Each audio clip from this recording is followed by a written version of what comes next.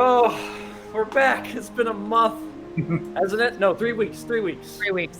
3 weeks. By the way, I'm Chris Eismore. I will be your resident lore master for today, taking you on some adventures in Middle-earth. Welcome to the Fabled 42 Network, where we build community through friendship, gaming, and a lot of chaos, death, destruction, sometimes. Anyways, you're watching the Adventures in Middle-earth here on twitch.tv/Fable42.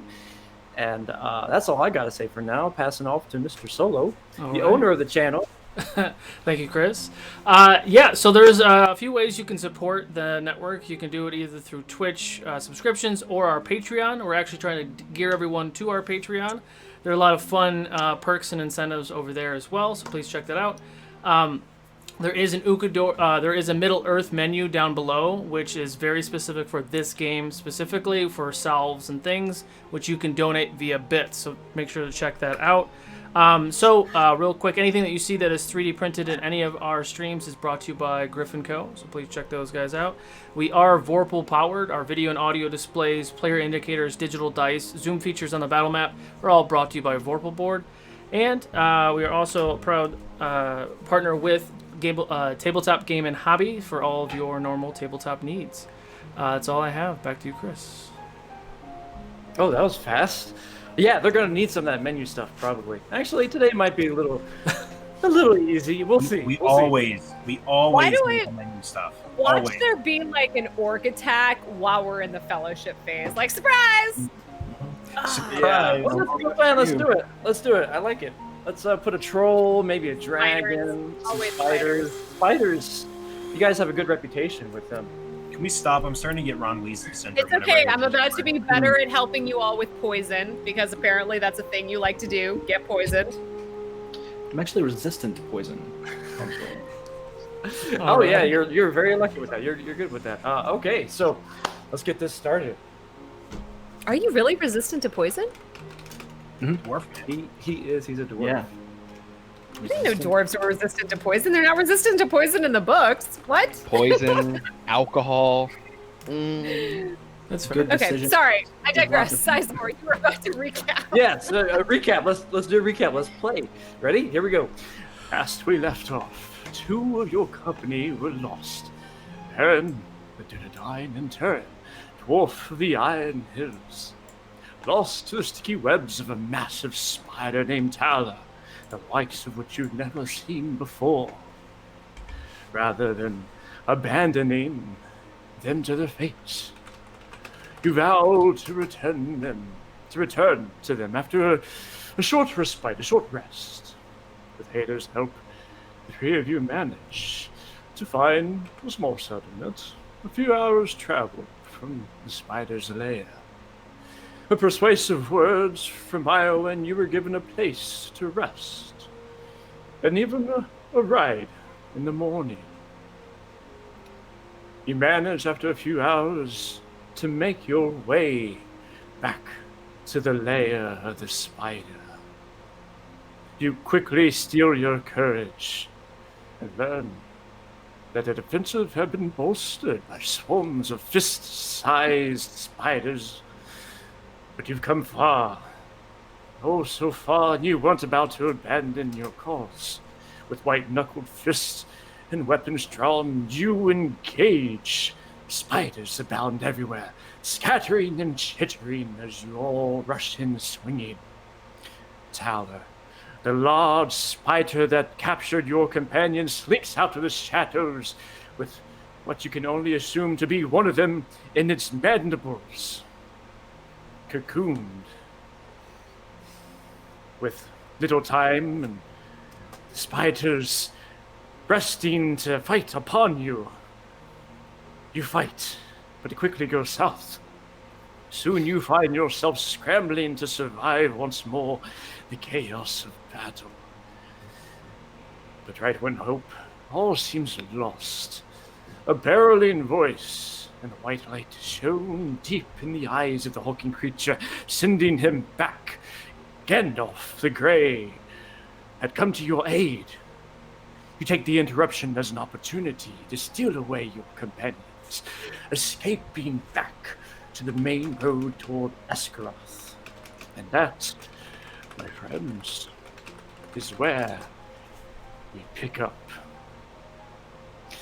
So you find yourself back on the road with your companions in tow. Gandalf is leading in front, waving you forward to quickly move along. He is watching the rear as you gather your wits, gather your energies, trying to settle in on something. The wind around you is starting to pick up, and you look in the distance as the road ahead seems long, but the path clear. What do you all do?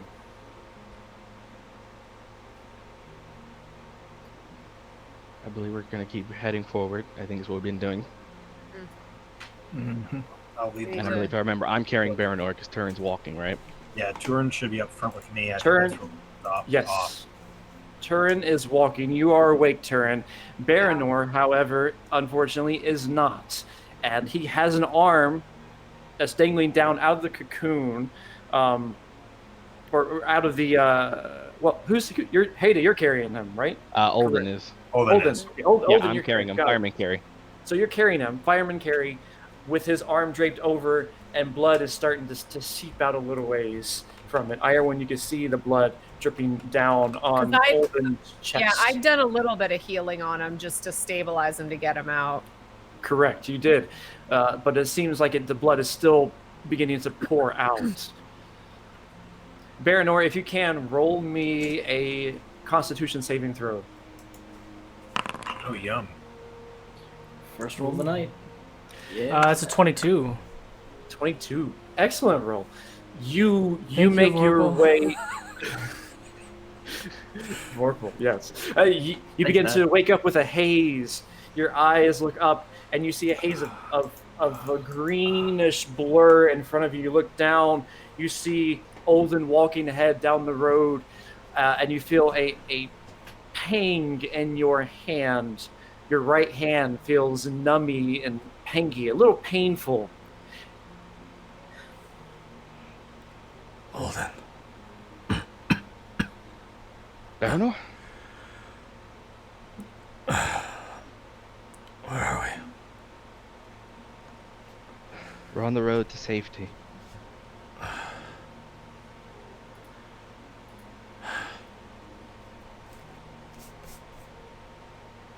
Rest, friend.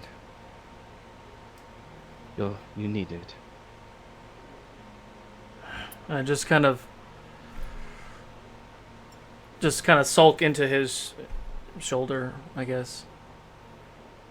As you pass out, Gandalf comes hunched over and abounds up to you all, catching up with his staff, leaning heavily on it, his bushy eyebrows going out past the brim of his wide hat. Friends, companions, you must make haste. English is hard, friends. Make haste, move along. Travel down the road. Tyler will not be long before he slinks back out of the shadows. Come, quickly, to Esgaroth. All right. I'll start leading the party to Esgaroth as quickly as we can. Roll a d12 for me. And I believe we still have the +2 from my original embarking roll. That's you do. 7 plus 2 would be 9. 9. As you travel, the path changes throughout the day. In the morning, it seems like the track. Well, it's now about morning time. We fought through the night, and now you have made it to where it's the sun is beginning to come up as you travel through the road. You make your way up to where you see a lake jutting out off of the horizon. Mountains in the distance that you can see further ahead. The wind picks up and blows a little ways as you travel. You see the high grass rising up from a little higher than from where you were before. But you do see Esgaroth. You do see Lake Town. There's an elderly woman, and she's taking a cart going through inside the area. She gives you a quick curt nod and then moves along, followed by about 3 or 4 people also going in, men of some sort, dressed in rough clothes, walking in Lake Town. There are 2 guards posted outside.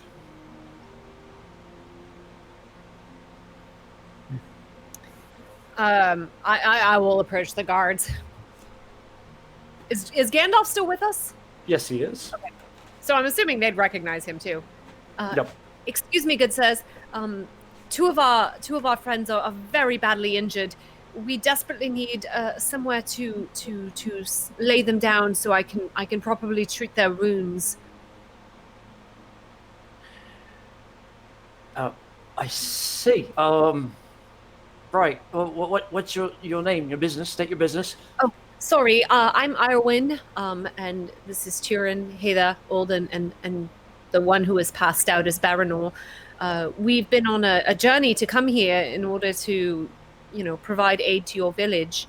But we've come across some difficulties in our travels, as you can see. And I'm sure you know Gandalf. Well, yes. I love his fireworks. Real nice. He just bows low. Supposedly you'll be at the festival over in Dale, right? Where the council will be holding the words. Oh yes, I will. Of course I will. We'll have the fireworks there. Don't you worry. Move along now, friends. Let's make haste. Baronor needs aid. Oh, right. Go on in. There's a bit of a ways in. You should see down the third dock on the second pier. There is a house of healing that you can find some rest. I believe Radagast is there as well. He can give you a bit of help. Lovely, thank you. They part ways a little ways, so you can make your way into Lake Town. You travel on through and manage to make your way down the pier. There's a hustle and bustle about the town as the morning begins to rise up. The sun is now coming up a little higher behind the mountains. You feel the weight of the docks beneath your feet shifting back and forth as it moves around from the water moving along. It feels a little odd for those who have not been to Lake Town before. I think, Haida, you know Lake Town very well, and you've traveled there several times in your life. So your legs are pretty okay with this. However, for those who have not visited Lake Town, that would be Turin, Olden, and Iorwin. Please roll a acrobatics check.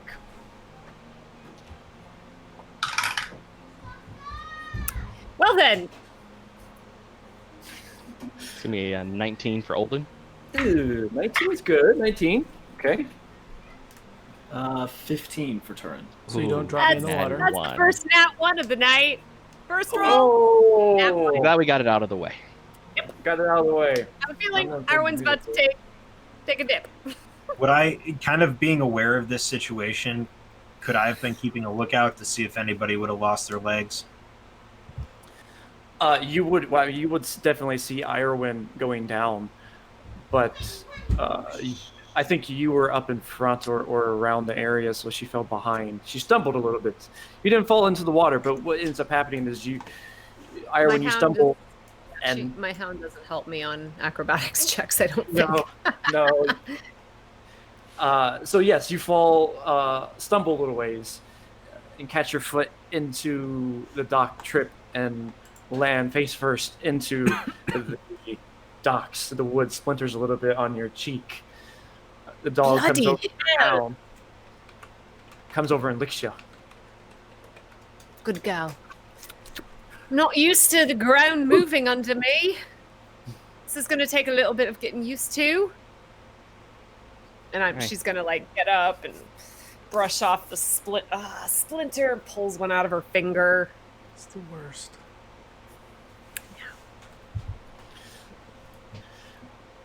Move along now, move along. Come on, friends. House of Healing. Quickly. Must make haste. You see Gandalf leading the way, trying to. There we go. There's some sounds for you. So he leads the way into the area to where there's a little bit of down an alleyway, down to the past the third tier. He goes over towards the side, and you see him duck into a small, shabbled home, a ramshackle of a house. He ducks back out. Well, are you coming in? And then you see him disappear back once more. Oh. I'm gonna make my way in. Yeah, Alden, get him inside quickly. I'm gonna And scramble Iorwin's rush gonna to follow. get in there. Yeah, Iorwin's going to follow right in behind Olden and Baranor. Turin trails very back. You enter inside this house of healing, and it's not a lovely place. You smell a bit of death in the air, rotting flesh, and you hear moans inside. I'm hurting. Please, someone. And it does seem like a bit of a cesspool of disease and sickness. Irwin is just like aghast. She's looking for someone who works here. What is going on here? How are all these people so sick? A lady comes up towards you in a rush. She looks to be carrying some sort of pot of water. It almost trips as she rushes over, trying to go from one patient to the next, dabbing their head, and then comes up to you. She looks at you for a second.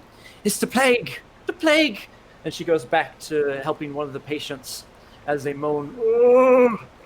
I don't know if it's safe to have Baranor in here. I hear the word plague and go back outside. I feel like we should leave right now. Let's go. I'm gonna step out after hearing that immediately. Perhaps we can find. There must be a local lodging that we can rent out or something. Perfect. There we go. I might be able to find a way. Some people may know of what my family's done, and they can provide me shelter. Many people, lords, and even wizards can help. I have the feature, troubling to the wise, they'll provide lodging in places that are high cities or kingdoms. Ooh. Oh man, when I get friend to all, you and I are gonna be like, we got lodging everywhere in Middle Earth. Yeah. So, where is it? Some of these are counted as friends that merely names you can mention, be accorded with food and shelter for the night. Even your friends know that trouble follows you. They will do everything they can to help you on your way while keeping you as safe as possible. Nice. Excellent. So you immediately recall, you think back of a hunter that you used to hunt with that would come out every once in a while into the forest in Mirkwood. And between you two, he hunted a little bit, but you heard that he lived in Lake Town. You're not sure, this was years ago, you're not sure if he's still around, especially considering what the dragon smog did to the previous Lake Town. You don't know if he's still alive, but you know that he exists. This is Gentle the Quick. Gentle? Yes, Gentle the Quick. You know that he is a man probably in his mid-30s and quick with a bow. Is there anyone nearby? There's an assortment of people walking around. Even though the House of Healing's on the side, there are some people moving about. A couple of fishermen nearby that you see working off the docks. Can you take Bernor? I might be able to find a shelter, but I don't think it's best to lug him around everywhere. Sure. Yeah. We'll work on passing him over as gently as possible. Just throw him on my shoulders. I guess I'm gonna find the closest person and just. Excuse me, I'm sorry to bother. Oh, yes. What is it? I'm trying to fish here. Of course, I just need a moment of time. I'm looking for someone who was once a hunter or could still Why are be. you scaring away the fish? I'm sorry. I'm looking for someone, Gentle, the Quick. He's a hunter, archer. He seems to be maybe a man in his prime years, give or take that a years plus of life. Might you know whereabouts he might be? Gentle the Quick. Wait, you think you've heard anything about Gentle the Quick? Hey, you know what? Yes, there's a Gentle. You mean Gentle Forelock, right? I don't know about the Quick bit, but he's over there in the West Docks. You gotta go back that way. The West Docks, yes. Oh, yep. Perfect. And best of luck in the fish. I hope that you get a bountiful catch. Oh, well, that's my kind of you. Thank you. So do I. Good day. And then I'm gonna head back to the group. Or I might have a friend, if you can call him that might be able to assist. But he's in the West Docks. We can head that way and be blessed that we have favor with him. And I'm gonna kind of like lead the way towards the direction he pointed, the West Docks and so on. And would I know any reputation of the West Docks, having been to Esgaroth before? Yes, you would. The new Esgaroth, the West Docks, they're the group. It's like a guild or a trading guild that is mostly on the west side of of Lake Town. So kind of upper, kind of Upper, not necessarily the best. It's not like Dale. Dale is far bigger and better when it comes to trades, but there is some merchants who go through that way on the west side. Okay. As you all that way. as you all leave, you see Gandalf poke his head back out. Where are you going? Apologies, Gandalf. Just I hear word of plague, and I feel that's not the best place to have our friends, nor for us for that matter. And I might have a place that, at least I hope, is safer than a place that holds the plague.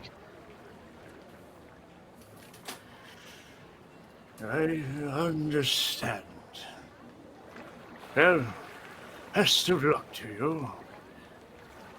And you see him go back inside, and you hear him close the door as it closes behind him. I'm gonna shake it from my head and just kind of keep making my way to the west dock. Is everybody going to the West Dock? I am going where Baranor is going. And Hala's carrying Baranor, so I don't know.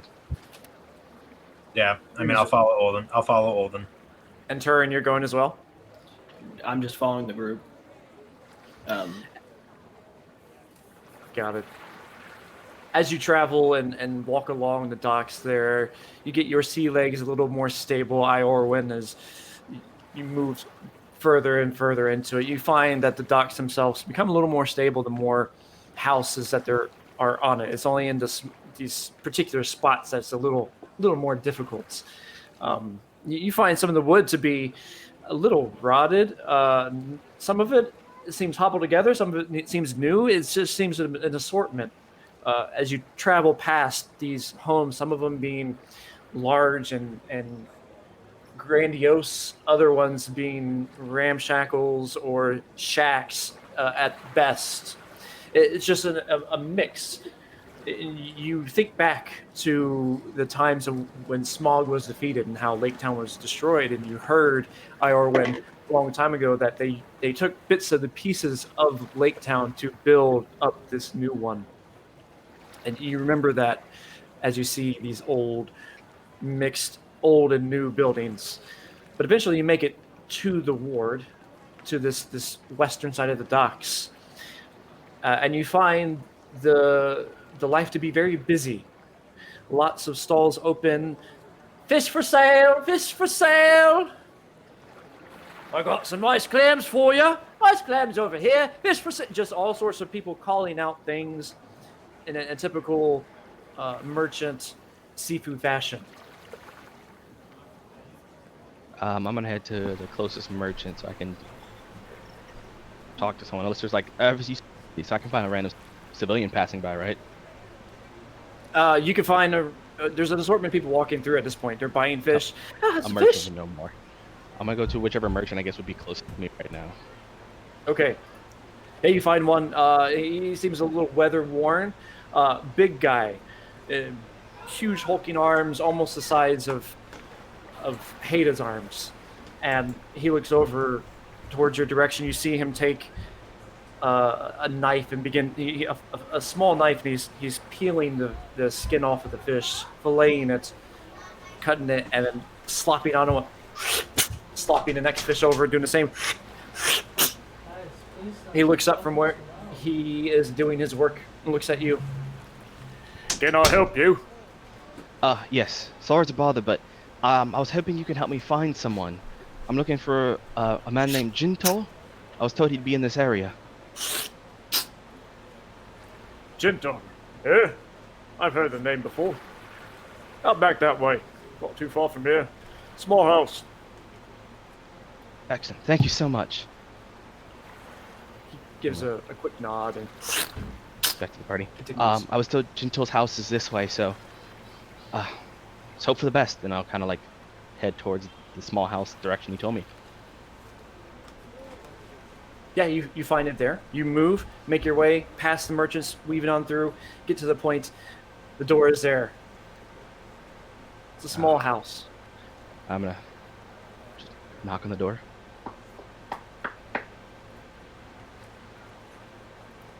What is it? Hold on, what is it? Gintol, is that you? Depends who's asking. An old friend who's quick with the bow. You hear him open the door. It just cracks a little bit.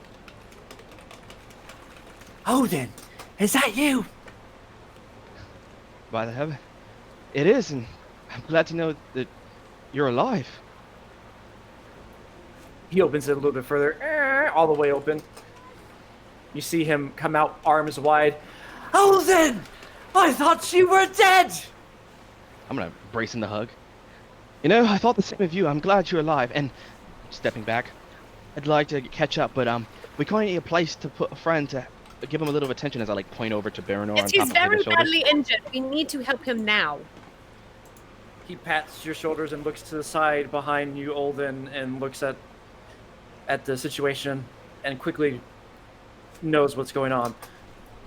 Yes, come in. Thank you. As I like give room for Hala to carry Baranor in first. Yeah, I just kind of trudge in. When you trudge in, you find that your head is too tall for the doorway. So you have to tuck down to get underneath inside this home. I accidentally smack Baranor's head as I'm going through the door frame. Like, I deserve it. Be careful! Watch where you're going! And then I walk in and get to the table and just boom, onto the table. Bloody hell, you know what? Get out of the way! And Iowyn just like pushes them. She's like, you're hurting him! Stop it!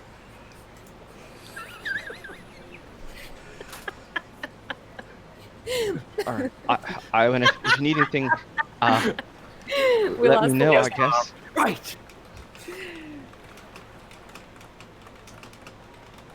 And Iowyn's just gonna start. I have some water. We need water. I need bandages or sheets or something or fabric to tear up because she's seeing the blood still dripping down from where the hand used to be. And I believe I do you have a fire? I can make one if you need. Yes, this bleeding is not stopping. I suspect we might have to cauterize the wound, and since he's passed out, that's probably for the best. As I like pull out my dagger, we can heat the tip if need be, and yes, please start a fire. I will try and drain out whatever remaining poison might be in there, and then I believe we will need to cauterize it. Hey, you're kind of hunched down in this thing. Even I'm gonna turn around to Turin and just go, pint, Fuck yeah. and just take him to the nearest tavern. Okay.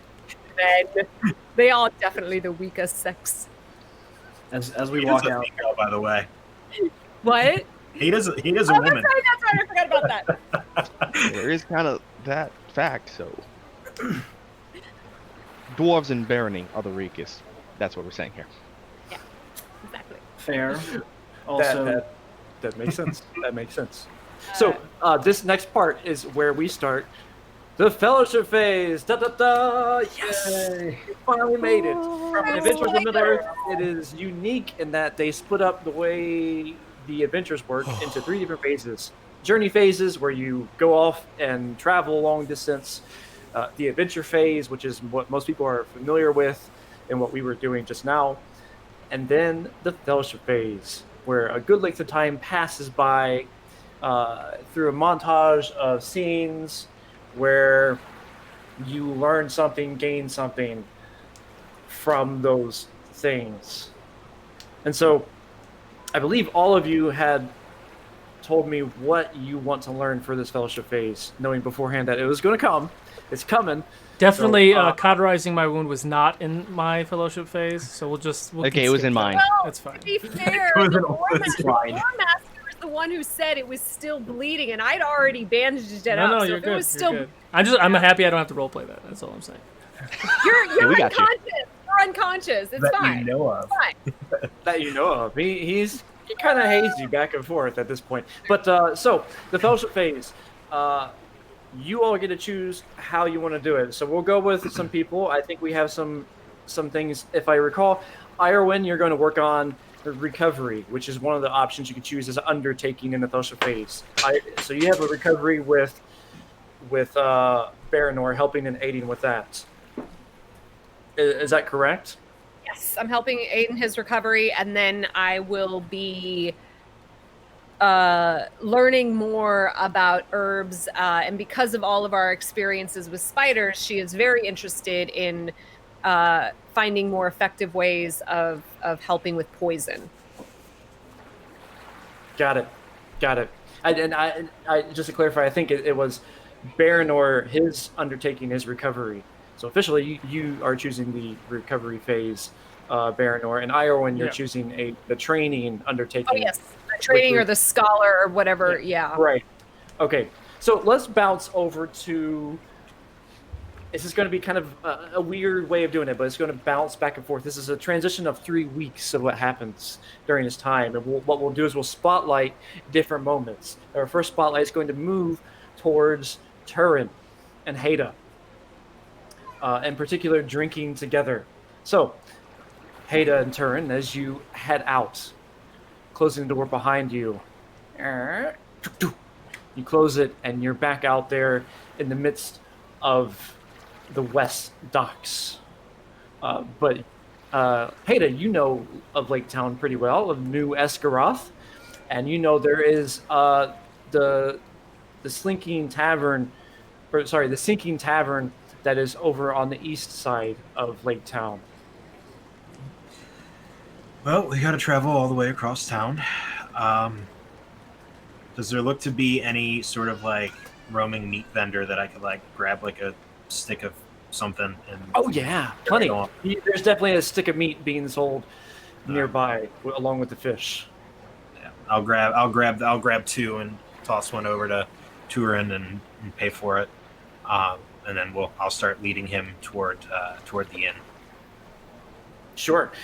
You grab two big sticks, large even for your size, filled with some sort of unnamed meat. But you're familiar with it. You know it's got a tangy taste. It's some sort of deer or elk, usually, from that has run out past the woods. But you grab these 2. He takes the bit of coin, thanks you, and you start making your way towards the tavern. And dog, by the way. That's all they have around here is dog, so hopefully you enjoy it. It's got kind of a tangy taste to it. At this point, food is food. And Turn reaches into a pouch at his side and pulls out a flask and like takes a big draw off of it and hands it up, offering to Hedda. Take a big swig of it and pass it back. Yep, it is strong dwarven spirits. Screws the cap back on. As you drink and whatnot, you see some people passing you by. One person carrying a cart, dragging several nets of fish. Looks like a good catch, and they walk past you in a hurry. You hear them whisper something about the festival of the Fall of Smog. Oh, did you hear about the festival? Well, what did it say? I heard that dwarfs are going to be there at the festival doing something. You going to go? Yeah, I think I'll go. They have that back and forth and move along. You make your way uneventfully the rest of the way towards this tavern, enter in, and you're met immediately with big gruff noises, coins clinking, burps and drinks, chairs and bumps just kind of moving about as you enter into the fold. This time, you note that the door frame is not that small. You still have to duck a little ways, Haida, but you manage to get in. inside, and you see a waitress of some sort, a barmaid, walking around and serving different drinks and food. There is an empty table near the door, and a couple of the other tables are all filled up. No, looks like we only have one place to sit. Anything is better than walking. Take a seat and put so as they walk in and like all of this noise and the like smell of spilled ale and all that kind of stuff, Turn visibly relaxes a little bit. Like he's had his hand on his hammer the entire time they've been walking. And it's just like this is familiar, this is comfortable, and he kind of relaxes a little. But I'll take a seat with my back to the wall. Kind of finish up. Yeah. You pull out the your chair, sit down, and eventually, rather quickly, the barmaid comes over. What can I get for ya? Well, I'll take an ale. I don't know about my friend here, but ale for me. What's the strongest thing you have? Ooh, already going for the strongest. I like that. I like that. Well, we've got our elven wine, straight from Thranduil's halls. It's real good. I suggest it. It's a bit pricey, though. I'll take 2 of literally anything else. Really? I wouldn't push it. Well, okay. Anything else it is? And you see her leave quickly and come back a moment later with 2 tankards ready to go, and put it right there on your table, slam it down. I'll leave you to it then. Keep them coming. She waves as she leaves, kind of a backhanded wave. Of course, darling. And then continues her work, leaving you two to drink and dine together at the table. After some time of just kind of sitting in silence, I'm gonna look him. So, why did you get kicked out of Thranduil's Hall again? I remember you guys mentioning it, but I didn't get the full details.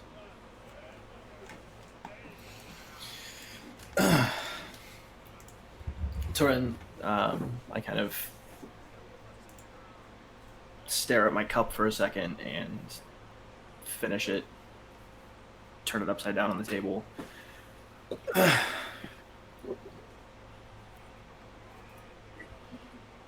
Well, there was another member of our party, a hobbit named Ren, and we'd sought shelter in Thranduil's Hall, but shelter was not easy to come by. Not everyone was welcome, and it was not safe. Think of elven lands being safe. One of our number fell to a beast in the forest, and we were summoned by the great king himself to tell the tale. Some fell arsehole showed up, decided he was taking our hobbit, and, well, let's say one thing led to another, and I don't always make the best decisions when I'm angry. That sounds fair, especially being a dwarf in the Elven Halls. Everything's so tall. Why do they have to make everything so tall? I mean, I'm tall, and I know that it's like a whole damn tree. But everything happens for a reason. Whatever happened, it's in the past, but you did some good. Think about it. You got kicked out right in the right time to find me. Aye. That's true. Olden, that was his home. Those were his people. Are, I suppose, but he may never forgive me. Oh, I'm sure he will. Well, if you asked me a week ago if I'd ever be worried about an elf being mad at me, I'd say you're fucking crazy. But,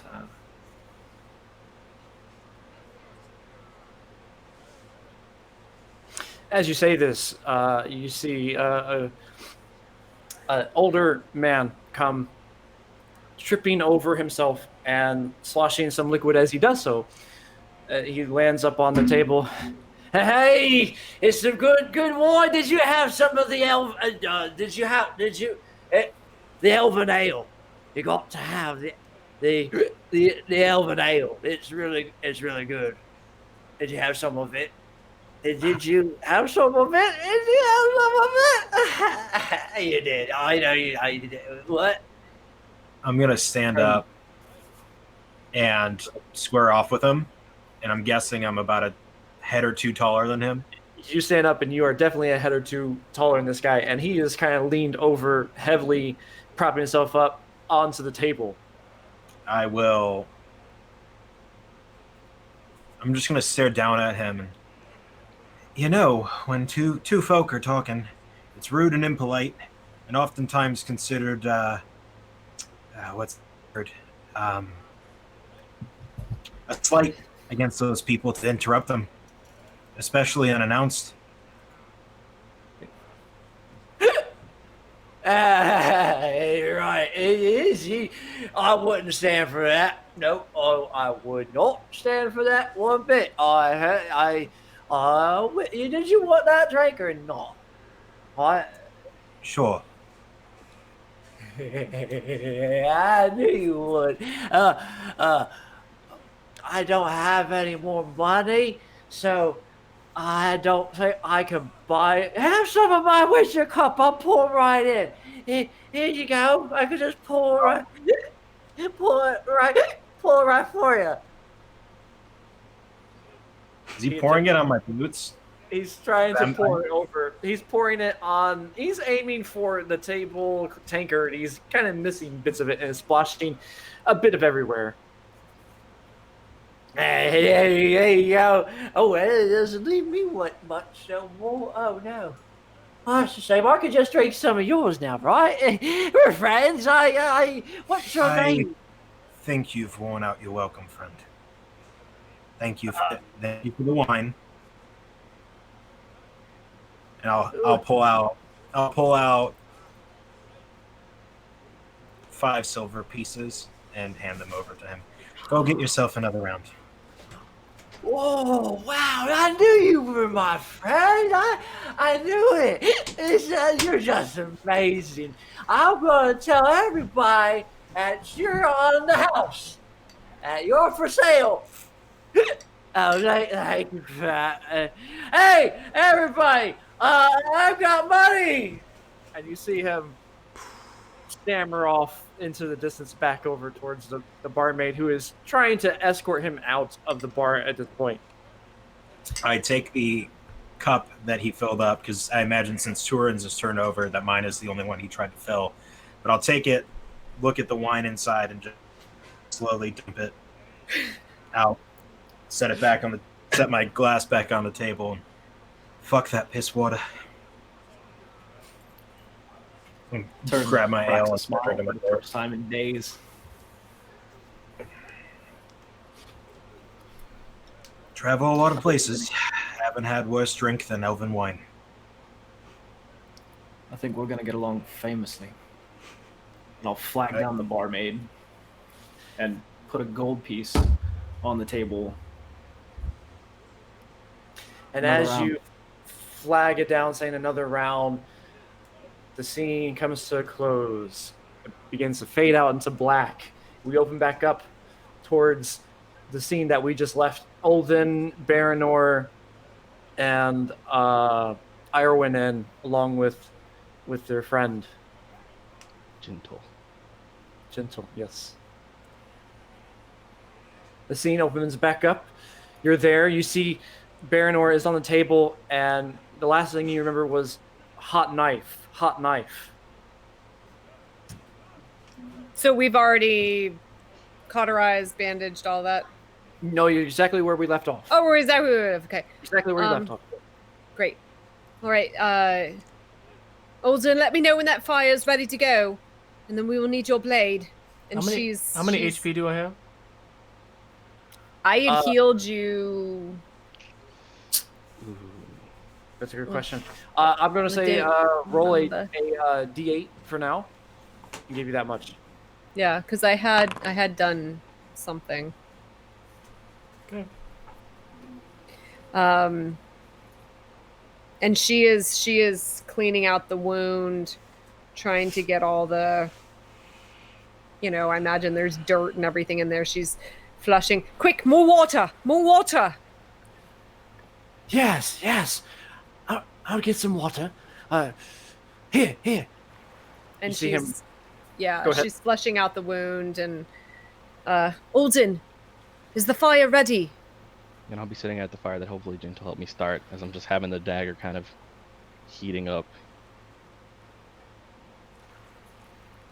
Is it ready? It is ready at this point, yes. Great. All right, Iwan, are you ready? Yes. And so I'll approach over. Do you need me to do it, or can you handle it? No, I can do it. I need you to hold him still, just in case he starts to move.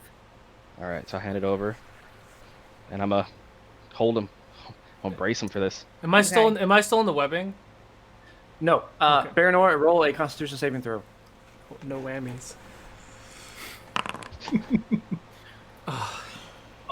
Wasn't exactly a whammy, but That's a 6. Ooh. So, as you cauterize it, you wake up and you're wide awake, and that's exactly how. Yeah, you feel all sorts of pain, and you pull up your hand. Roll a. Who was holding him? Irwin or Olden? Olden was was. holding him. Olden. Roll a contested strength check between you, Baranor, and Olden. And then I'm gonna yell, "I need liquor! Bring liquor!" He nods and quickly moves out to go get some. What's your plus? +2. Okay, I don't have a plus. Oh my god! Well, Oh my gosh. 1 point. Olden, you manage to hold him down as he struggles and cries out in pain from this thing. It sizzles and burns, and the smell of burnt flesh begins to waft into the air. Gentle comes rushing back in, sloshing some liquid as he does, Be like, and hands you. Yeah, I'm gonna carefully hold Baranor. Drink this. It will make it feel less, well, whatever. And she pours the liquor down his throat. It kind of gets in your mouth, and you slosh it out as it drips down your beard and pours all over you. But the pain begins to fade a little bit. It's still thumping, and you steal a glance, looking down, and that's the first time you notice your hand is not there. What in the hell are you doing? we're making sure you don't bleed out. Yes. We just barely rescued you from the spider's clutches, and unfortunately, she took a piece of you. As my You're hand's, like, lucky still to gonna be resting on his alive. chest. Yeah. You're lucky to be alive.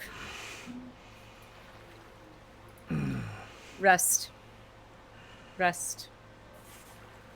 Olden, spider? What is it? What is it you're talking about? Long story, Gentle.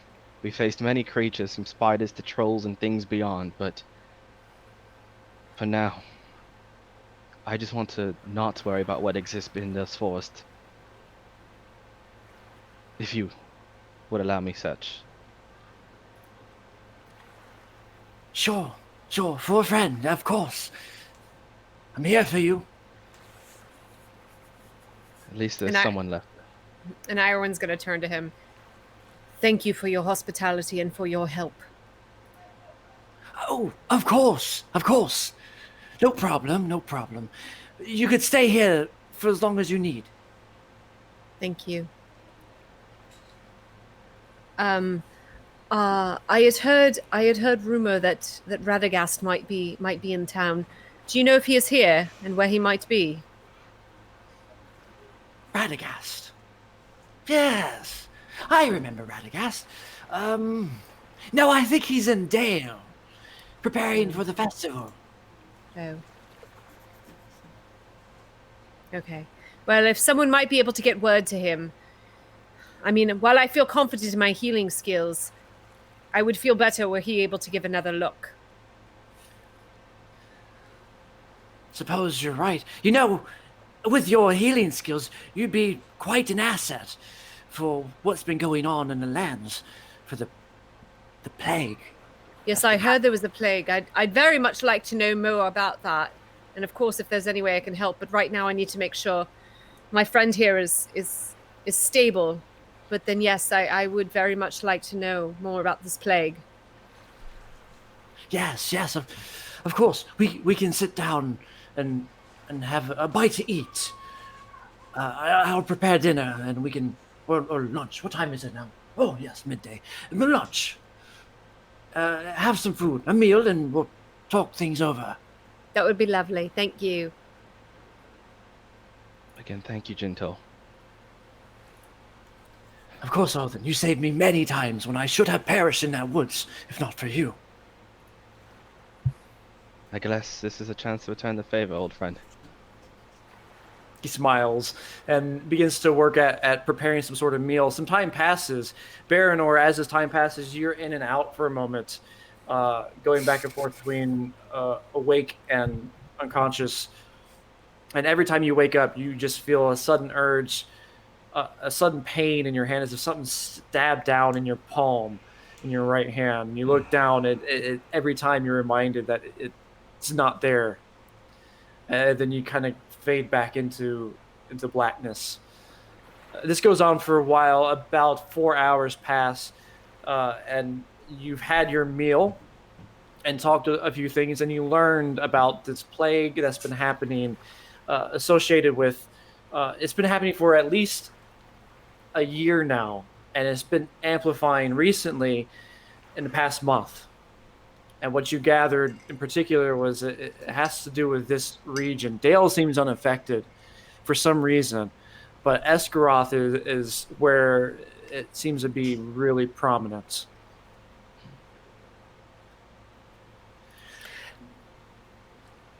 And you don't know. So it seemed very odd that Dale would not be affected and you all would. Is there something unique that resides here that doesn't anywhere else? An animal, a plant, a fish, or something? He grabs a pipe and begins to stuff it. No, there's not much I know about it, to be honest. Well, I've been thinking for a long time on it, and I think it has to do with... I think it has to do with the water, personally. The water here is different than in Dale. There's an odd taste to it that wasn't there before. That's been a little concerning for me. I usually get my source out a little ways up towards Dale. That's really the better place to go. It's fresher from the mountains flowing down before it dips into the lake. Is there anything that could be polluting it or poisoning it? I don't suppose there is. Well, the fish have been coming out. The fish that come out, they've been having all sorts of weird mutations on them. Extra eyes and other things, and a lot of them come dead. It's been hurting the trades. Where exactly did Smaug go down when he was felled? Smaug? Oh, the dragon. Yes, I know it's been several years, but was quite a time. It seems like it was just yesterday. I remember every moment, running for my life, fleeing in terror, not knowing whether I would live or die as I hung upon a small plank of wood, drifting into the waters. That's an old tale. He crashed into our own lake and into our last home. We had to rebuild.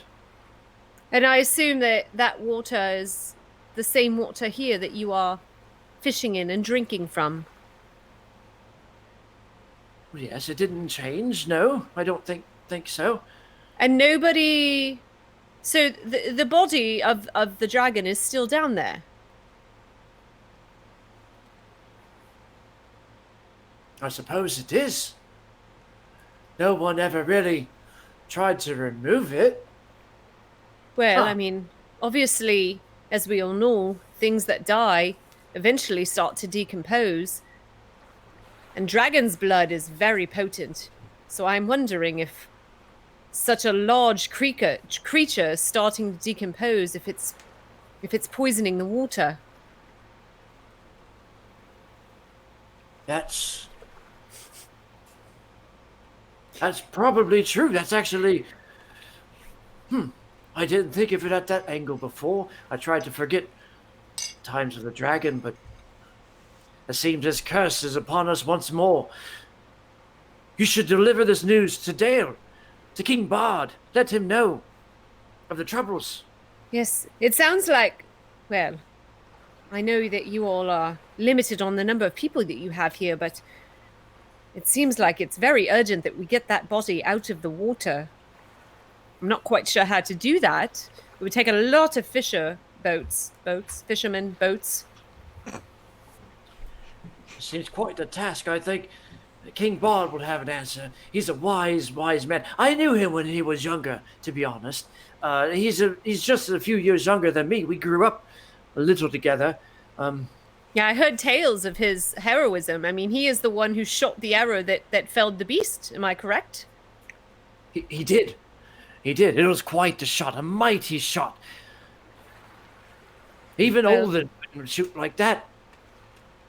He I nudges toward your contested, direction. but Well, that's only 'cause I then wasn't around.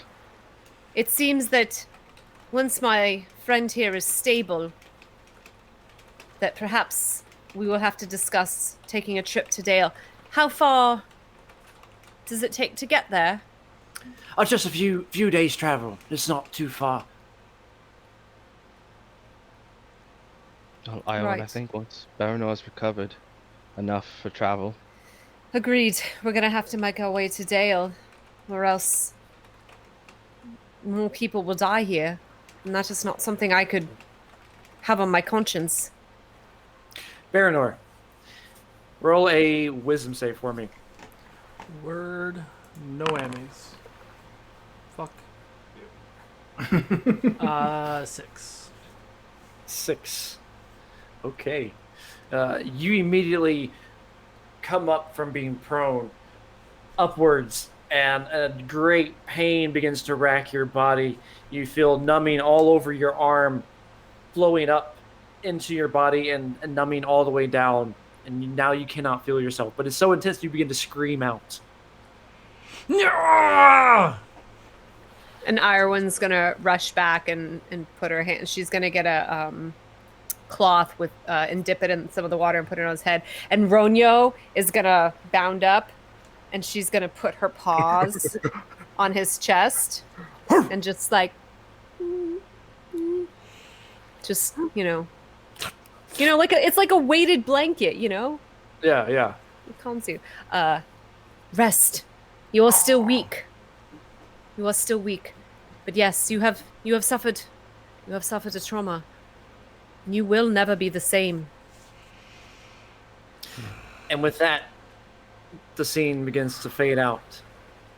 We hop back over to Turin and Turin and Haida. You all are no longer in the tavern, and you have made it. It's been a couple days now. You are walking out towards the fields, outskirts of Lake Town, amongst the waters there. You can hear the water lapping as you walk around. There are some people throwing their nets out where you walk, but it's just you two at this moment together.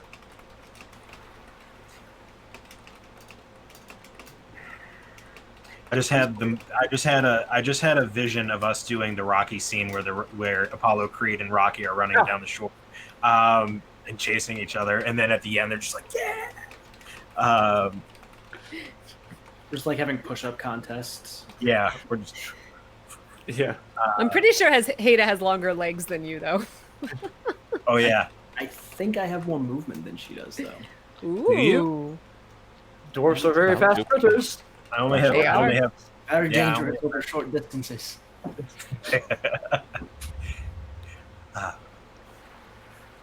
But yeah. I don't know how to fish, so this is cool.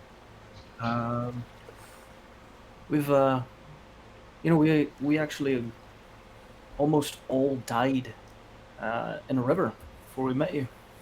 No way. Yeah. Yeah, that's right. Is it the one right before the Elven Hall? Yeah. Oh shit. Okay. No, Like- exactly what that is. Traveled there many times. Not a fan of water anymore. Couldn't swim before, but just I may never bathe again. Really? Yeah. Never bathe. I'm just kidding. I took a bath yesterday. I mean, yeah. I mean, the normal water is fine. All that. That's what they want you to think. That's what they want you to think. Yeah, but, you know. I don't trust it. So you almost died by water. You died by spiders. Am I missing any? Yeah, almost. Somebody died from a werewolf or a creature of the night. Am I missing anything on your travels with these folk? There were some trolls at one point, but I was there for that. all right. Yeah. I got hit in the head during that one. It was tough.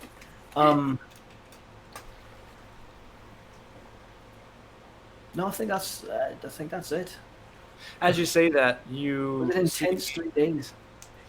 you see Olden staring out into the distance, into the horizon, on the embankment. Eyes looking far, far out, as if staring at the mountains and the lake. Well, you're not gonna get many shots at this. Best go make up now. That way you don't have to do it later.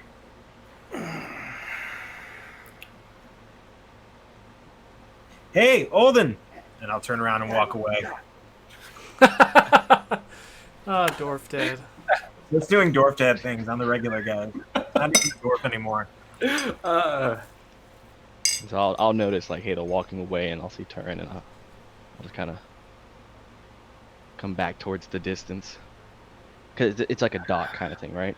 It's actually the embankment on the outside of it, so it's not necessarily a dock. There are docks that kind of on it, but you are standing kind of on the shores, the beach of this lake. Got it. Yeah. So yeah, I'm just gonna be at the shore, just kind of eyes on the distance for a moment. Fuck. Turin approaches slowly, trying not to startle him. While he's doing that, I'm going to sneak around and find a place to hide and watch. Sure, roll stealth. I'll do it on here. Okay. Oh, it was almost. All right, that's where's my stealth? An 11. 11. Got it. Yeah, my passive perception is 10. I think Olden's is a bit higher. Yeah, mine's higher. Mine's 17. Yeah. Does he get a negative for indifference or no?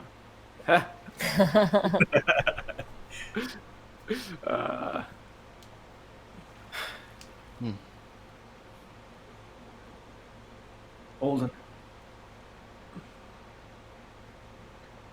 What do you want, dwarf?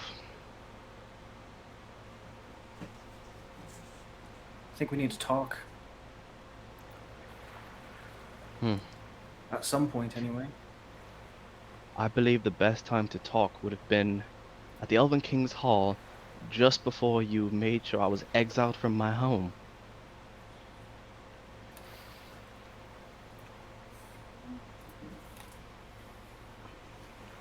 Still Right. looking away into the distance.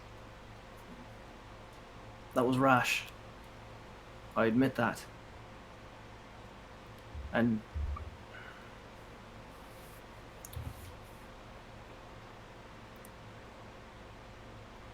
look, you're not making this easy. And fine, I didn't expect you to, but I'm sorry. I'm gonna turn around and kick him. Okay, Or try to kick roll an attack roll. Unarmed attack. So it's based on strength. him. Oh, Wow.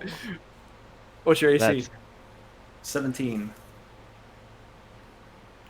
So that's a natural 20, and that comes out as a 25 to hit. So that's gonna be just double damage straight, right? So 6 yeah, damage. double damage straight. 6. Yes. All right. So All right. Olden cocks his leg really quick, and with Bruce Lee-like speed, it twitches out and just smacks right into your side. Ugh. I think Turn's caught off guard, so I think he wasn't didn't have his feet planted and gets knocked back and down a little bit. And if you're not gonna, I'm gonna approach. I'm gonna take a few steps if you're not gonna immediately get up. He kind of lays on the ground for a second, stretches. All right. I'm going to do it this way then. And I'll get up and all of the... I mean, I assume that they've not taken our weapons or anything, right? No, you still. I'm not wearing any of my weapons. I don't even have my armor. I'm in super casual clothes. Okay. I drop my hammer and pull the hand axes out of my belt and drop those. kick my boots off. Because I believe this is the only language that you dwarves seem to even speak. So if you want to talk, maybe this way you'll understand.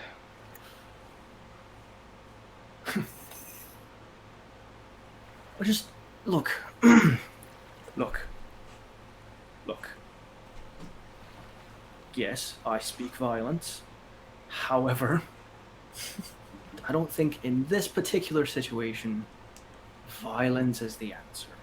Can't believe I just said that. Look, I understand. Fuck it, and I tackle him.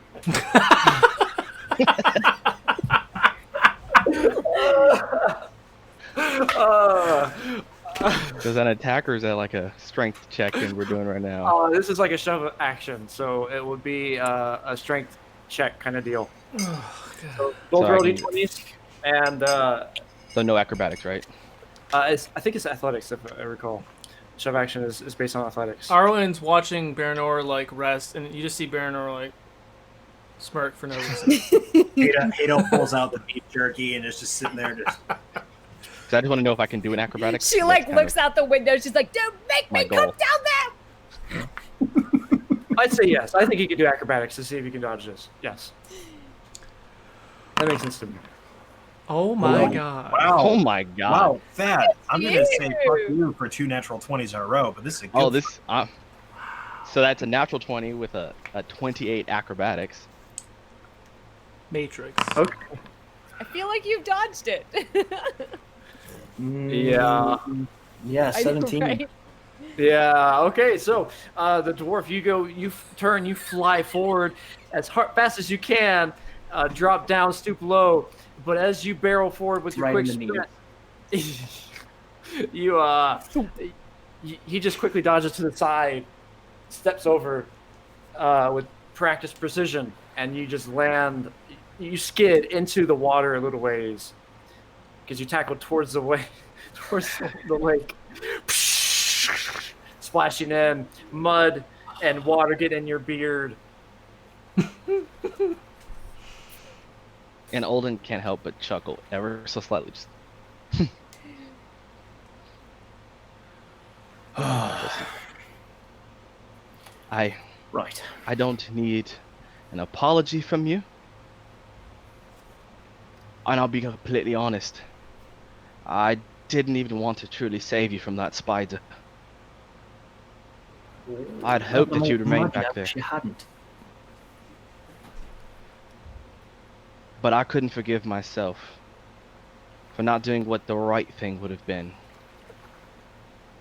It's just because we traveled together.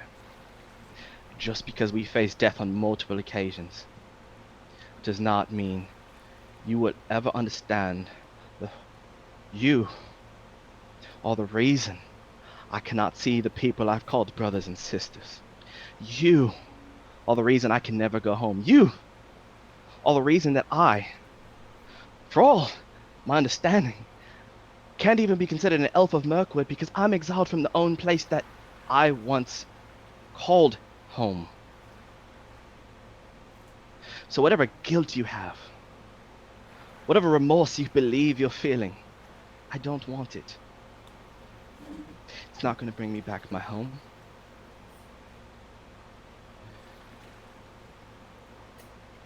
But the only reason I will continue to stick around and not make sure you pay for everything you've done, it's not because I care. It's because we're required to save the one friend that we lost. It's that simple. I'll come back up out of the water and kind of like dry my feet off a little bit on the grass.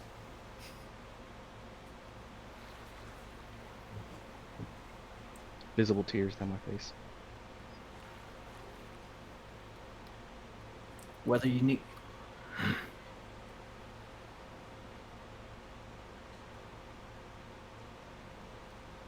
I know you don't need my remorse. You don't want it. But it's there nonetheless. And to be clear, I'm not sorry for the way that lantern shattering wiped the smug off that elf's face. He let that bastard take Ren. Didn't lift a finger. He may as well have killed her himself.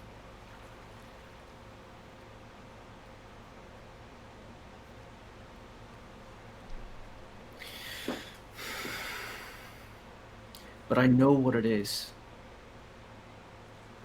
to be told by your kith and kin that you're not welcome in your own home anymore. I know what that feels like. I know the pain of doing what you think is right and paying for it by losing your home. I'm Turin 12th son. What other dwarf have you ever known or heard of with that kind of a surname? There's a reason for it, Olden. I'm not welcome in the Iron Hills or the halls of my family. I know what you're feeling. And for that, I'm sorry. And I'll push past him and gather up my stuff and start walking back to town.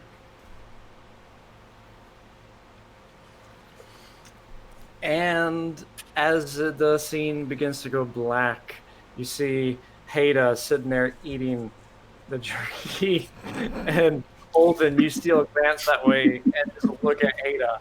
I've transitioned to trail mix, guys. I had the salty. I need a little bit of the sweet now. You know, Osmotic cranberries. But the scene ends with Olden staring at Haida for a second and looking back onto the shores, thinking about what Turin said and Turin walking off. We now transition to a couple days later.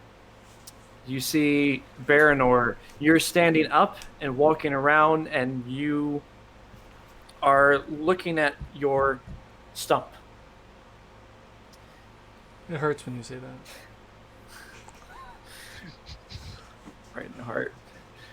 You're looking at it, and you look at your swords, and you practice. You bring your practiced hand down to where you think you could draw it, and you kind of hang your head and sigh, and that's where you're walking by yourself at this point, in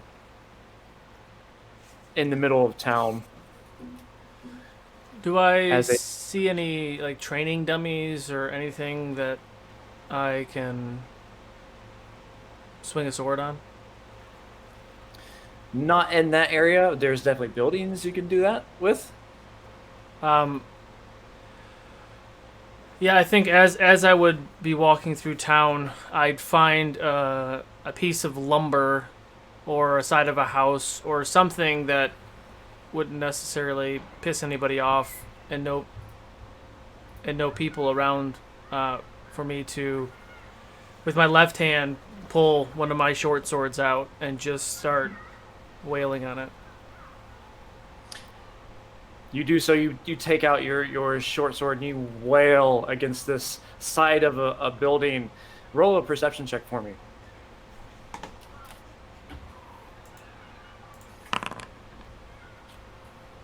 Yes. 22. 22. You immediately spot this really, really large man, this huge hulking beast, reminiscent and looks to like Haida, like what Haida would look like as a male. It's very strong jawed, fur growing kind of on the shoulders, and he looks over towards you in an odd fashion. You thought you were by yourself, but there was one other person. He walks up to you as you slam your sword against the side of this thing, breaking bits of it.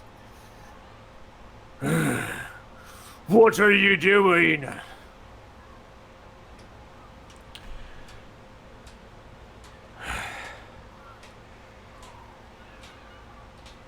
Just getting out a little frustration.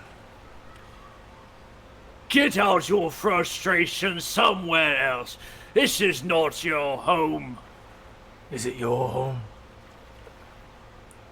I know who lives here. It's not mine. But I know it's not yours.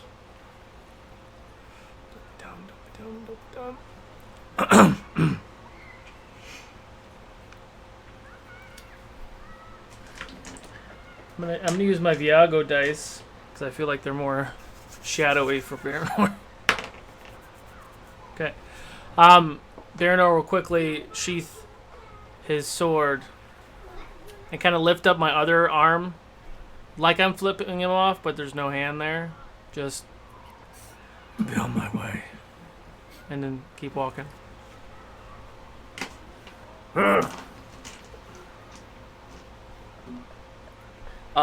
You walk away.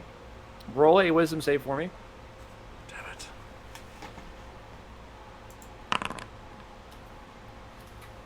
18. 18. You only get 1 point of shadow instead of 2. Doing that, you feel a little bit of remorse for a second, a little bit of guilt, but you know what you did was wrong, and you still feel a little bad about it. As you're walking away, you see Haida with a meat stick in hand, walking the opposite way towards the way you're going, passing by.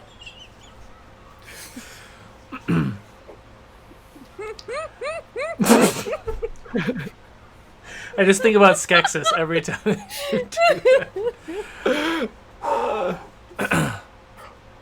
Oh, I think you're muted. I was saying, can we stop doing things with meat sticks or calling them meat sticks? Party of 12-year-olds here. It could be a candlestick. Have you St. Olden anywhere? Yeah, he was, last I saw him, he was, getting a little bit of a tussle with Turin. It was quite fun to watch. Nobody won, of course, because neither of them are Bjorning. You actually see Baranor smirk just a little bit. It's fair. Thank you for saving me. Well, to be fair, it wasn't me. It was Olden. Or wait, no, it was me. Yeah, you're right. I don't know. I went down so many times. It was rough. How's the stump? A constant reminder of my failures. Well, if it's anything, sometimes reminders of failures lead to success. Sometimes.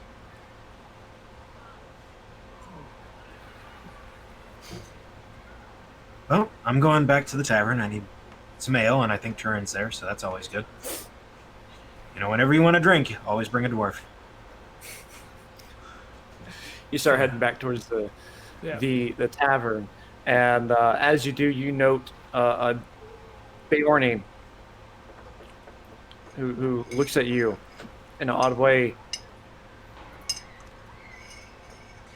No, I don't want to sleep with you. I wasn't going to the house. Now.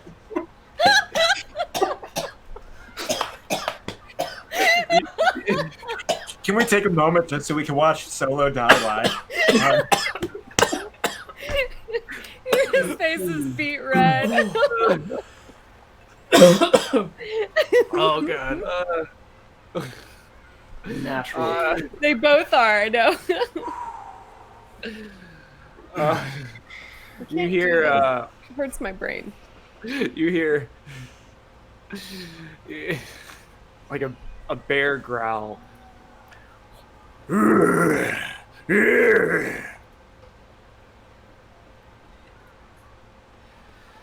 don't want to sleep with you. I have no want to sleep with you. Leave me alone.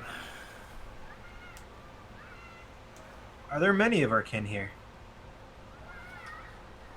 Oh, now you want to talk, huh? Well, after I established you didn't want to sleep with me, yeah. A fair point. No, it's only me. I'm here for the festival. You come of your own accord, or Bjorn send you? Bjorn sent me. Brought me a gift to give to Bard. Make an alliance. It's the only man I'll ever trust. Bard is a very knowledgeable and kind leader, so it makes sense. Is there, what in particular did he bring, or are you bringing him, if you don't mind me asking? It's a sword. A weapon. Quite powerful. Well, if I have to go there anyway, apparently the people I'm traveling with, they have business with Bard. If you want, I can take it off your hands and give it to him. Bjorn charged me with watching this sword. This is mine. Mine to do, not yours. All right, suit yourself. You know, just because I don't have sex with you doesn't mean you should withhold things from me. Just trying to help you.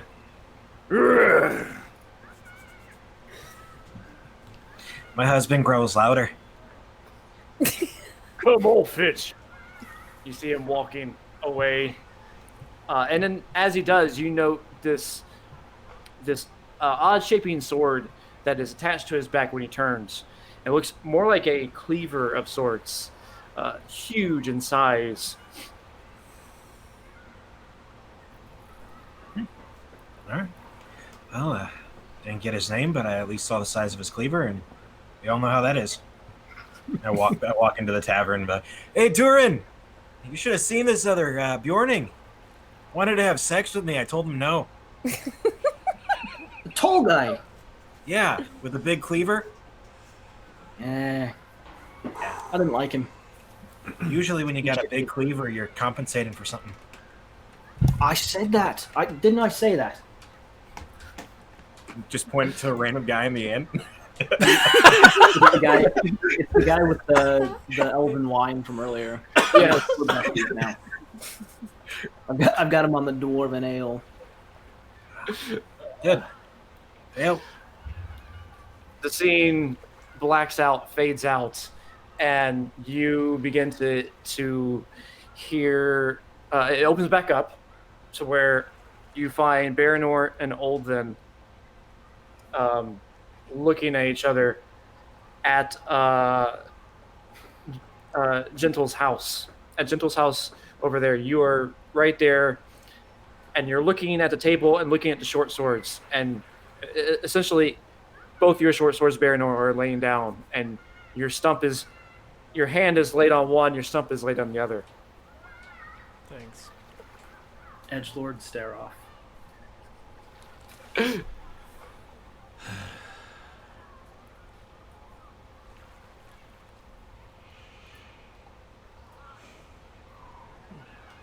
You're muted. Oh, Aye, friend. I see the look of someone with concern. Yeah. I learned if you don't speak what bothers, it becomes a weight heavier than you realize.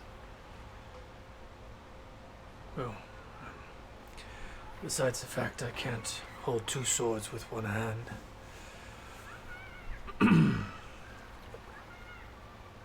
Then why not treat one sword as two? This is, I think, the plan. I'm not one to partake in sword play, as you're aware. But my old friend, the one who gave me my recently lost bow, he specialized in sword play. There's a technique he tried to teach me, but I'm not skilled with it. But perhaps it's something you can learn. Well, perhaps we train each other then. Perhaps we need a chance to get better if we're gonna face whatever is beyond these lands. I do want to tell you, thank you for bringing me back. It wasn't just me. I remember when I first met you guys in the forest. You and Ren.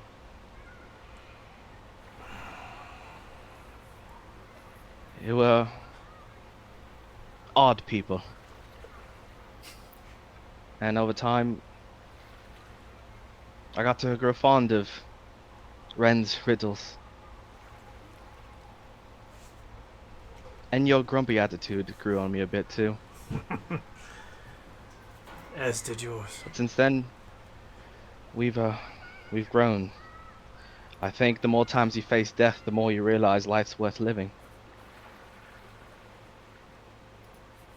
That is And- my biggest takeaway from this. And I kind of lean over the table a bit.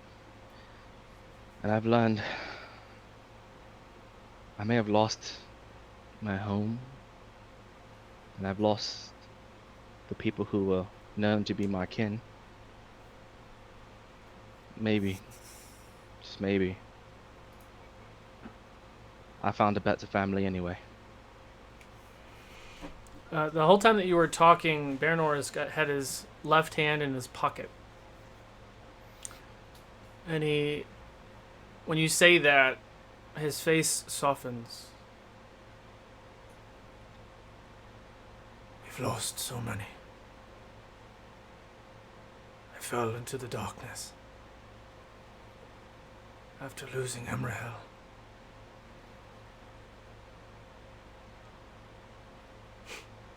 And then Ren. and Istin previously. But Ren broke me. My oath to protect the people of the Bree and the Shire, and protect Ren, and to get her to Dale. I failed. I put all of your lives in jeopardy. Selfish. But as my life was fading in and out, in the claws of that creature, I saw hope in its mouth. And I reached and grabbed it. And he puts his hand up like he's doing that motion, but obviously his hand isn't there. I reached out and grabbed the hope. And I held it close before I fell again. That hope that we will find Ren and bring her back. That hope that helped me get this. And he pulls something out of his left hand and he holds the fist out. And as he turns it and he opens his palm, it is the gem from your longbow. Is that? Yes. So like reach for it. It's the crest of Dartino. It was, worth the sacrifice. Should I get out of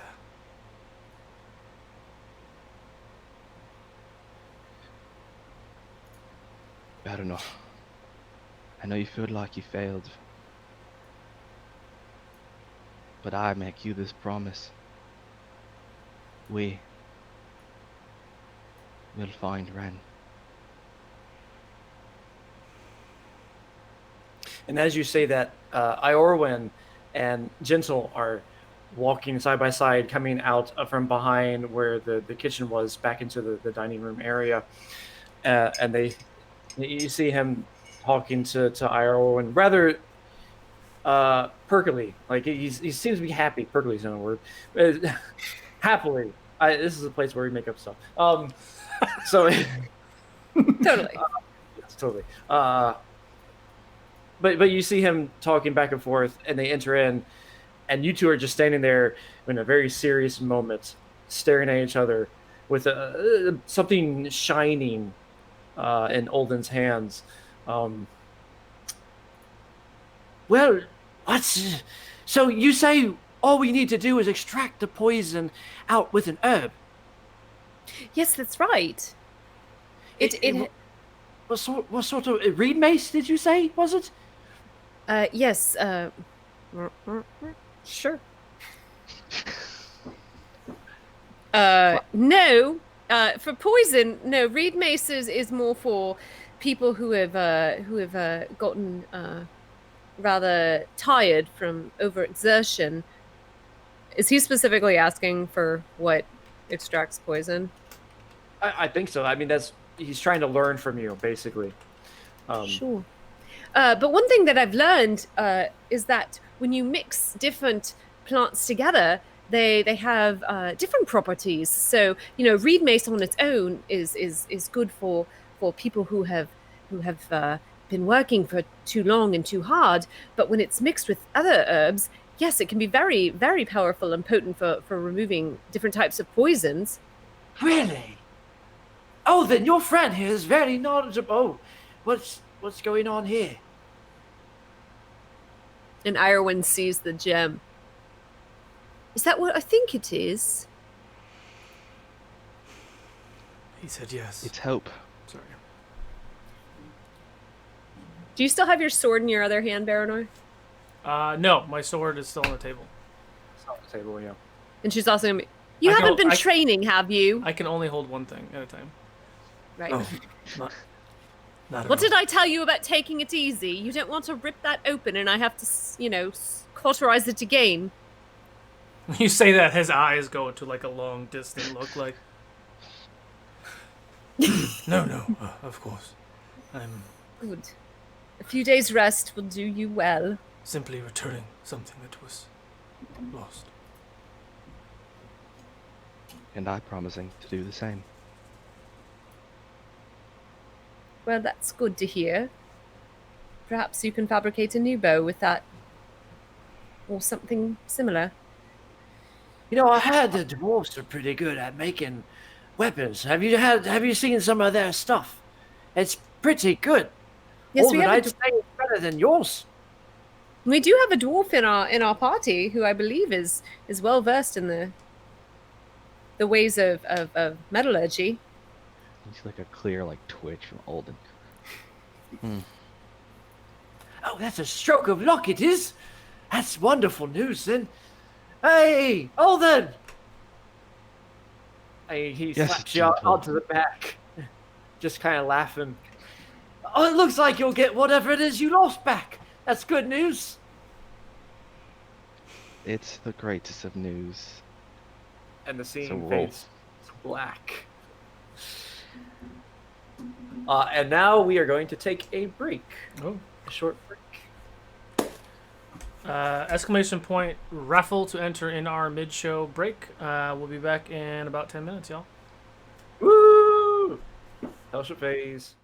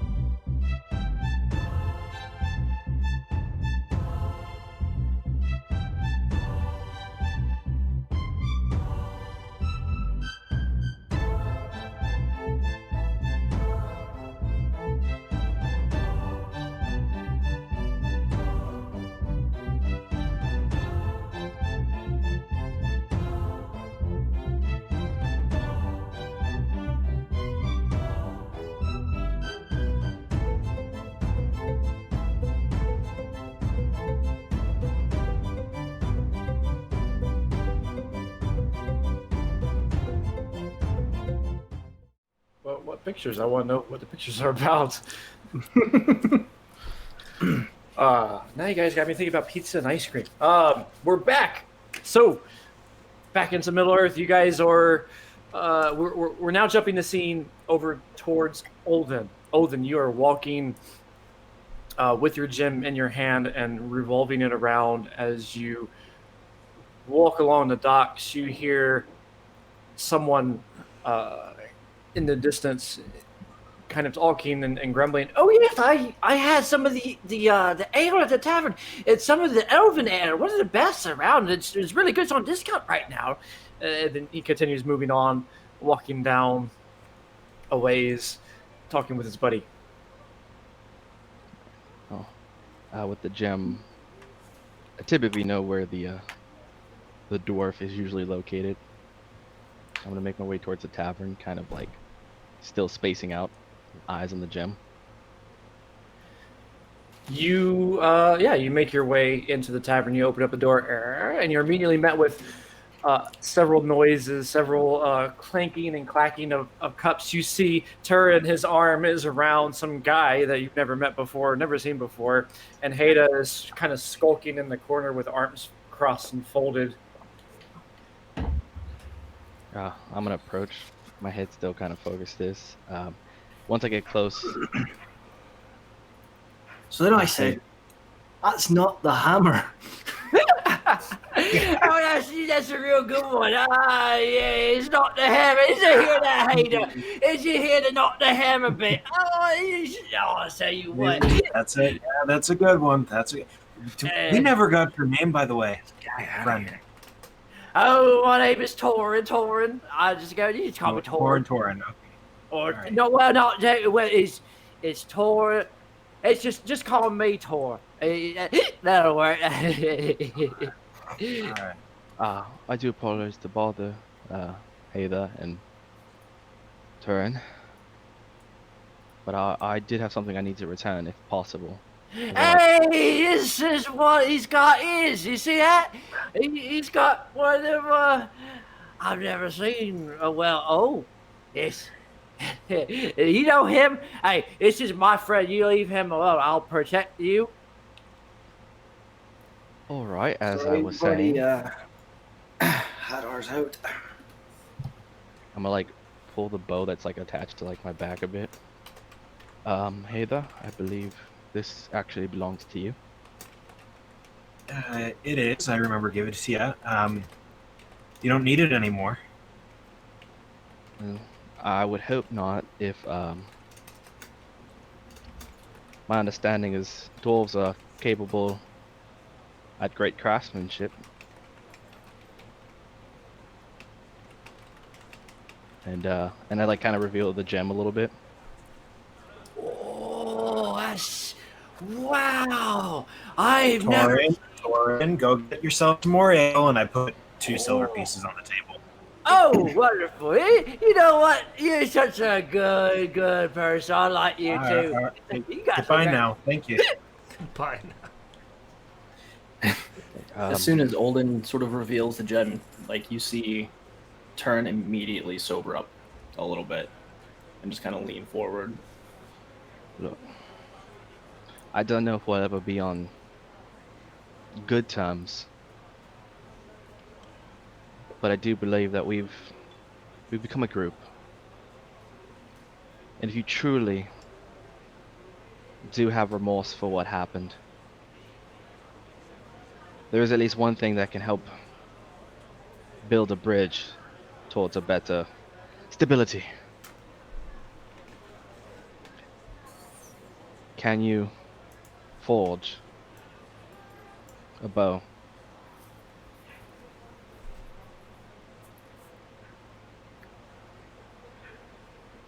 I could. This is all I have left of who I once was. I know there's not much left to it. I don't think it'll ever be the longbow it was, but if you can make something adequate, and hopefully less likely to break like the wood one before.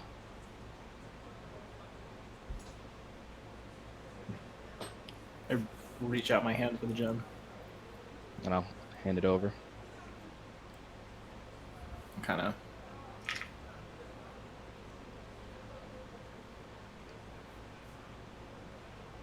do my best.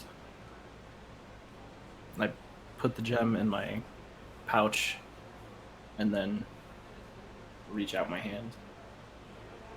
I take a moment and I'll reach out, shake, and in return, I pull out my silver pennies. Next one's on me. Money's no good here, Olden. Another round!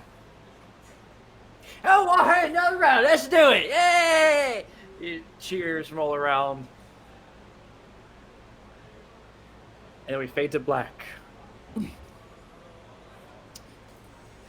Next, it opens back up. You see Turin and Iorwin. You are standing at the cusp of the gates of Lake Town. It looks like, Turin, you have all of your belongings, and you look to be going somewhere.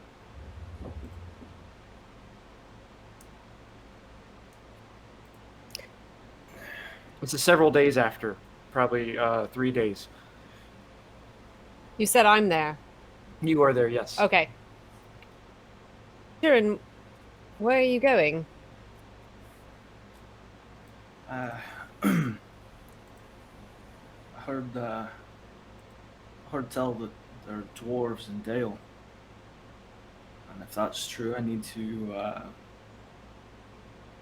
shit. Gotta find some of my kin, and I need some things for the group. And the only way to get these things is from the dwarves. Well, if you're going to Dale, There's a few things I might like to be able to ask of you, if you don't mind. If I can help, I will. Well, there is a. I mean, I was hoping to go to Dale myself, but I'm still not sure if Baranor healthy enough for me to leave him. But there is an illness that has set upon this town, and I personally believe that it is due to the decomposing body of Smaug, of the dragon. I believe that it has poisoned this water. I was told that King Bard should be made aware of this, and that perhaps he can help. Are you asking to go with me, or are you asking me to talk to another king? Well, I suppose I could go with you. I do have one other request that perhaps you might need my assistance with. It's that, and she references to Ronyo, who is beside her. She has become a valuable companion, and as you know, I am not much in battle. I'm here to help and hold your own. Well, thank you, but she has proved very valuable in battle, and I would very much like to be able to protect her. I know it is probably an unusual request, but I have seen that the orcs have created armor for the foul creatures that they ride upon. Would you be able, or your kin, be able to craft something similar for her, to protect her when she is putting her life at risk? As I don't think that we will have an easy journey moving forward. The journey behind hasn't been easy, so I can't imagine the journey before us is. Exactly. I don't know. I mean, it's got to be similar to horse armor. Probably. Only less of it. Sure, yeah. I mean, it's possible. It's not something I'm ever done before or familiar with, but I don't see why it couldn't be done. Well, if you would be willing to look into that for me, I know it's something that could take a while to do and is not probably possible in the short time that we have here, but if you know of someone who might be able to get started on it, then perhaps if we ever pass through here again, or if we pass through another town where it might be, I could pick it up. Of course, at this pay point, for it. you see a very large, hairy man begin to walk briskly out the gates, not really paying attention too much of where you're at, and kind of bumps you as they walk through. Mm-hmm. And grunts a little bit with a kind of a growl. Watch your step. He looks back and gives you just this he shoots you a look and then keeps walking. He has this very large sword attached to his back. Your dog begins to bark at it, at this very large man. He turns back and grimaces. Well, that's completely uncalled for. Who do you think you are? He does not answer. He keeps walking. Bloody hell. People are so rude sometimes. Did you see the size of that cleaver? Yes. Compensating for something he is. Absolutely. I don't disagree. Your dog begins to run off now in another direction towards the entrance. Ronyo! And she's going to run. Wait, Ronyo! What's he doing? Bloody dog. She comes back and following is Haida.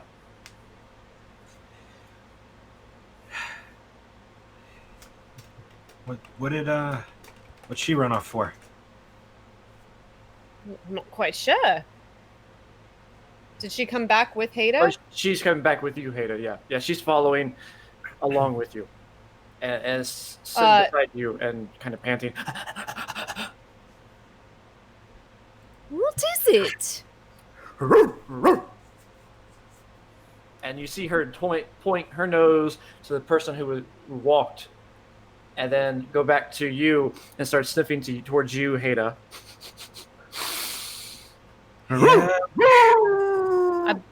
I believe she's saying that the two of you smell similar. Yeah, most Bjornings do. We got a certain musk to us, if you will. Kind of like the dwarves always smelling like ale. Well, the one that passed by here was fairly rude. I look at Turin. The one with the big cleaver?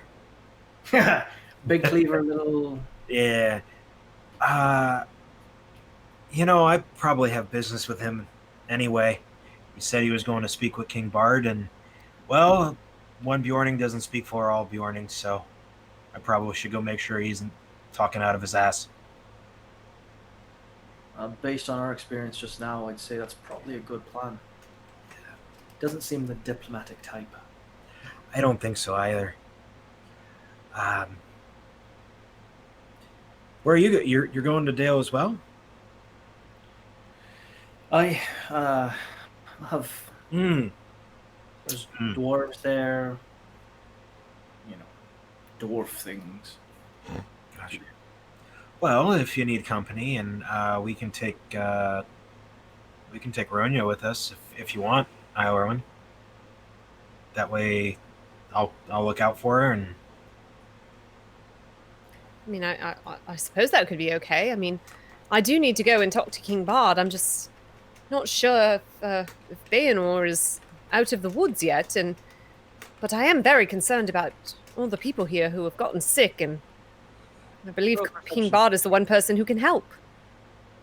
Roll a perception check, Iowin, real quick. Roll a what? A perception check. Actually, all three if you can. Sure. Oh, that's much better than my first roll. Ha! Natural 20. 6. 25 for me. You know what Turin's real good at? Not looking at things? Yeah. Iorwin is very good at it, especially when she's with Ronyo. But I rolled a 16 plus nothing is 16. Oh. So all three of you are able to spot real quick this odd-looking raven or crow. You can't determine what it is at this point. And it is flying in towards your direction and flutters down and perches on top of the gate, cocks the head to the side.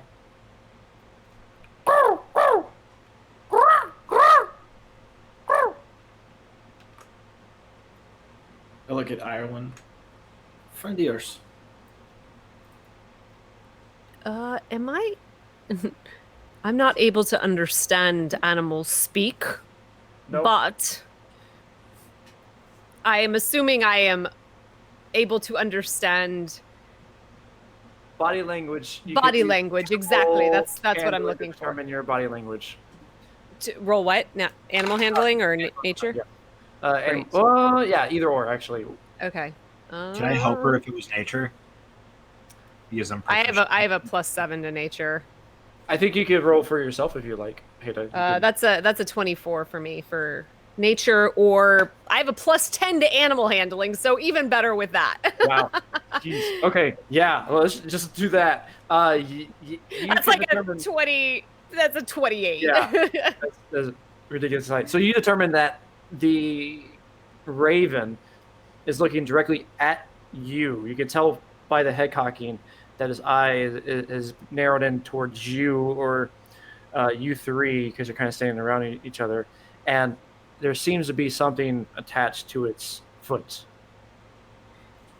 And she's gonna go up. There's a good girl or boy, not really sure. And she's gonna take it off.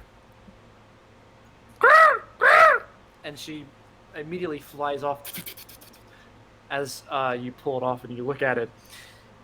You immediately note that there is, the handwriting is very similar to what you've seen before. you read through the note, and it essentially says, "Wait."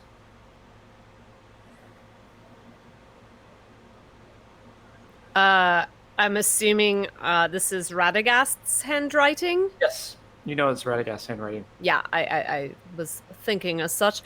Well, I suppose this means I'm not to follow you to Dale.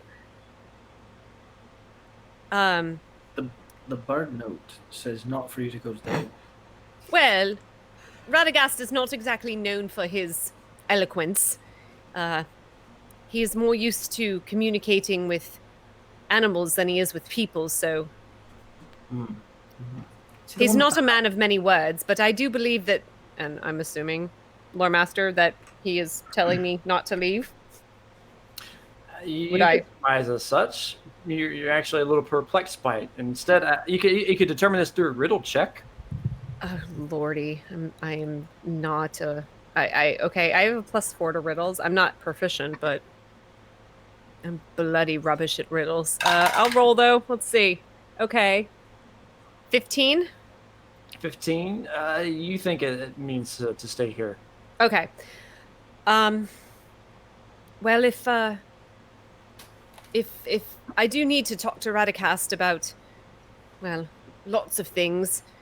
While I do consider myself a fairly proficient healer, I have come upon many things in our travels that I have not been prepared for, and should our journeys take us into even more danger, I should very much like to be able to protect us as much as I can. So I feel like I need to go talk to Radagast. So I do hope to eventually meet you all in Dale, but if you are willing to take Ronya with you, and I can let her go with you, and if you are willing to talk to King Bard, if you are getting there before I am, perhaps we can help the people of this village.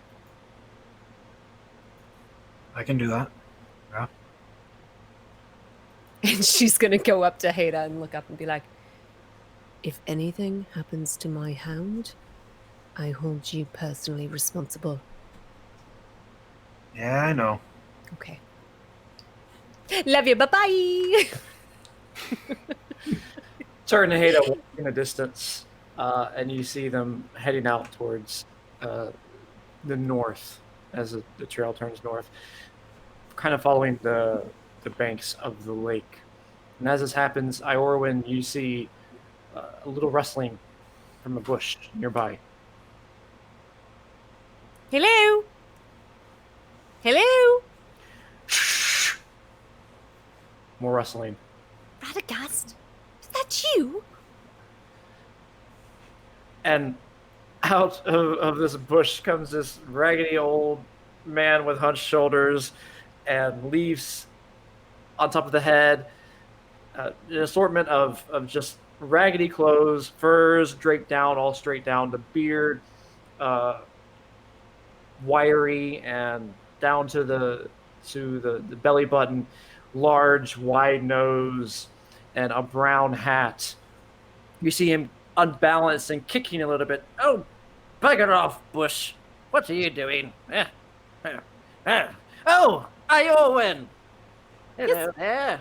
Hello? What are you doing in the bushes? Yes, one moment. And he goes back into the bush and pulls out this massive staff, gnarled and filled with little bits of bird droppings on it, splatter at different points. And there's a bird that's chirped right on top.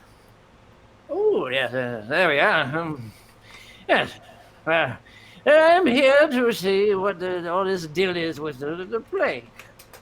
Oh, yes, well, I'm fairly certain it's the result of Yes, well, yes. the body of Smaug. Let's go inside, shall we? Absolutely. Okay. Wait up! You're moving too quick.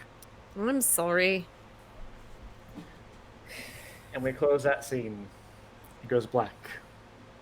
Open it up, and you have Olden and Baranor. You're standing in the middle of a dusty area outside of Lake Town of Esgaroth.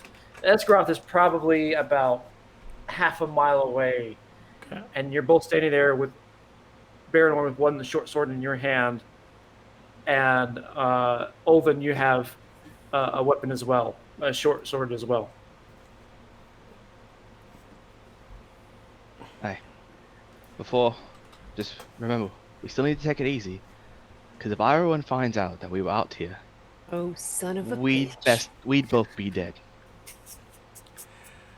Well.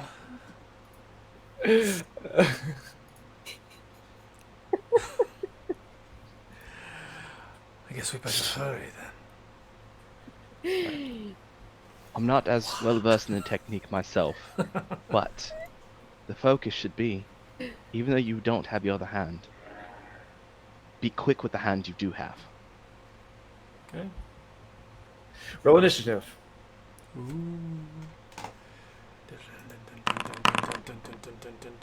Yes. That hurt. That is a 23. Yeah, you're going first. We can establish that off the bat. Okay, Like, there you go. I don't have a plus 15 to initiative.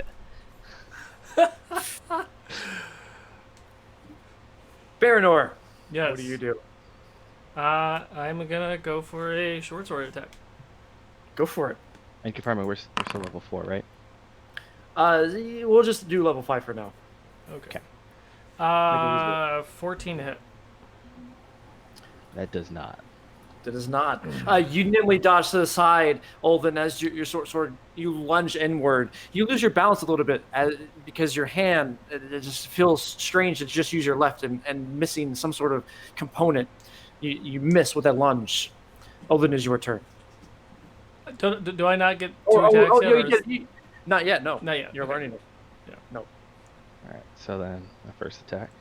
I'm going to go with the short sword as well. Wait, what's my short sword?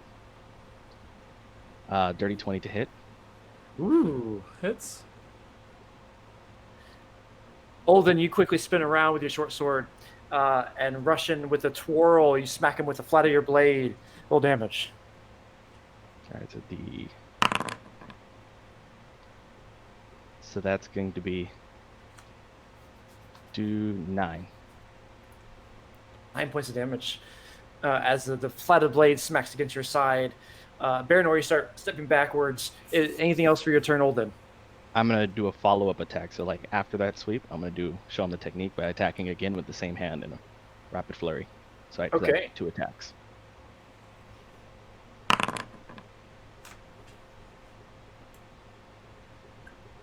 That's going to be a 27 to hit. Ooh. Hits. Roll damage. And so it's a second attack, so that one's going to be 7. 7 points of damage. As you spin in again, you twirl around, follow up with a quick flourish that seems as fluid as water, flowing quickly, just a quick movement, where you smack him again on the other side with the other flat of the blade. What was And the then first he's going- damage? Sorry. First one was 9, second one was 7. Okay. 9 and Just to 7. make sure. Bonus action, speak. Say, Bernal, the idea is be fluid with the motion, and you can move with just the one side. Okay. All right. My turn. Yep. Yeah, that's it for me.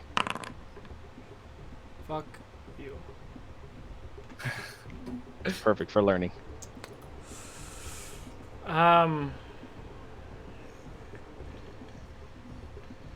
No, that's it. I'll take it. I That's try it? to, yeah. I try to like twirl, like I'm just so used to striking hard with the right hand, and the second one is usually just like another stab. So I'm trying to get that swing in. Okay.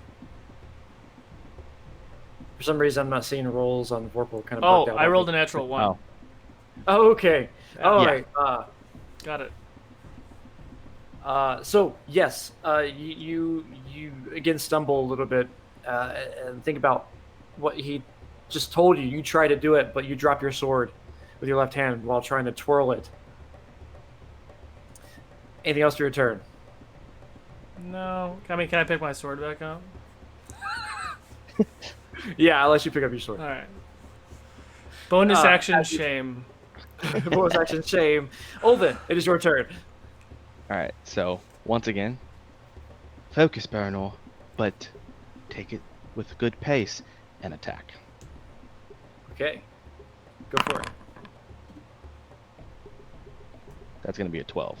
12. Misses. Okay. All right. So you dodge beautifully. You keep going. Do all your rolls at once, and then I'll Cool. tell you what happens. Rolls and damage. It's 21 for that to hit Hits. for 7 damage. 7 points of damage. The first one Okay. missed. The second one hits for 7 damage. Baranor, you dodge to the side really quick, duck down. Just as you pick up your blade, you see him flow in with these words. But at the same time, attacking him once more. You quickly sense this and move to the side, tumbling over and catching yourself back up on the stance. But just as you catch back up, he slaps you again with the sword right in the cheek, the flat of the blade, and knocks you a little senseless for a moment. And you stumble backwards and look at him as you gather your momentum. It is your turn. What do you do? Same thing. I'm trying to take a swing. What do we get? Ooh. That'll hit. Yeah, that hits. That's much better. It's a lot. It's a 19, 19 plus 8. Roll damage. Cool. Where's my damage? Oh, it's a D6. I play D&D. That's cool. 11 points of slashing damage. I love it. 11. So this time, Baranor, as you gather yourself, you take the sword, and you mimic his first spin that he did. Mm-hmm. You kind of spin around to the side, and you lunge in quicker this time, with a quicker step, a speed that you didn't think you would have. Normally, when you swing, your movements are not as fluid and they're more choppy, but when you swung this time, it just seemed to flow with the momentum of your sword, so it swung much harder and much faster, and it connected. And you look at your sword and blade back and kind of in surprise. Oh, then your turn. Question before the end of my turn. Do I Sure. notice Olden, because he's not a fighter, like a combat sword fighter, do I notice any weaknesses or poor stances or anything like that?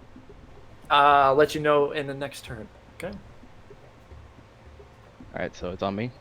Yep. All right, so first attack. It's gonna be 27. Mm-hmm. Second attack. It's gonna be 12. 27 hits. Roll damage. So the 1 damage is 6. Okay. Taking the blow, you realize that was pretty good. You go back and you continue with dancing with this blade, as if you're doing a waltz of some sort or some sort of practice dance. Every move seems perfected in such a way to where there is no extra movement, and you just flow right into the next swing, and one of them lands. The second one, as you stumble backwards, Baranor, you catch yourself, and using the dirt to your advantage, you let it slide your feet out so that you go down and duck and dodge the blade. Baranor, is your turn. Okay. Did I notice any weaknesses in Use his... the free action to roll investigation. No whammies. All the whammies. 15. 15. Not in particular. Doesn't seem to be any weaknesses that he has. No. I would like to take my attack with the left hand, and with my stump, I want to do one of two things. Either try to disarm him with my stump, or sweep his leg to knock him prone. Whichever one you'd let me do. Okay. Yeah, roll attack for the first one, and then follow up with a bonus attack. I'll let you do a like a shove action. Got it. That's 24 to hit. 24 hits, so roll damage on that, and then your shove action, it's athletics versus athletics or acrobatics. Got it. That's a 9 points of damage. 9 damage, and then acrobatics. Acrobatics or athletics? You choose athletics for you, Baranor, but for Olden, he has acrobatics or athletics. Got it. 21. Yeah, he beats me.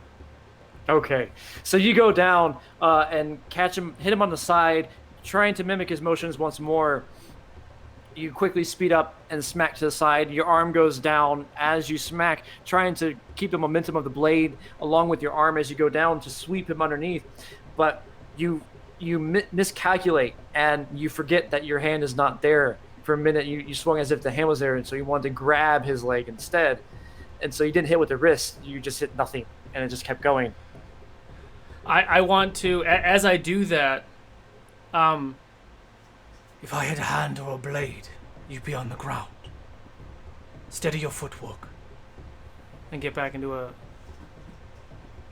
Okay. I'm going to play it off like I did that on purpose. Yes. But in theory, that's also true. If I had a hand or a blade, he might have been on the ground. Olden, your turn. Alright, so let me first see what my rolls are. Determines dialogue. Alright, so first one would be natural 20. Ooh. Second one. No, a natural 20. Fuck you, Thad. Uncanny dodge for the first one. Dad, I love you. I don't know what's going on, but man. Okay, I so need to know where to send my bribes. so I guess so damage for the first one Oh, that's awesome. is 12 for the first one. Uncanny dodge. And what has happened on the uncanny dodge for the second? I should have done it for the second one. Uncanny dodge Ooh, halves it, right? Yeah. Yeah. So the first one was and then this one is it's +5, so and 16 for the second one. So 5, 16, 21 points of damage, where he, again, seems to come in with a flourish. With a flourish, and a speed that you didn't anticipate. He takes your words and he uses it against you, spinning and moving with precision that you're not able to dodge. Baranor, is your turn. I do want to add dialogue. Oh, sure. Aye. But you don't have a hand, so you have to keep that in mind. I like it. Baranor, your turn. Same thing. Fuck you. Yeah, it's a 12. 12 misses. So you strike in. You try to lunge this time, getting caught off guard with his words. It reminds you of your hand missing, and it kind of strikes a chord with you. You lose your calm and your nerve, and you just lunge really hard, and he just quickly dodges with a swift movement, as if he's using Tai Chi in terms of sword mastery. Something. At the end of that, I will take like a swipe. Yes, that is true.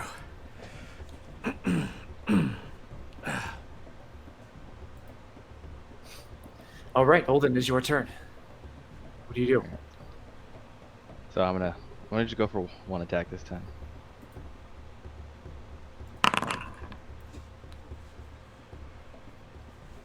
And that's 17 to hit. It just hits. Hits, roll damage. For 7 points of damage. Uncanny dodge. How do you... Oh, uncanny dodge, nice. Okay. I love it. So with 7 damage, is that be a 3 or is it a 4? 3? It's a 3. Round it down. Yep. Come on, Baranor. Focus. All right. Baranor, you're winded. You're breathing heavy. You are about to go down. Your vision's a little hazy, and suddenly, roll a Constitution saving throw for me. Oh, it was right there, you motherfucker. It's a natural 1 in case you can't see size 1. Yeah, I can't see. So it sounds bad. Yes, natural 1. Your heart beats.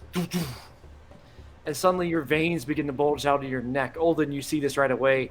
You begin to choke for a second. And you go down onto the ground and start to seize up. You suffer 4 points of poisoning damage. I'm unconscious. She's gonna kill you, and I pass out.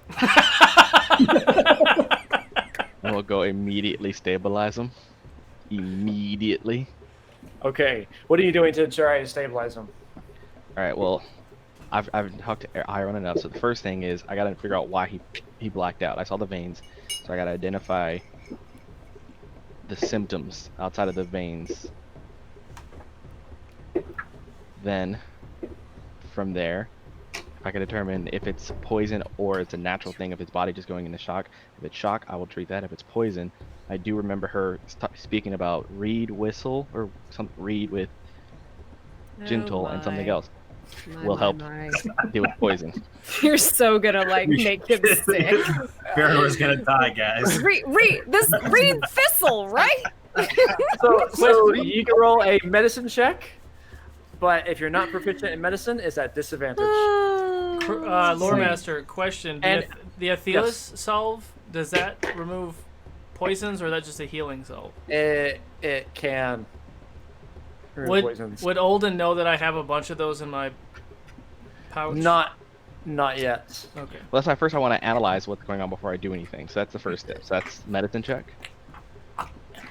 Yeah. So medicine check, and I just want you to. Okay, sure. Medicine check to analyze. We'll do that. I mean, it doesn't remove poison, but it does give you hit points. Yes. So. All right. So. Make 'em that 21 much for to medicine. Okay. Go for it. What'd you get? So I rolled a 17, so 21. 17, 21. Yeah. You determine that the poison is affecting him. Probably the spider's poison. And am I aware that the alias solve can help with that? The Ethelis? Ethelis. You don't think? I mean, Ethelis is a very potent medicine, but it doesn't do much for poisons. Okay, but then how much do I know about poison? I'm a fighter. I know nothing. I'm a warrior. Do I know I almost got that anybody around? antitoxin too. As you sit there thinking about it and wondering what to do, we go black. Screen fades away, and we open back up. Next scene is Baranor being carried by Olden back to Gentle's home. I swear to God, you guys. Am I unconscious, or did he? I'm unconscious, right? You are unconscious, yes. Tell me I'm there. Please So- tell me I'm there. Oh, and roll a death save, please. I knew for you were me. gonna say that. That's I wanted to make sure so I couldn't stabilize him, right? Irwin's really trying not to swear right now. She's with Radagast. Oh, that's actually probably good. Radagast is gonna. I gotta save. Okay, excellent. Your breathing is a little patterned, irregular, but for a moment there it starts to stabilize, and your heartbeat becomes a regular rhythm for a moment as you have visions of a large spider looming overhead.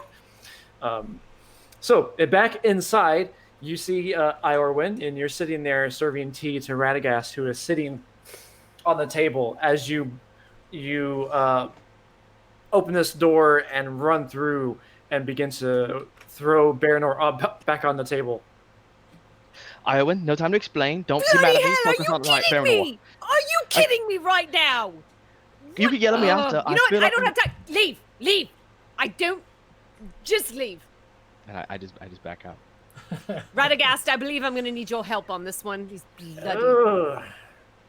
What is it? It's some sort Yes. of poison, I think. Well, he was poisoned by a very large spider, which is one of the things I wanted to talk to you about because I've never seen these types of spiders before, and I don't know if you have. Well, He which lost a one? hand, I brought him- Which one? Which spider?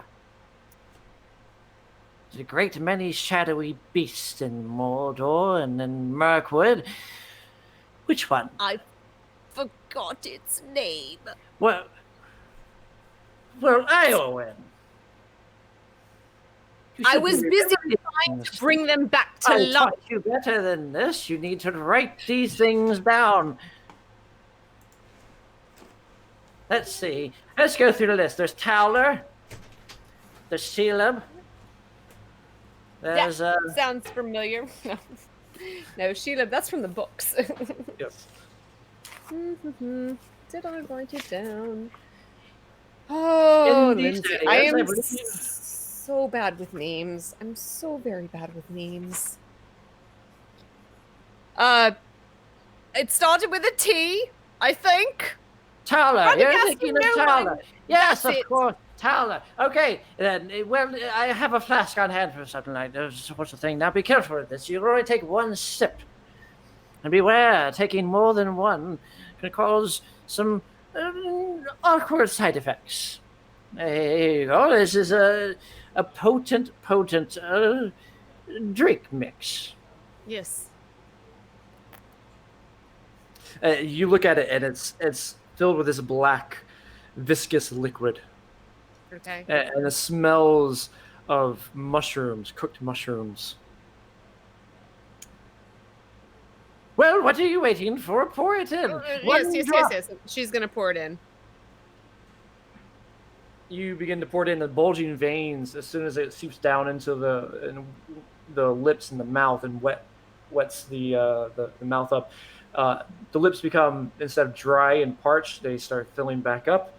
And the veins that are bulging out, they begin to soften up and sink back down within the skin underneath the epidermis. And you see Baranor's breath. He's breathing kind of heavily. And then you see his chest going up and down. At first it was fast, but now it's much, much slower. And about a minute or so later, Baranor, you wake up. Just wait a moment. It'll be fine. It should do it. No. Yes. Bloody hell, these boys are going to kill me. Or rather, each other. Radagast takes his staff and bonks him on the head, Baranor on the head. Oh. Thank you. I was about to do the same. Hello? Yeah, he's asleep. Let him sleep it off. It'll be fine. Just remember, when you use this towel, only a drop. Oh, he's awake. Good. What happened? I don't know what happened Yes. Well, you come back with Olden. You're passed out. What did I warn you about practicing when you are not fully healed yet? to you. I was practicing. We were just walking and I passed out, I think. You are a Roll rubbish deception. liar. Yeah, I was Roll- just going to say. Roll Bleeding everywhere. deception. Irwin, you roll insight versus his Yeah. deception. Yeah, I will. Yeah, I will. Ooh. What we get? You said insight? Yes. That's +4. 17? 25. Oh, But yes, you told me not to train. I'm sorry. somewhere in the back of your mind, Irwin, you think he's probably lying, but maybe not. You're not really sure. You think you'll just go with it. At the very least, for now, you just need to work on fixing him up. Yeah. Well, lay still. You're not out of the woods yet. Radagast, that was quite a handy potion that you had there, or, concoction. I feel like there was a lot you didn't tell me about in all those years that we worked together. There are... There's a great many things I didn't tell you because you're not ready. Well, I feel like I've lost 2 companions and almost lost 2 others, so perhaps now is the time that you should share that information with me. For I do not wish to lose any more friends. Yes, I can do so. What's that? And he says, he looks over to the side, and there's like a little mouse that's crawling up his shoulder, listening to it. Yes? What? Really? Yeah. Well, I suppose there's some plague things going on in the waters. The rat says, Timothy says there's a bit of a problem with the lake. That's Yes. where the plague problem is. I would. Oh, right. What were we talking about? Yes, the poison. Yes, there's poison in there. There's a dragon in the water that's poisoning the town. So I feel like poison is a theme here. Also, giant spiders with poison. And I know that there are orcs in this land with poison. So I feel like poison should be something that we have talked about. Excuse me for being short with you. I'm very concerned about my companion. Yes, of course. It's not really that big of a deal. Don't be upset, Iowin. These things happen. Well, here. His little bird that's on the staff goes into his pocket and comes out and pulls out this little mistletoe-like plant and holds it on the end of its beak. Oh, thank you. That's very good. You're right. This is the stuff. Very good. Back on the staff then. Shall you? Flies back towards the staff, lands on top of it, perches it, and just kind of fluffs up into a little ball. Yeah. Right. So this stuff here, this is special. This will help if you crush it into a mortar and pestle. You crush it down, make sure it's into a salve. Let's see, what was the other thing that you need? Oh, yes. Bring in boiled mushrooms. You see? You take mushrooms and you boil them. There's a particular kind with the red spots on them, all right? You see, you find those near the eastern parts of Mirkwood. You take those and mix it in after it's boiled. Pour the broth of the boil into the crushed up bits. And that. See, that's the key to making something like this. It's not quite the same, but this one's a little more potent. There's further ingredients I can't really tell you that one. But there you go. That's how you make a remedy. Yeah. Right. Did you write it down this time? Yes. Mushrooms, Mirkwood, boil. Yes. The leaf. Of course, the leaf. We didn't say anything about a leaf. Well, I brought it up to begin with. Here it is. You crush it first, boil the mushrooms, and pour it in and mix it around to create the remedy. Iowin, my dear, you must be paying attention. Write these things down. What kind of leaf was it again? The tarsal leaf, of course. Look at it. You've identified these before. How many times must we go over this? All right. Okay, so tarsal leaf, boiled mushrooms from Mirkwood. Mix it all together. There you are. Yes, very, very good. Right. If you don't mind, I must be off. Well, wait. What are we supposed to do about the plague that is in this town? We need to get the dragon out of the water because the water is poison. It is killing and mutating the fish. It's not just the people that are sick. Well, we can give this to all the people. We go to Bard. Yes? Two of my compatriots have already gone ahead and I told them to tell him. Well, then it seems it's all been solved. Wonderful. That's well, does good Bard to know what to do with the dragon and poison? Well, not much, but he has more help than you might think. And as for myself, I am going to go to the wisest of my order, Saruman. He would know what to do.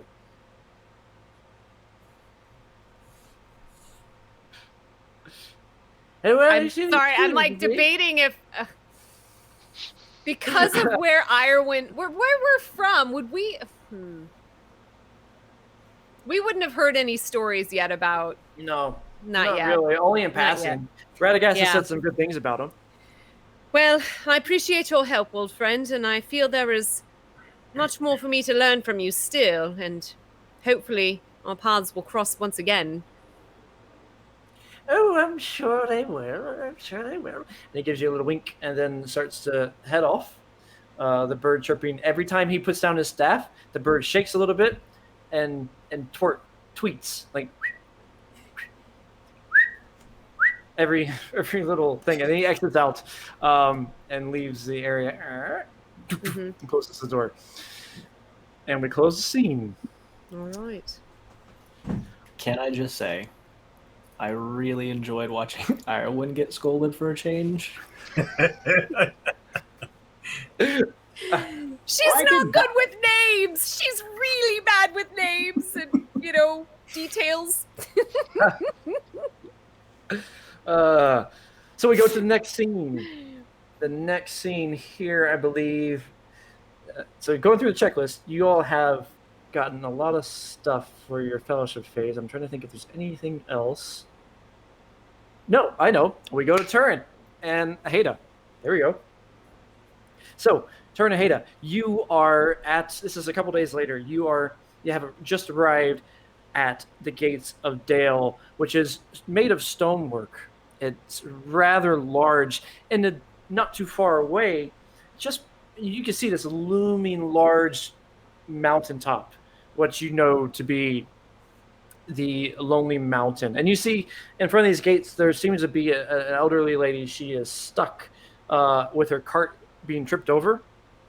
And there's a crowd of people at the front gate waiting to be put in. And standing there is the cleaver equipped guy, the large Bayorn. He is standing there impatiently with his arms folded. Back to you. Turin, give me a hand really quick, and I'll go over to the woman and start kind of getting ready to flip the cart back right ways. Yeah. You managed to do it. You two go over there and help it up, help her get it up, and she looks at you with a kind eye. Oh, thank you, sirs. Appreciate it. You're welcome. Anytime. She begins to take their cart and starts wheeling it towards the gate. The guards look at her and look back at each other, and then they begin to open up the door. And the crowd that was standing there waiting to get in, they begin to line back up, kind of corralling towards the center of the gate, which was at a stall because of the cart being flipped over. And you hear some of the crowd kind of cheer when you help her out. Yeah, finally! Oh, woo! Been waiting a long time. Didn't need to. Help her yourself. So just they took two random people walking by to help this old lady, and they pay no attention and begin to enter in on side. The Bayorn, who's up ahead, he's ahead over everybody else. Easy to see, easy to spot. He manages to make his way into this now large city. And the way this city is mapped out, where you're at, you are first into the Trader's Gate. That's where you entered in first. On the east side, you see the river that flows down from the mountain, from the Iron Hills, going down towards the lake. You went through the Trader's Gate and are now entered into a trading kind of area. And for you, Haida, you know this place fairly well. You know that if you go to the Merchant's Way, you know about the Merchant's Way, and you know about the Market Square, the River Road. You know about the Anvil Way for forging stuff. But in particular, you're focused on this cleaver. Turin, if you're looking to make a new bow for Olden, I'd suggest going to the Anvil Way. I have business other places. I got to go follow a big cleaver. Whatever floats your boat.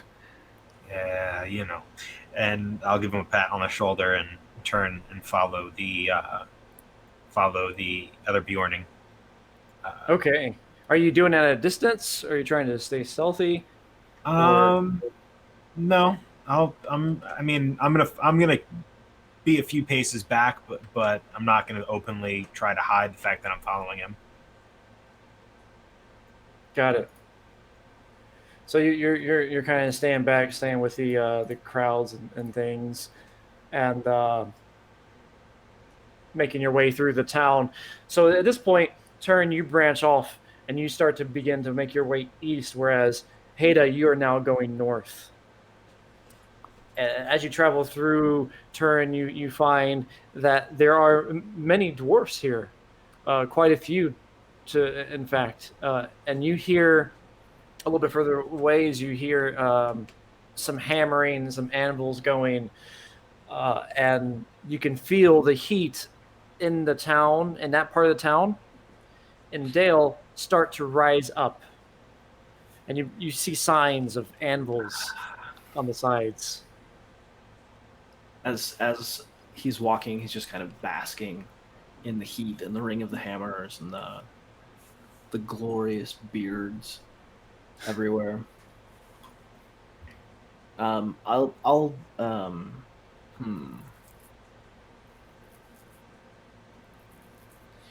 would I be able to find someone that could direct me towards? So, I guess how does, because this is my cultural heirloom thing, right? So Yes. What's the process? So I have to go find someone important. So remind me again the wording on it. Don't actually have that pulled up. Hold on. Oh, I got it. Okay, no, I'm reading it right now.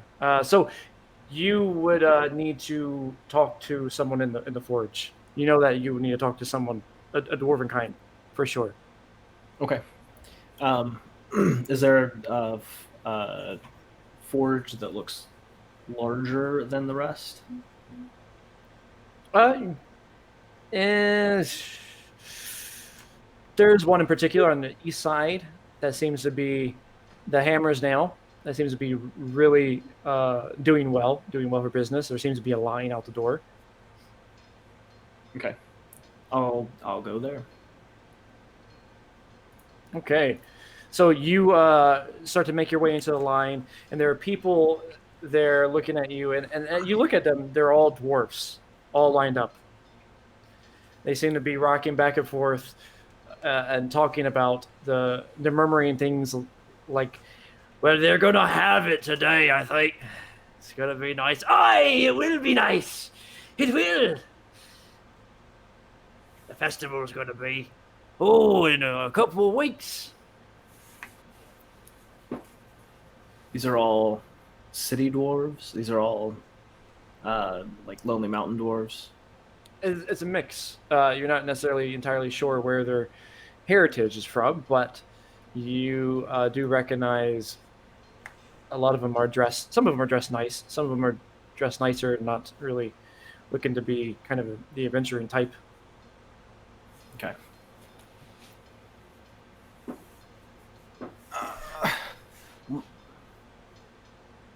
So,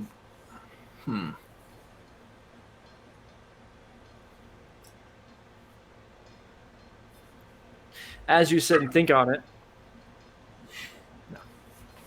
as you sit and think, we'll pan away and go towards Haida, who you are now following along. You are walking through the marketplace, and you are seeing him go higher up towards the center. He looks to be dead set on going to the main hall, the Great Hall of Dale. And he turns his way there. You follow along, and you're now about 20 yards behind him as he makes his way up these large stone carved steps. And he begins to walk up with a large grunt.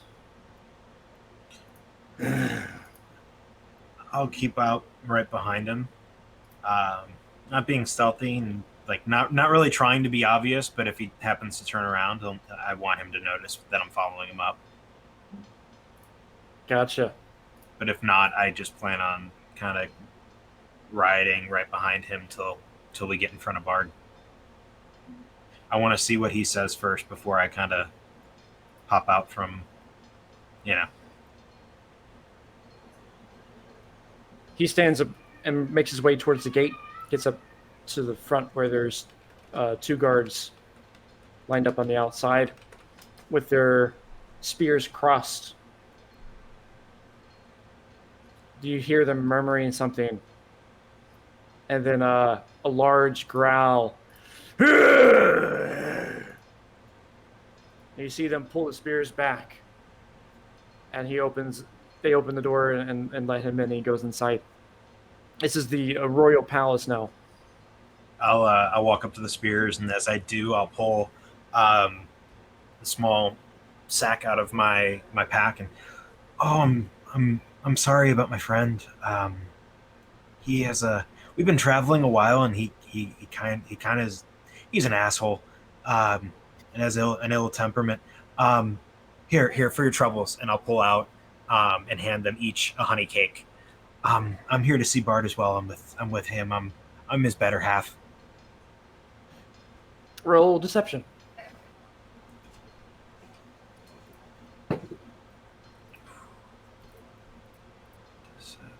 Deception. That's 10. Ew. They look at each other and look back Gave at him the honey cake, so honey cake, and they look at you. Thanks for the honey cake. Yeah, go on in. It's pretty good.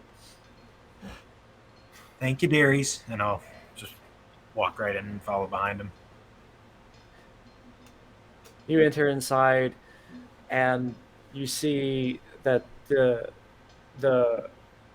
court, the hall there is ornate, very well crafted, as if crafted by dwarfs themselves. The pillars, the columns, they have intricate patterns designed in such a way that are angular in style. And you enter forward, and you see the man with the cleaver. He's walked down. He's at the other end of the hall, and he's at the throne. And you see him on his knees, and he's holding up this cleaver to him. You're at the other end. You're probably about 60 feet away. Can I hear him saying anything as he does? Roll perception. Fuck me. It's a natural 1 for 7. Oh man. You hear murmurings.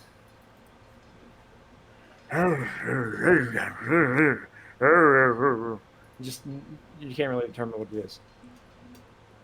Gotcha. If that's the case, I'll just walk up and kneel down next to him as he's doing so. He has it up, and King Bard. He's standing up. This man who is standing rather stoically imposing in a little bit, even though the years have added some increasing amounts of silver to his once black hair. He gives you a sharp glance, and then looks back at Beorn and looks down.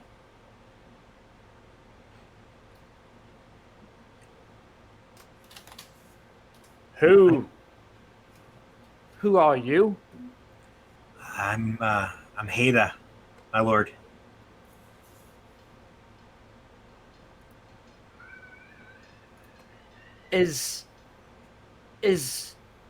Are you with him? Speak quickly. I of sorts. Mornings. While we all think similar things, we're all free folk. So I'm here to make sure he doesn't fuck it up for all of us. Other than that, I've also been tasked with bringing you news of a plague in Esgaroth, thought to have been brought about by the decaying body of Smaug. I know this already. You see the Beorn look at you. It's still bowed. Roll a traditions check for me. Using a different die. Fuck me, that's a natural 1. Jeez Louise. For a total of a 2, guys. Come on. Hang on, I'm gonna roll my third die. And that's a fucking natural 1! What? I just rolled 3 natural 1s with 3 different die. Would That's you a like joke my sport would you or like my college. dice jail? No fucking... Just tell me how bad this is. You hear Baranor. Baranor jolts up, eyes open. Inspiration die. So, at this point, let's go back and turn off this forge stuff God. going. Flicking off my dice, guys. So you look at Bard, and he looks back at you. His eyebrow raises, and the Beorn is looking at you in an odd way too. Get down on your knees. Bow before Bard. Oh, I did bow when I showed up, when I Oh. walked up. Yeah, I went to my knee next to Okay. them when I said all Gotcha. that. Even though I got a 2. Okay. I would say still though, unfortunately, while you did bow, you did not realize how to talk to King Bard. It unfortunately is not known to you. You treat him as if he's Bard, the bowman, which is what you think he would be treated as, but he is treated differently by others. He's been a king for some time now. And he looks at you and looks back at Beorn. Is she with you? No, my lord. She is not. But she's of your kind. And your kind have treated me well. Stand, both of you. I stand. He does so as well.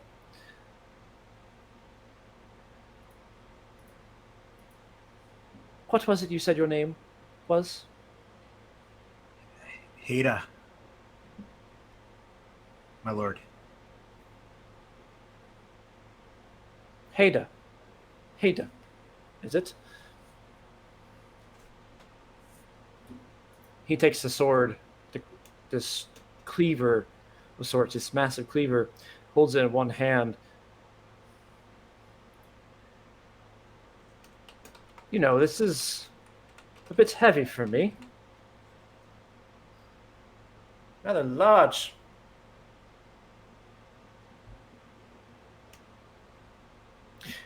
Do you like swords, Heda? I like anything that can fell orcs, my lord. Swords included, yeah. Do you think you could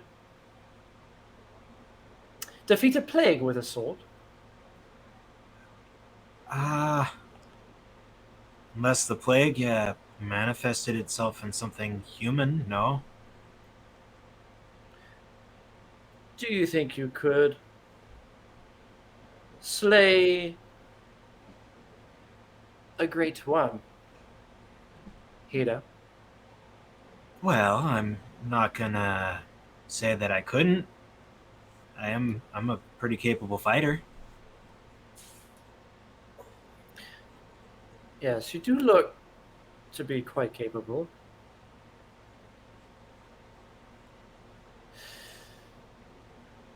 I'm sorry, villain. I'm giving away your gift, or Beorn's gift.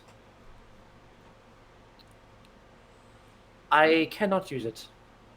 It will serve no purpose in my hands. As you well know, I'm Bard the bowman, not Bard the swordsman.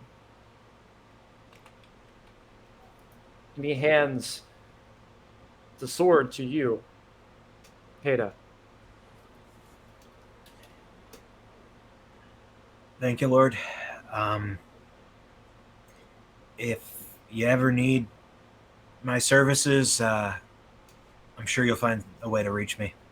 But I'm in your debt. Oh yes, you are in my debt. You will slay a great worm for me. It is a You task watch that and smirk just comes across her face, kind of like half giddy with excitement. there's been troubling news. A great many things, other than the plague, has cast a shadow upon this land. And I need people like you, strong fighters, to aid. And as he says this, the scene closes. We go back to Turin. I have a group of friends. And then it fades to black. Yeah, it fades to black. We go to Turin. Turin is over. You are now inside the forge. Okay. The whole time, like, staying in line, Turin is, like, kind of glancing around, but not, like, making eye contact with any of the other dwarves or, like, engaging them in conversation. He doesn't know if there's going to be anyone here that would recognize him, but he's just not taking any chances. So inside, like, is there more? It's dark. It's hot. There are 2 or 3 dwarfs moving around.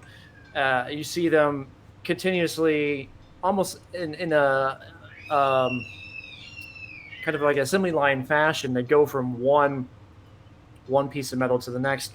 One of them hammering, another one dunking it, another one working the forge, the furnace. They seem to be busy, moving about rather quickly. You hear them grumbling out at each other. Then one of them finally comes up, wipes the sweat off of his brow, and looks at you. Hi, what can I do for ya? Lord, I have need of dwarven crafted materials.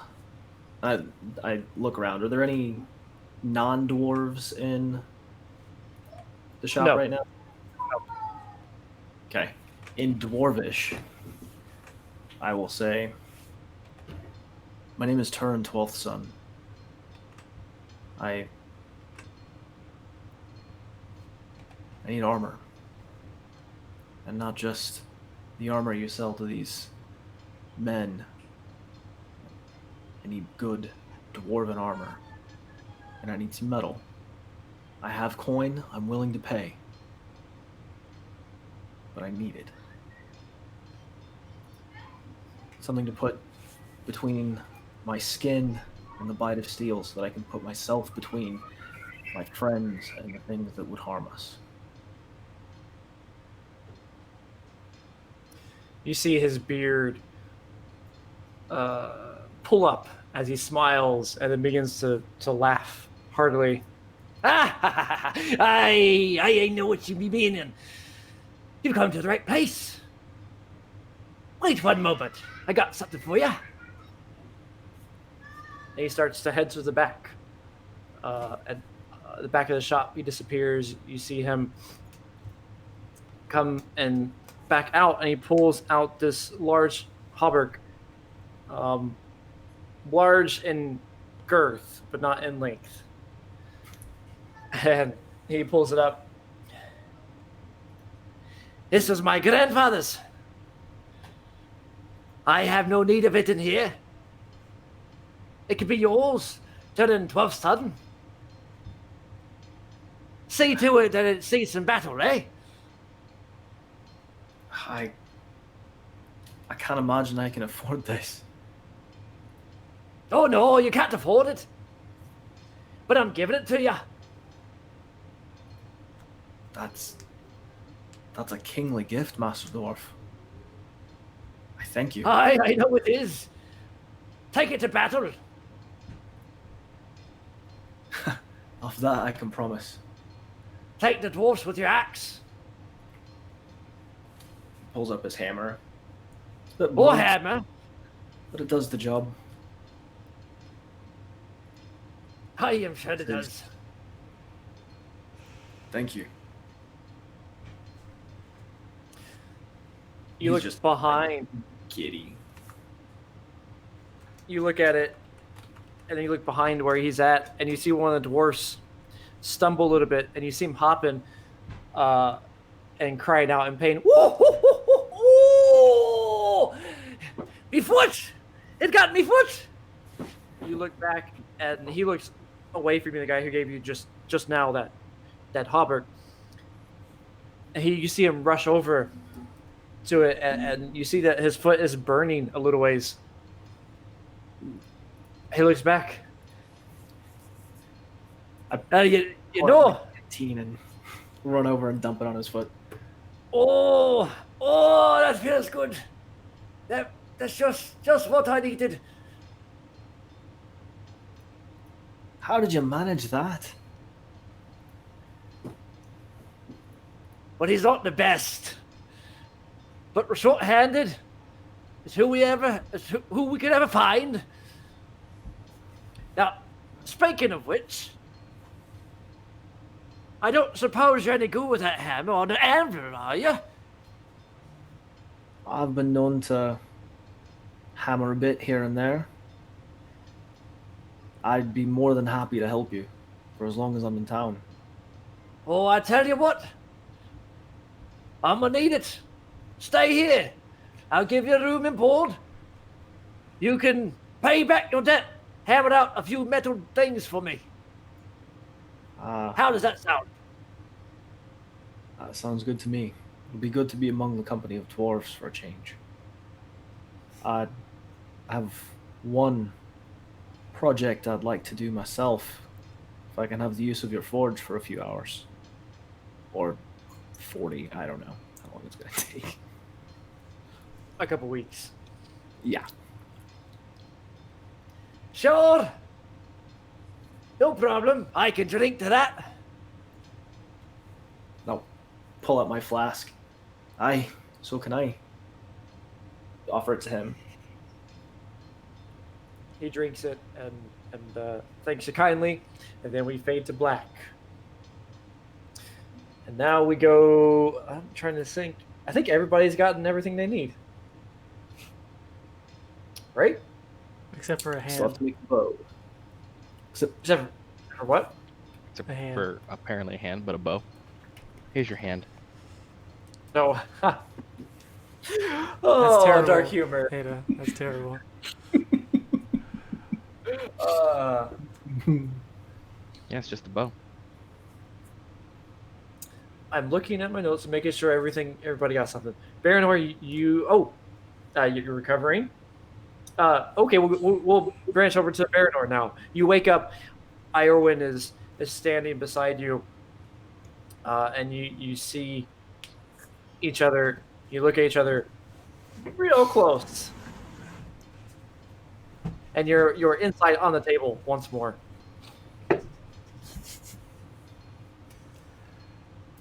Now will you listen to me? I am listening to you. You can't just let your ambition take hold. It's how you ended up in this position to begin with. You didn't tell have me to I allow could your- fight. You said I could have to take it easy, so I took it easy on Olden. You did not take it easy on yourself. Oh, yeah, no. You need time to heal. Or else you will never be whole. I won't ever be whole.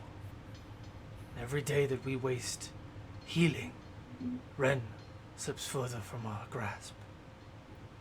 But what good are you to her if you die because you have not allowed yourself time to heal?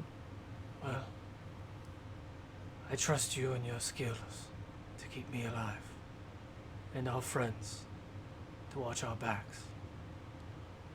And your Then door. trust me when I tell you, take just a couple more days.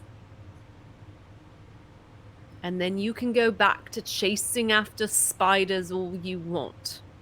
Though I would hope that you would not do that again and you would learn your lesson. The lesson was learned. I will take your advice. Compose I my will try to thoughts. keep you alive. Yes.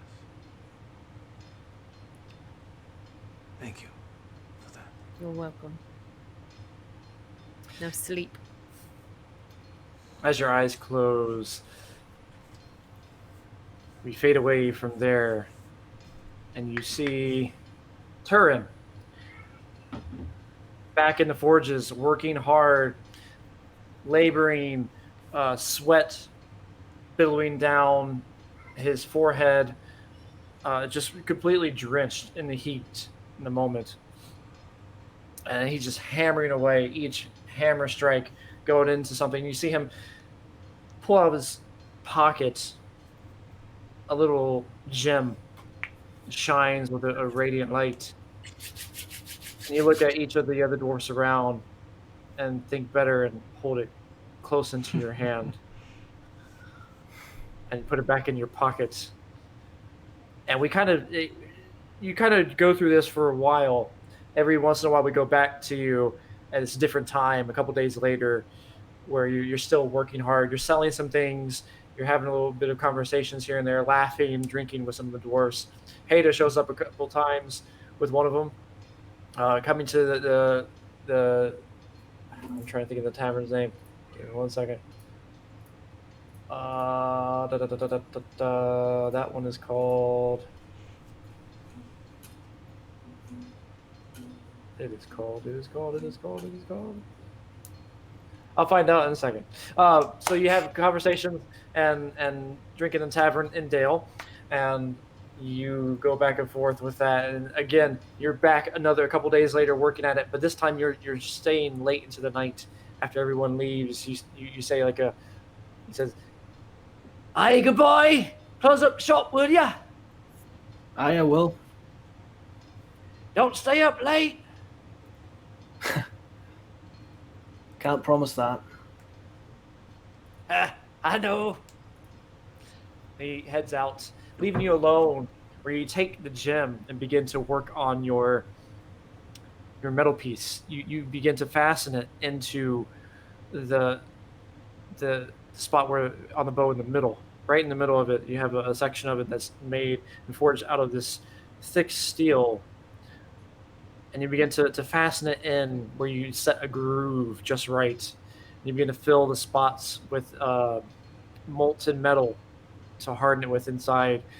And after it burns on the gem itself, the gem begins to radiate with a translucent, luminescent energy that fills the entire room. So thankfully, he left and didn't see that, because it started to billow out and flare out beyond the windows, lighting up the night for a moment. Then it begins to go back down, and it has like this intense glow that you've not seen before, except for one other time with the lamp.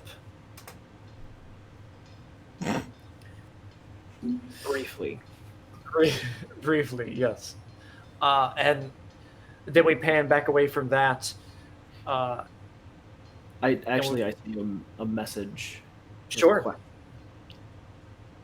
You what? I sent you a message with a question. Oh, okay. Yes. We gotta do some rolls. Thanks for reminding me. So, it isn't just automatic. You have to roll for these things. Ooh. Should he lose a couple shadow points for being so honest? I'm sorry. No. I don't reward honesty. That's probably reward is not more shadow points. I don't reward anything. So, Turin, Okay. as you finish up this bow, I need you to earn 5 craftsmanship points. And I've given you the information on how to earn these, and just for other people to know how it's earned, you have an option. You have 3 options. You can do this as many times as you need to. You can make a strength check. You can expend all your hit dice to gain a point. That will not be available for you in the next adventuring phase. Or you can get a point by trading. You get a shadow point, a permanent shadow point, for 1 craftsman point. You need 5. So I know you've looked at these. How do you feel about it? So, as Turin has been working the steel and forming this bow, I took a hauberk that I was given, and some of the because we talked about it being like splint mail, Yes. sort of, and so some of the pieces on the arm, he actually took the metal from the arms on the hauberk and heated it and folded it, and heated it and folded it, and hammered and hammered and hammered, and created this almost like Damascus steel that forms the arms of the bow. And in that process, in the hammering and the forging, I'm going to roll some strength checks, and we'll see how that goes. Okay. And then go from there. Okay. Okay, and it's just a straight strength check. It is a straight strength check, yes. Okay, so that is. Oh, math is hard. It's 24. 24. So you gain 1 point Okay. of craftsmanship point. You have 4 more to get. Okay, another strength check. Big money, no whammies. 23. Another point.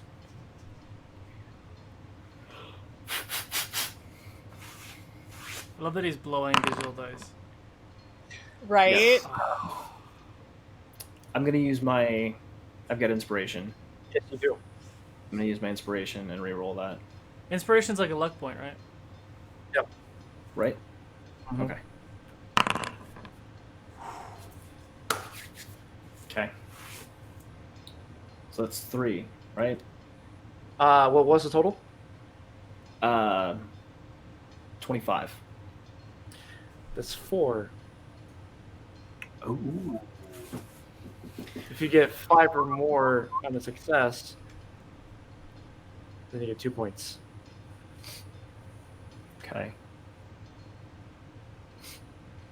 Okay.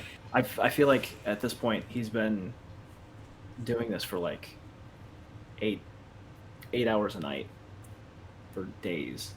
Just like staying late, just hammering. One more.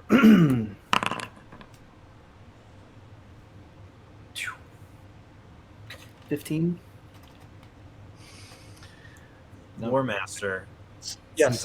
Since I'd been coming in and out throughout the course of him creating this weapon, checking in on him, Sure. Yeah, could that I could have be. used a point or a could I have used an inspiration that I have and given it to him?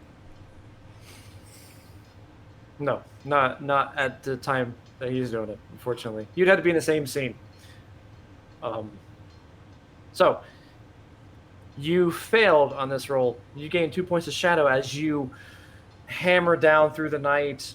You think back towards the times of when you dropped the lamp. You see the shine of the gem, and you think back of the shame and guilt that you feel.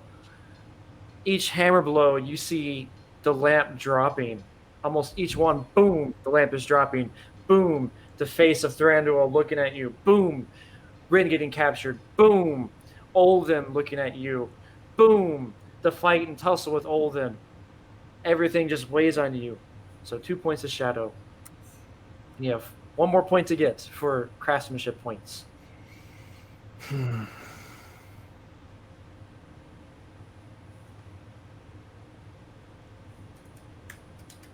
Okay. One more. Well, hold on.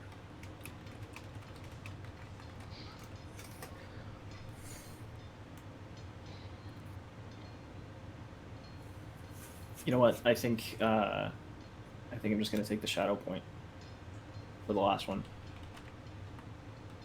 I think that the process of forging and like you said, the light of the gem, like reminding him of this whole experience.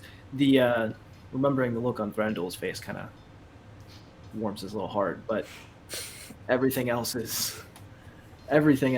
I think, weighs on him a lot. So I'm just going to take the shadow point. You understand the risks involved. Permanent shadow point, right? So my And shadow- a wisdom save. Oh. Are you already at madness? About What? that. Oh no. Oh, okay. I've already had one bout of madness. But You it did. triggers Remind me it, about right? So remind me essentially, about yeah, if you fail the save, you will become driven to finish this project. So much so that you would ignore everything else around you, which would result in you thinking about nothing but the bow. And that will be your undertaking. You will not be able to take your cultural heirloom undertaking if you're just focused on that.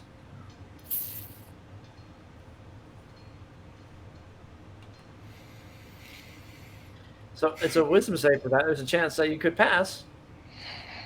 And for sure, you do gain a point of shadow. That's still a thing. Yeah. Yeah. Wisdom is not Turin's strong suit, so we're going to do another strength roll. Okay. Forgot about that part. So yeah, we're not Good doing choice. that. Yeah. Okay. Here we go. Big money, no whammies.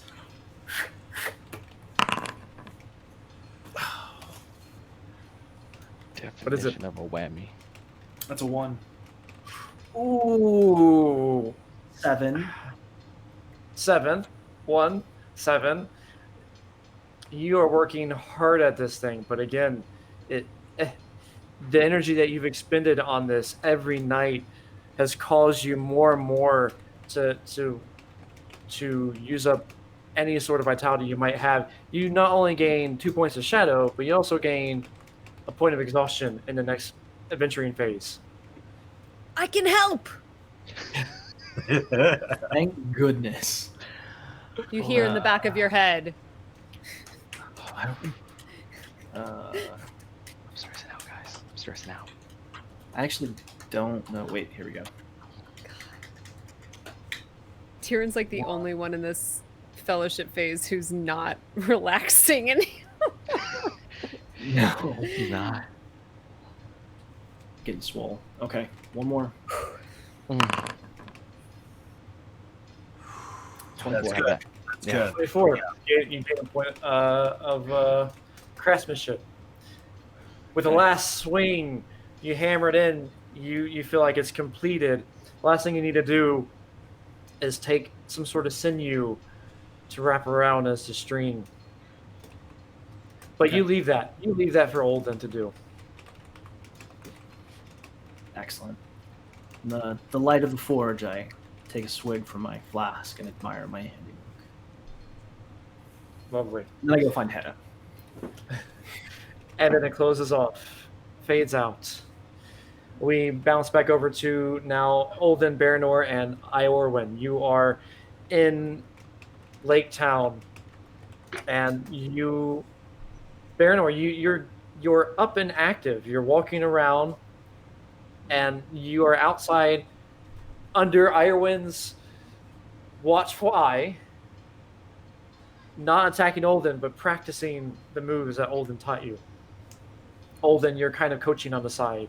You made sure, Iorwin, to say beforehand that you are no longer allowed to attack each other.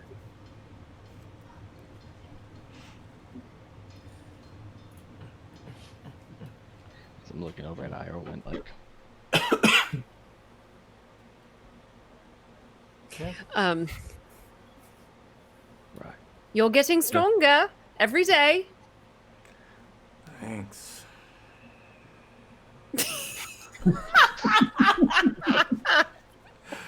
Thanks, Mom. Petulant 5-year-old. This is it's not quite how I imagined training, but I suppose. Yes. I guess we can Go ahead. It's having I guess we organic can fruit-free continue snacks. the process. It is still weird having Iorwin just simply observing and You don't have to always beat on each other in order to train and get better. Sometimes focusing on the details makes you a better fighter, even if you're not actively engaged in combat. I might not know a lot about fighting, but I know a lot about details. Focus on your footwork. Focus on the way you hold the sword. You are learning to do something new and different. Get the basics and the fundamentals down, and then you will be better in combat. Yes, I all win. Did you just roll your eyes at me? Did you just roll your eyes at me? Oh My apologies. God. I will continue training with Baranor on fundamentals of footwork. Thank you. And if he passes out again, I hold you responsible. And you, well, both of you. But Yes, you are I still my always- patient, so... Turin and Haida, roll a perception check for me. I'm sweating. It's not just because it's 100 17. degrees in here. 14. What'd you get? 14. You hear Irwin's shrill voice in the distance. Hey, as I am you- not shrill. Not shrill. not shrill. Concerned. Not Concerned shrill. voice. You hear Irwin's concerned voice in the distance as you walk side by side back on the road to Esgaroth, to Lake Town. You see Esgaroth in the distance, but you could definitely hear them, and you see the sight of Baranor and Holden kind of working together. Have they seen us? They have not. I'm assuming Ronyo would probably be bounding up to me, though. Oh yes, yes. She has broke away.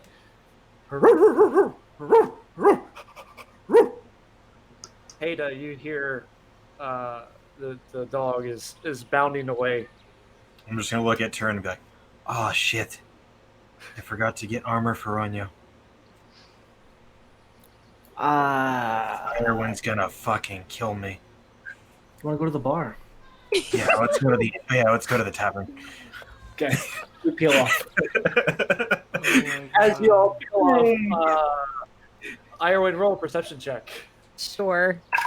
I'm rolling stealth. Oh, That's a 19 damn it! plus 4, 23. What'd you get? You said, sorry, perception? Perception. I'm hiding behind Turin. 15. 15. Turin. 19 plus 2, 21. Yes. Roll one more perception for your dog, because you do not see it, but you see your dog hounding up and bouncing towards you, and looking back and goes. My dog rolled much better than I did. Hold on, let me see what her Do I notice them? her stats are. So how do I determine perception for her? Is it? Is Your that passive what is that? perception is 17, right? Wisdom. My My passive passive is perception. 17. My passive perception is 17, yes. And for Ronyo, I just rolled a straight 17. So I don't know what her modifier would be. Oh, yeah. So that would be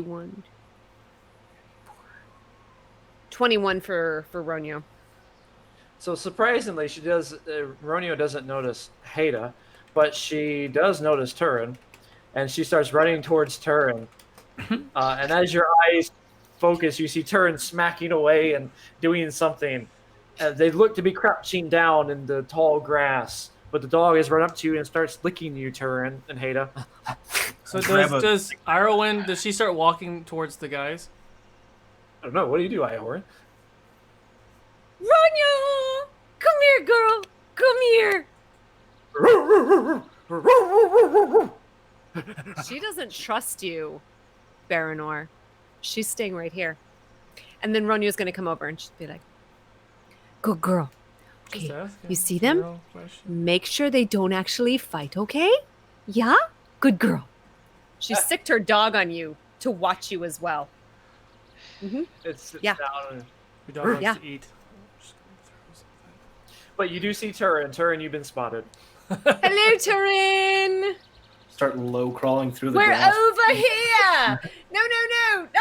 Oh, I think he dropped something. I'll meet you at the end. I get up and I go over. Seeing that our plan was foiled, I will join as well. Found it. I feel so loved. Thanks, guys. Appreciate it. Guys and gals, whatever. I just don't want to get yelled at for not getting armor for your dog. I said I did not say it had to be this time. I told him he could, I could get it in the future. Because when I had my conversation with Tyrion, I said, hey, it might not happen this time. Everyone's just felt scared bad. of the Team Mom. We are all terrified. I just felt bad that I forgot. If Mama my Scholar. dog dies in combat, you know who I'm coming for. Yep. As you You say never this- know. Irwin's like a secret ninja. She's just He's going to kill you jump all up- in her sleep. He's gonna jump up and grab my ear from like 8 feet off the ground and pull me back down to earth. She will climb up a tree. She's done it, and she will I grab do. your ear. Yes. Suplex me from a tree. So do we Baranor, do? for a moment, you have a sense of clarity as Olden coaches you on your stance that seems to unlock your potential, and you start to move twice as fast as you did before.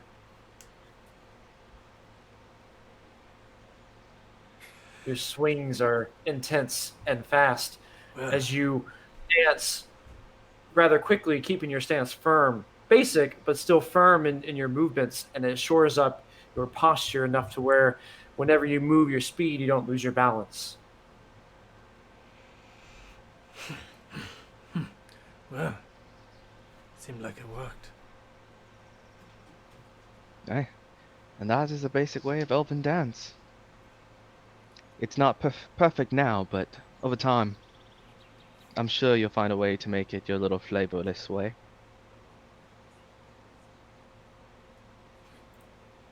He did.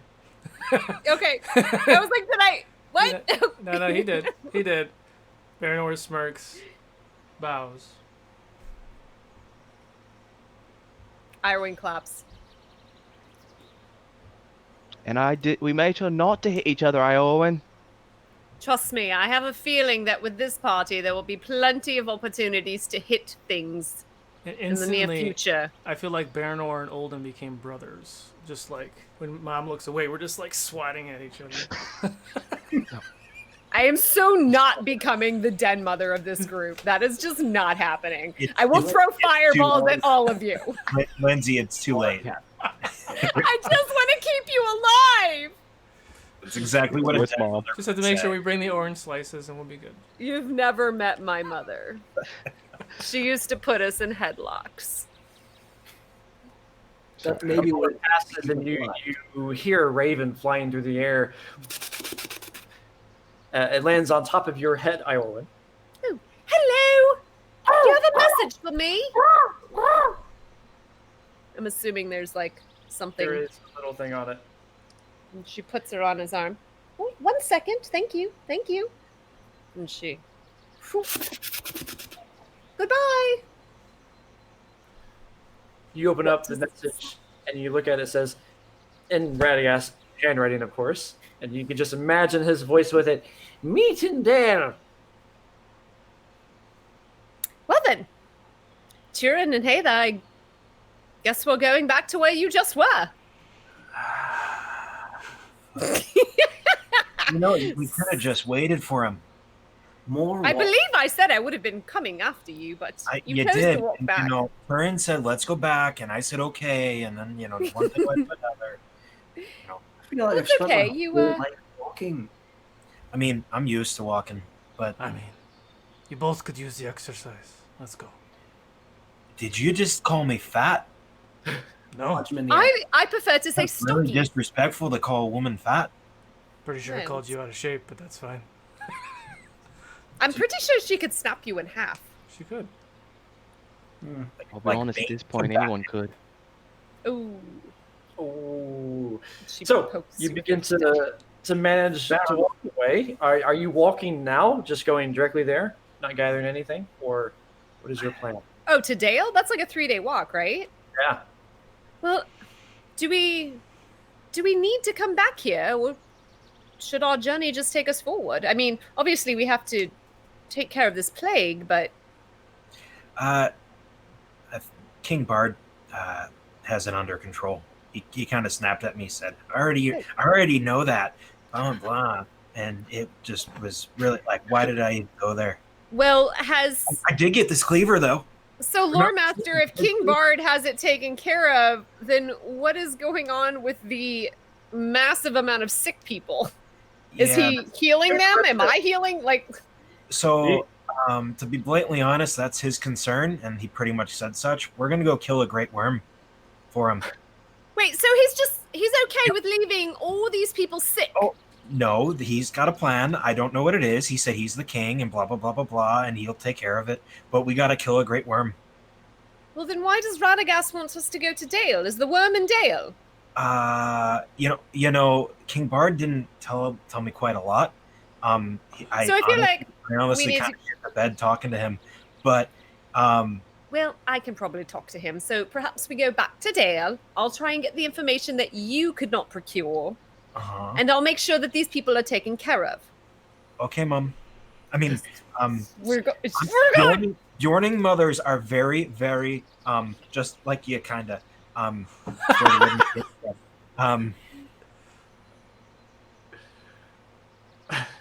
As Alden just stands all right, there. I'm gonna get scared. Does Ironwood have a staff yet? Did I get a staff at any point? I feel like I got a staff at one point. We have a staff. We have a staff from somewhere. We never figured out. We did have a staff. We never. It's in my. Never figured out what it did. The black pole thing, which I'm 100% sure somebody could have done during this. Well, I needed to learn how to cure poison because you guys keep freaking. We have a black rod that we have no idea what it does. Do I not have? Yeah, I don't have it in my. You know, maybe we're going to see Radagast and King Bard, and maybe Radagast will tell us when we get there. Yeah, I don't have it in my inventory, so someone else must still have it in theirs. Right? It's just attached to his back on the side. I kid you not. I looked at my journal. Black pole. I forgot to look any further than that ever. Well, we didn't know what it was. Lord Master, what time of day is it? Okay. Midday. Well, I'm going to put it in my inventory just to not forget about it. Well, so I guess I will hand you the pole. If we plan on Thank you. So literally it just says black pole. Because that's all I remember writing in my notes. That's all I remember. I remember Chris or Sizemore being like, we don't know what it is. We'll take a look at that in a little bit. For now, Baranor, you want to say something? Perhaps we go to Dale in the morning. Yes. We eat, drink some ale, maybe, ask some more questions, and then leave. How does that sound? I agree. Don't want to rush into anything. You said ale, so I mean, I look at Turin and like, we both said you said ale at the same time, so like, that's roll a traditions check, everyone. I don't even know what my tradition. Great, not again. You're giving me PTSD, man. For Haida, you can roll at advantage for this one. Question, Lord Master. All right, Turin.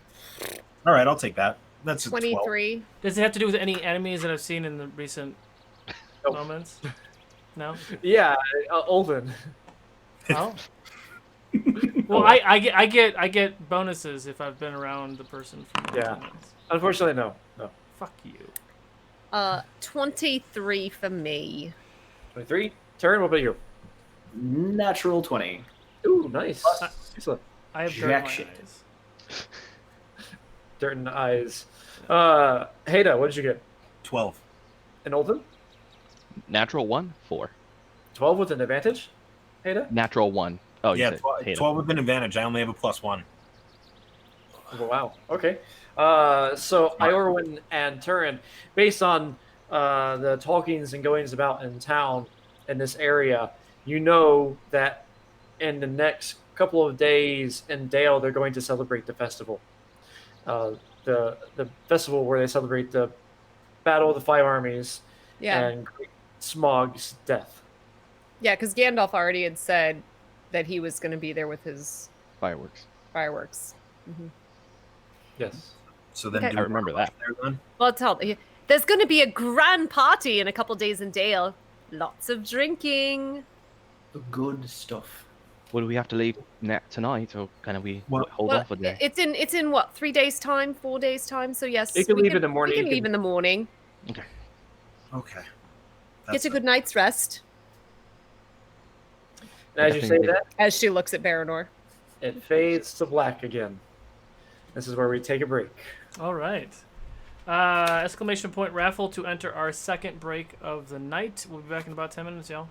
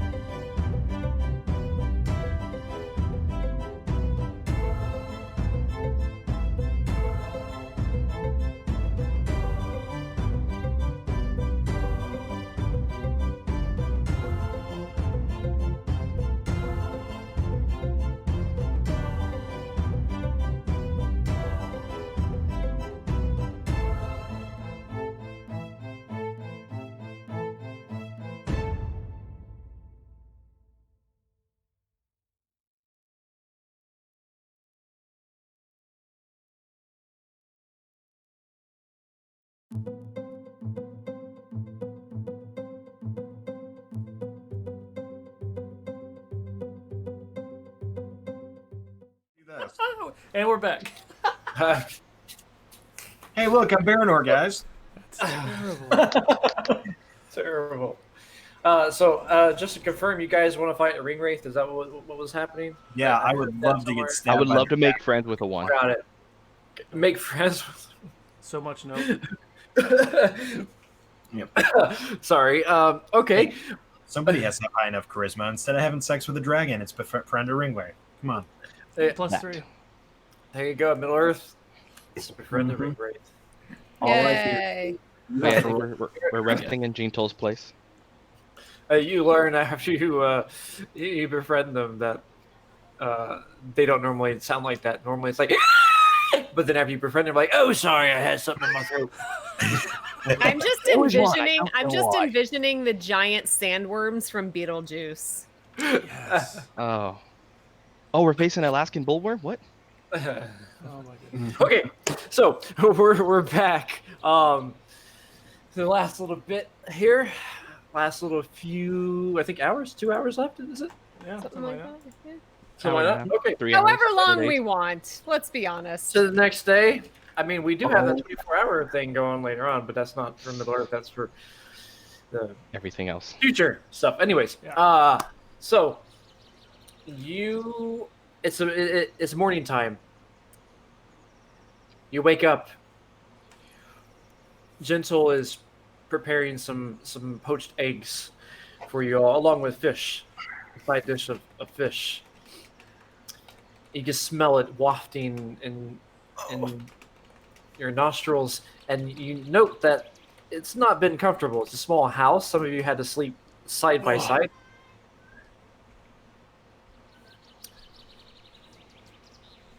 But you wake up, and he has the food ready for you. Food's ready! If you need it! If you want it! Why is it this early? Why? I'll approach the food. I Again. will also approach the food. Honestly, Gentle, I appreciate everything you've done for us these last few weeks. Don't worry yourself, Holden. You would have done the same for me. And I promise to do so no matter what time comes. He hands you a plate. Poached egg, fish. The fish itself looks a little off. Just confirming, Gentle, you got this fish from the lake? Yes, of course. But in the good stream. What do you mean by good stream? Well, there's a stream that branches off on the side. It's tastes the freshest to me. I'm gonna enjoy the egg.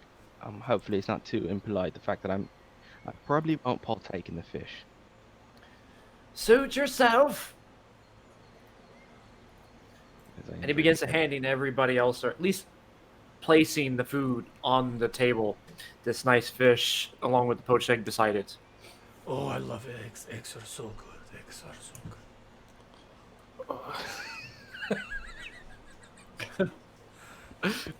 You know, I always said the thing you need after a night of drinking is fish for breakfast. Oh, That's a thing. Is that a dwarf thing? no, it's not. Okay, because that is not a thing that I've ever heard of.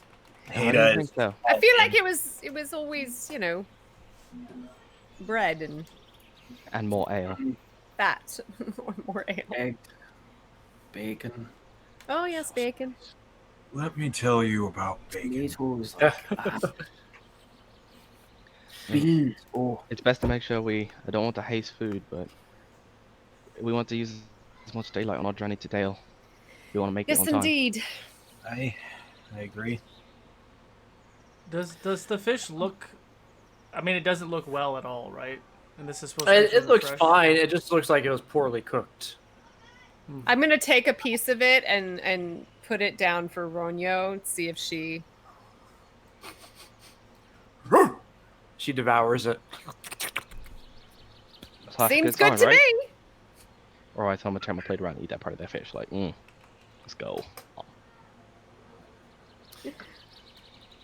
So everybody roll a Constitution saving throw for me.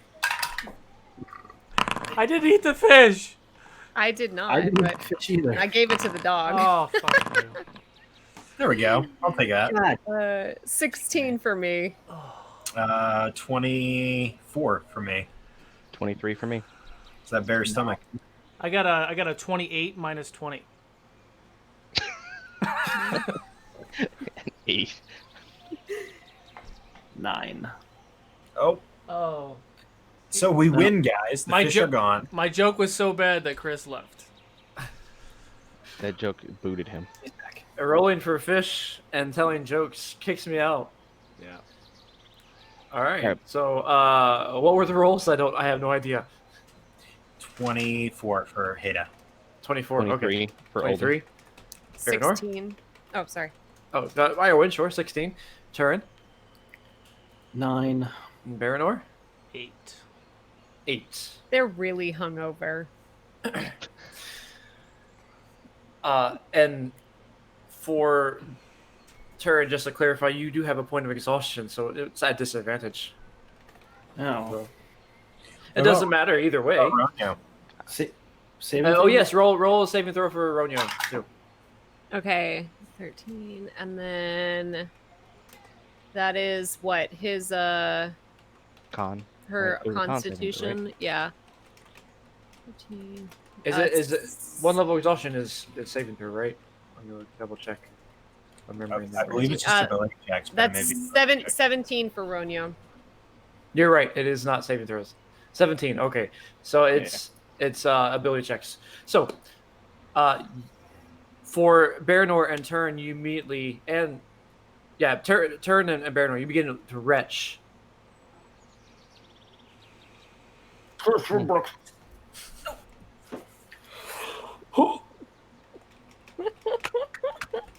Perhaps you might stick to the eggs. That would be best for you. That's all I ate was Hey. it. Would you like more fish? You know, I think look we at the appreciate time. what you've done so far. we best be getting on the road, like Iowin said. They're not seafaring folk. They're not used to the, the seafood.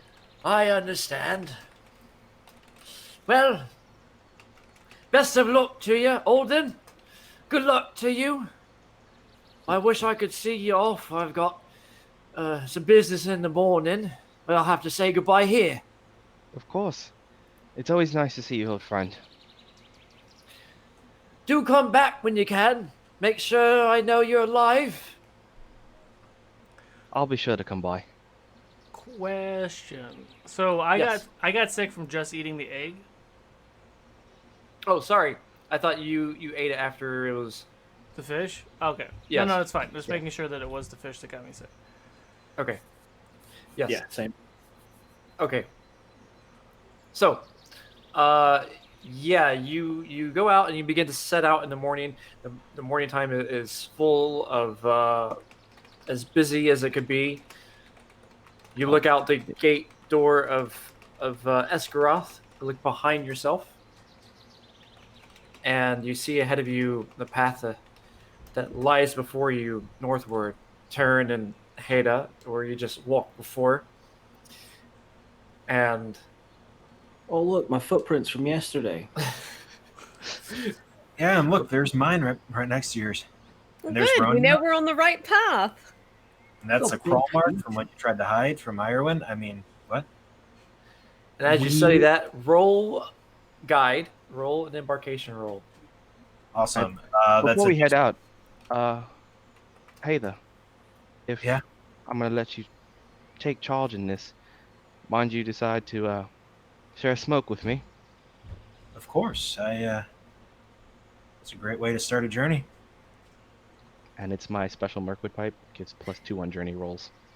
Oh, nice. Ooh. It gives me what on rolls? It's a +2? +2 on that first embarkation roll. Gotcha. I think So that's it. You got that on It Was that a back with pipe? The dual, yeah, the the pipe dwarfs. was The from dwarfs, yeah, from the first episode. Yeah, So great. that's Great. embarkation roll is that D12. personal events? Is that D12. And Is it's that- survival does that plus go half to the wisdom. peril rating, or never done this before? So you'll roll a flat d12 plus which is 2. survival and then half wisdom. Plus 2. Plus my survival. Yeah, it's survival plus half wisdom. Okay, Yes. so that's 8 plus half my wisdom. Half of 3 would be 1 or 2. I did 1. I rounded down, so 1. 1. So 9. So that would be 18 total. And then I don't know if this matters at all, but hang on. If it has to do with personal events, it's lowered by 2. Any part of the journey phasing through lands that you know, DC for personal event tests are lowered by 2. Peril rating is also lowered by 2. Got And it. I cannot become lost by any normal circumstance. The weather as you leave is Wait, did you say we're starting a journey phase? yes. Cool. What do you got? So perhaps I love that. 2 things. 1, weather, but also so weather Everyone lore, weather. yes, but also where did it go? News from afar. Yeah, is that one based on At the start of each adventuring phase, the lore master should inform so we're not you. quite there yet. Oh, we're not there yet. Okay. No, Well, we're on the journey phase. The adventure phase. oh, that's is, right. That's right. Well, then right. I am invoking weather lore though. I love it. Invoking. Invoking. It's She well, licks her finger. it seems nice today. You don't sense or feel of any sort of weather malfunctions in the air. Great. So, One last thing before we leave, yes. because I remembered I had it. I use my ears to the earth, because I get that when we get every long rest, I can use it. So I get a DC 15.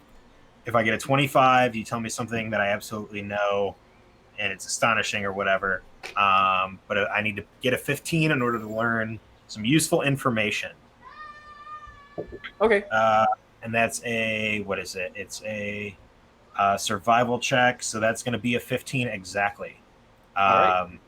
So between each long rest, you make a DC 15 Wisdom survival ability check. On a success, Lore Master must give you a small useful piece of information about a quarry you are hunting or a place you are seeking. So for me, that place I am seeking is Dale. It is. So, I'll get to it in a second.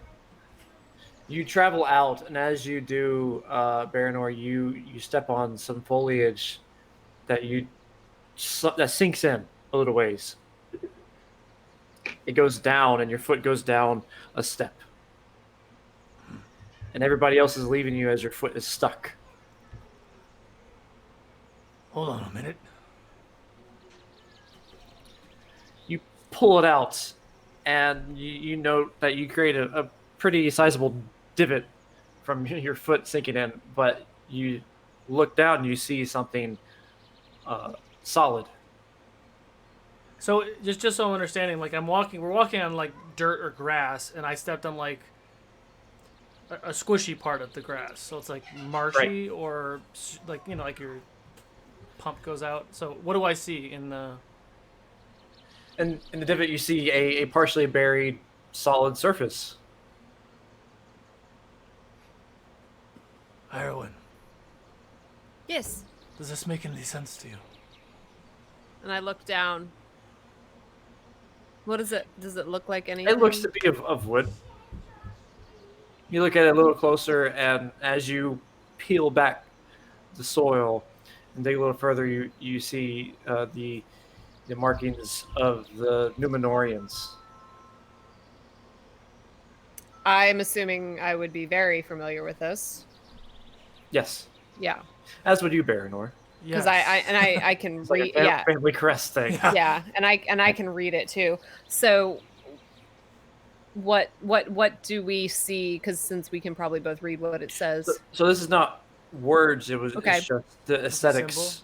or it's just a symbol. Yeah. Does it look like a box or a crate that could be opened? It looks like a box or a crate that can be opened. Yes. I'm gonna. Let's dig this up. Yep, we're Just digging. confirming, Turin gave the bow to Olden at any point, or he's still? Not yet. Not yet. Okay, Oh, he's holding out. so We are digging this thing up. Okay. I'm You kind of dig frantic. through. Me seeing something like that and not seeing anything like that for a really long time, I'd probably freak out and start frantically digging it out, Okay. scooping it with one hand. Well, Ronio can also help. So Roneo's doing the same thing, Yeah. digging just as quick as you. You guys are competing in pace. It's just, and you just see there just a blur. Oh.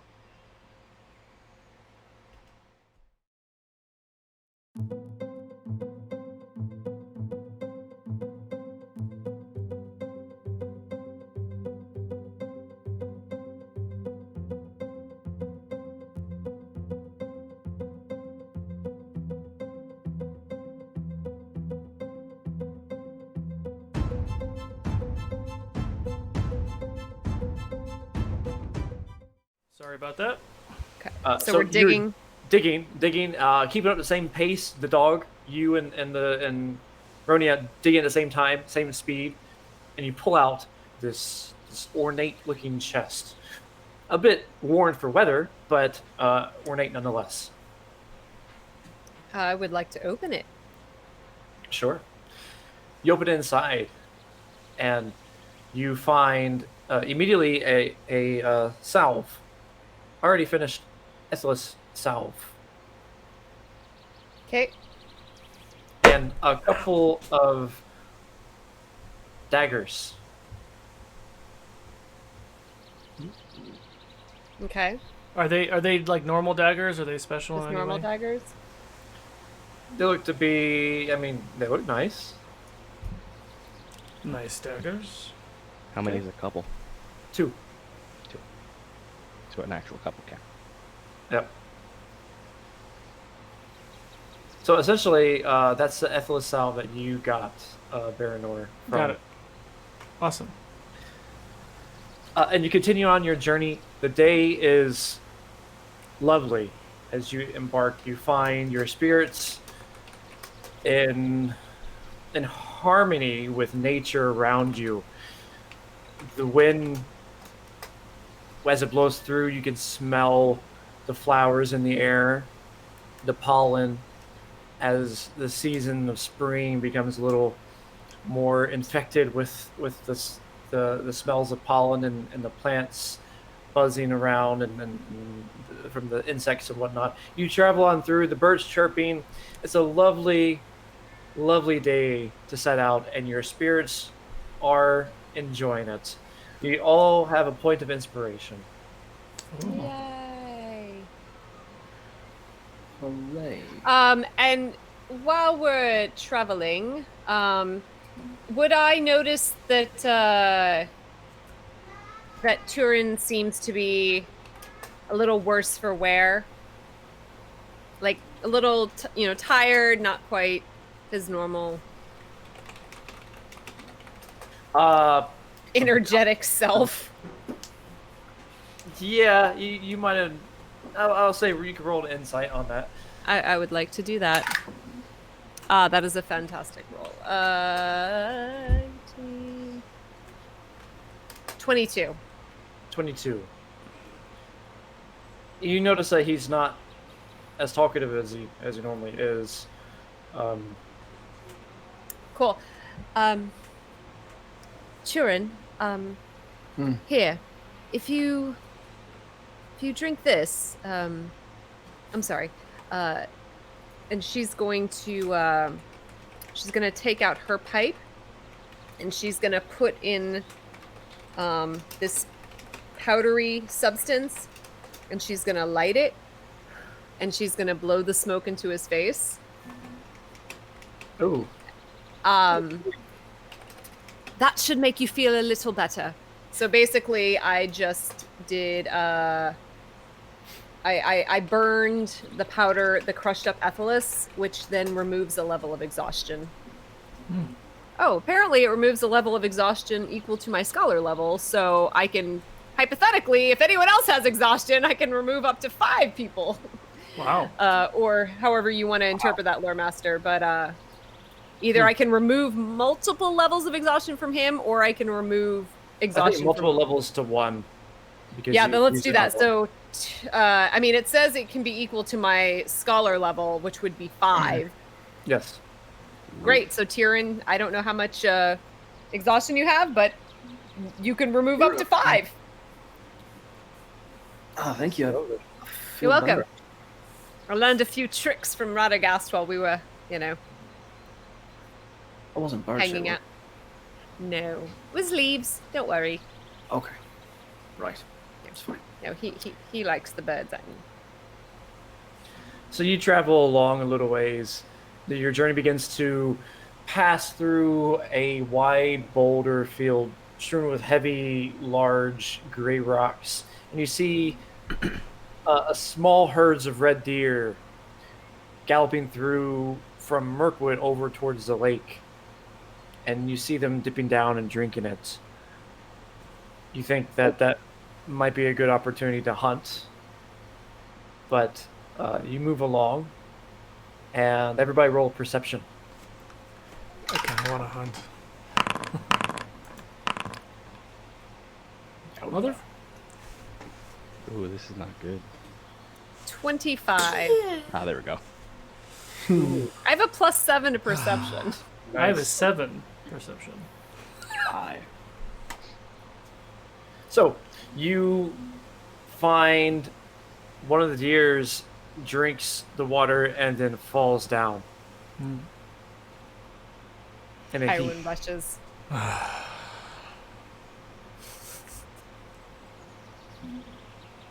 You rush over there and you see the deer, all the other deer that were drinking, they scatter. They start galloping off and running in the distance as you come a little closer, being scared by your presence. You rush up to it. It seems to be breathing heavily and looks at you with wild eyes, but cannot move anything but its neck. Does it look like it was inflicted with whatever was affecting the people who were sick in Lake Town? Roll a medicine check.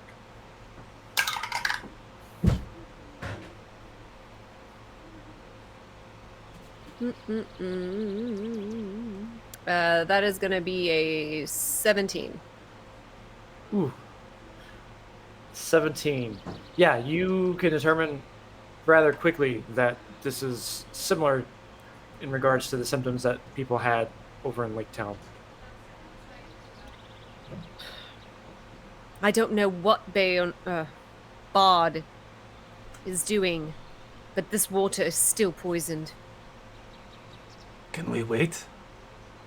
While I was there, so obviously Bard had said he's taking care of this, but would I have, I know we didn't have time to do this, but would I have known anything I could do to help ease the symptoms? Because it is like, I mean, obviously we've never encountered decomposing dragons before, but I'm assuming I've seen people who have been poisoned, not like spider poison, but you know, I don't know. Your call. You could use some of the flasks they gave you. So the flasks that you used, he didn't tell you how many drops were in it, but it was only 1 drop that you used for Baranor. You could probably do the same. And so I don't know what to call this. I'm trying to add it to my inventory, but Black flask. We'll call it black flask. Yep. Okay, and it cures any poison. Is that what we're saying? Mm-hmm. Okay. She's gonna do that.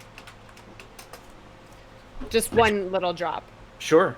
1 drop. You pour it in, and the deer bays kind of heavily. I'm not entirely sure how it sounds. Meh, maybe. So it bays and begins to scream out in its animalistic sound, and you see some of the energy coming back, some vitality of the creature, and it stands up, falls down, collapses a little bit, comes back up, and stumbles its way, kind of shakily moving along and trying to run away from you.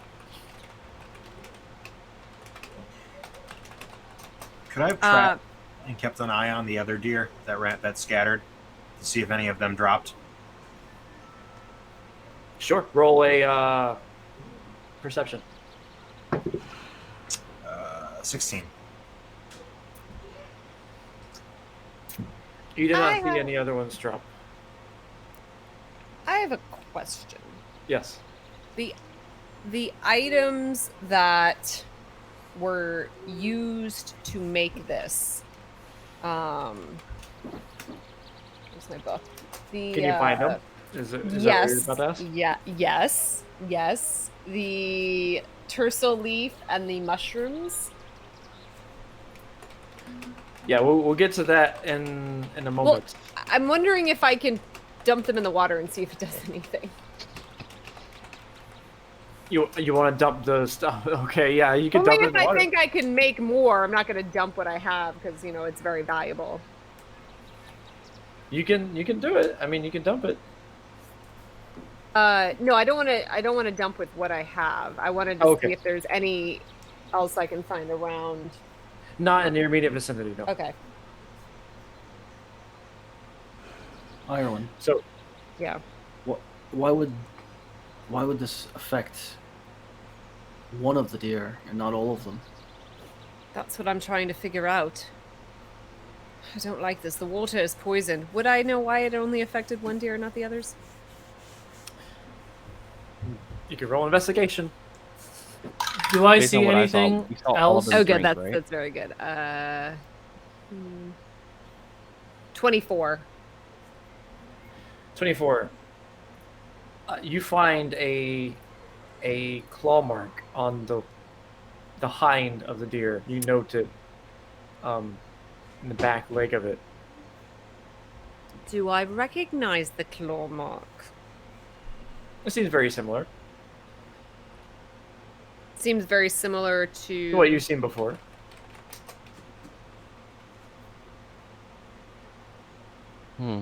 At this point, the deer bounds away. It appears to have been attacked by something that I am familiar with. Something such as a creature we faced before. It's not a spider. I mean, it's a claw attack, and it's obviously not spider. Another werewolf. I look, Wolf of some Trudge. sort. I mean, perhaps it's orcish in nature. I look at the ground for any tracks other than deer. Sure, roll investigation. Could I do survival? Yeah, you could do survival. That's fine. All right. I mean, I that's- could always help if you need. That's a 26. No, I'm good at survival. Okay. Okay. Yeah. You look and find that there are some twigs that have been broken in such a way that would not make sense if somebody was going on this path. You note that the breaking of the grass and the twigs continues on towards the west. With my known lands, while tracking creatures, you automatically learn their exact number, their size, or how recently they passed through an area. Oh. That's awesome. That's very so- handy. So tell me more, lore master. Oh, Fuck. let me see. Okay. It's a natural 20 for my 26. So.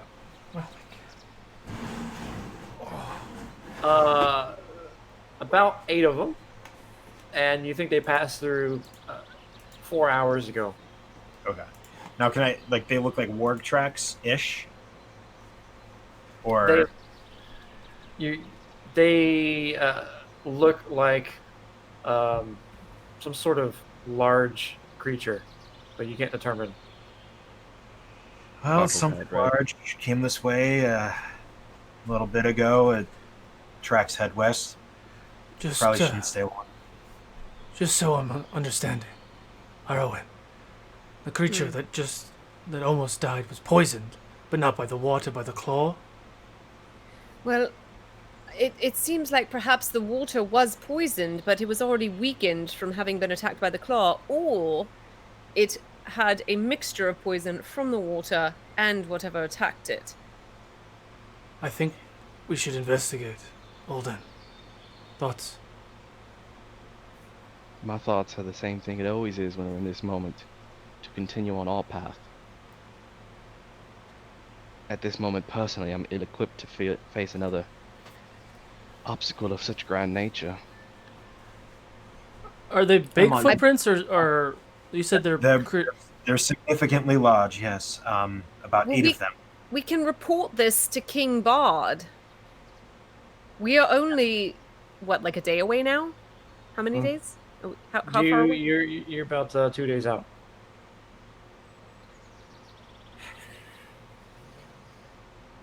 Our best chances is to get as far away from them as possible. If they attack us in the night, we can handle it then. If they track us, that's good. If we track them, we are going down the same path we have gone down before. I agree. We do not want that. And we tell King Bard, and he has, more people with, the ability Exactly. to... As much as I'd love to kill creatures of the dark, it makes more sense now to get to our destination than to track them down. A few deer mean nothing. So then allow us to continue.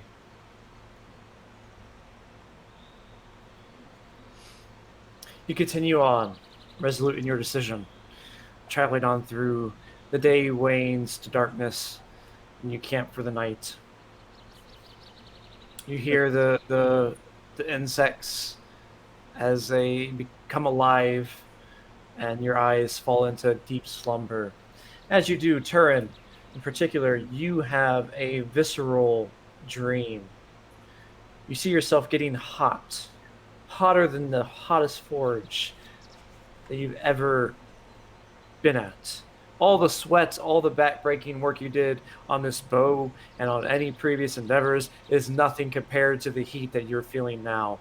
It swells around you. It feels like it's suffocating you from the outside in. You are living in this nightmarish inferno, and you look up into the sky, and you feel a hot wind push you down to the ground. The last thing you see is a blur of orange, and you wake up in a cold sweat. At this time, it's morning.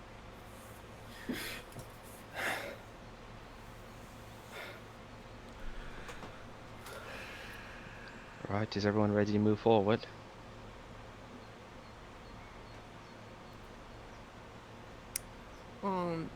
Tyrion, are you okay?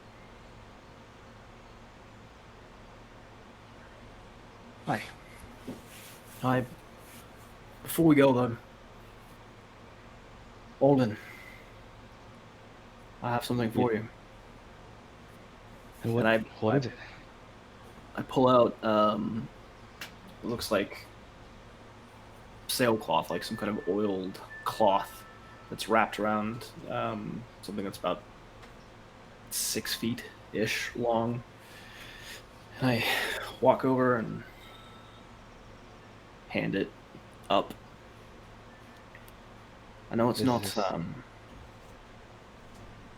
the one you had, but it should serve you well.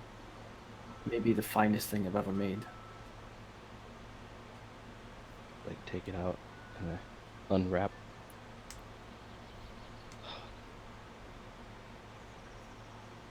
Might I say, be like the bow I had. Grip it.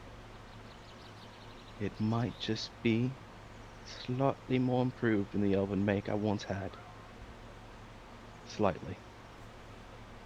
Well, it is dwarven made. And Irwin's gonna come up and just give them both a hug. Be like, you guys!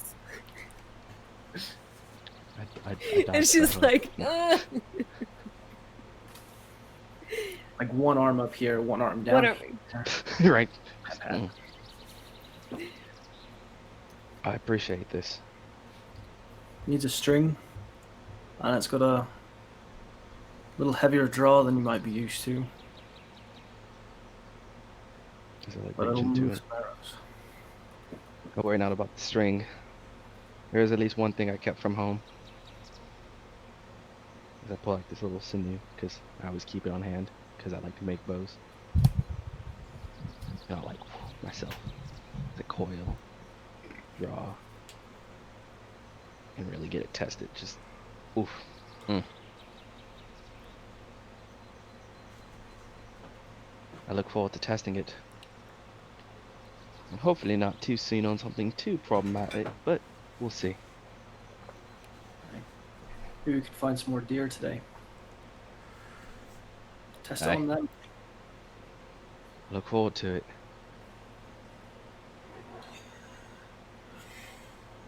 Well, if all is ready, Heather, I believe we're ready to move forward. Yeah. When we wake up, do I see any of those large footprints or anything in the vicinity off the road? Mm-mm. Okay.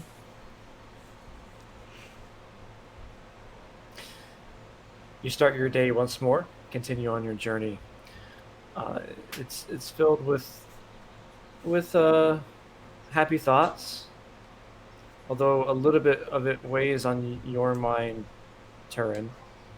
Still, what you've done has eased your mind, has eased your guilt and shame, and you feel a great heavy weight has been lifted off your shoulders.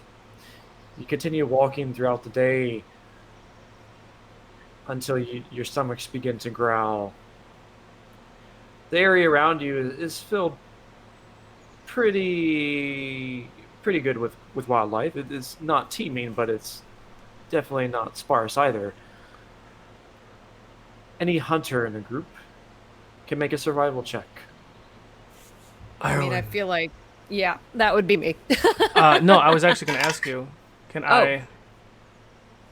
Go ahead. No, go ahead. If you roll already, I was No, gonna be like, I- If you wouldn't mind, I'd like to practice with my throwing, since you wouldn't let me spar with Olden. Very well. I rolled a 28 for survival, so I can probably just be like, there's something there and there and there. Or lore master, however you want to handle that. But yeah, I rolled a 28 for survival. Oh wow. Okay. Sure. You pointed out you find a couple of conies that are bouncing around in the distance. Go Okay. for it, Baronol. okay, I'd like to get as close as I can and try to throw actually one of those 2 new daggers I got. Sure. Yeah. Take one of them and throw it. It feels very balanced in your hand. Oh, 22 to hit. Balanced. Nice. 22 to hit. You aim true and immediately skewer it by throwing it, and it pierces directly into the neck of the creature and out the other side, stuck in, and you hear it go as it falls down. Very nice. Very nice. Is that enough for all of us? Probably not. I'd like to use the other one too, I guess, and get some more. Or perhaps Olden, would you like to shoot something with your new bow? I'll let you guys handle the hunting. I'm gonna keep my eye out for anything that may make its way around. Good idea. So you throw another one. You find Yep. another rabbit. And Irwin, as you pointed out, you find some particularly good plants and herbs that would flavor something like that really Rabbit well. stew. Love it. I actually got a higher one, 24 to hit. 24, yeah. It hits the side again. 2 down, 2 daggers gone. I'm gonna go retrieve my Well, I mean, daggers and the meat. Retrieve your daggers. Yeah. Yes. Okay. You gather And up the 2 I rabbits. gather up the herbs that we're gonna cook them with. Yeah. Irwin, roll a perception check as you gather up some of the herbs. Alrighty. Yay. Dirty 20. You find clover, fireweed, sheep sorrel, white mustard, and 2 king cups reveal themselves. Ah. Lovely. Lovely.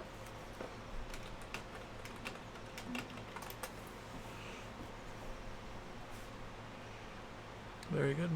stuffed rabbit.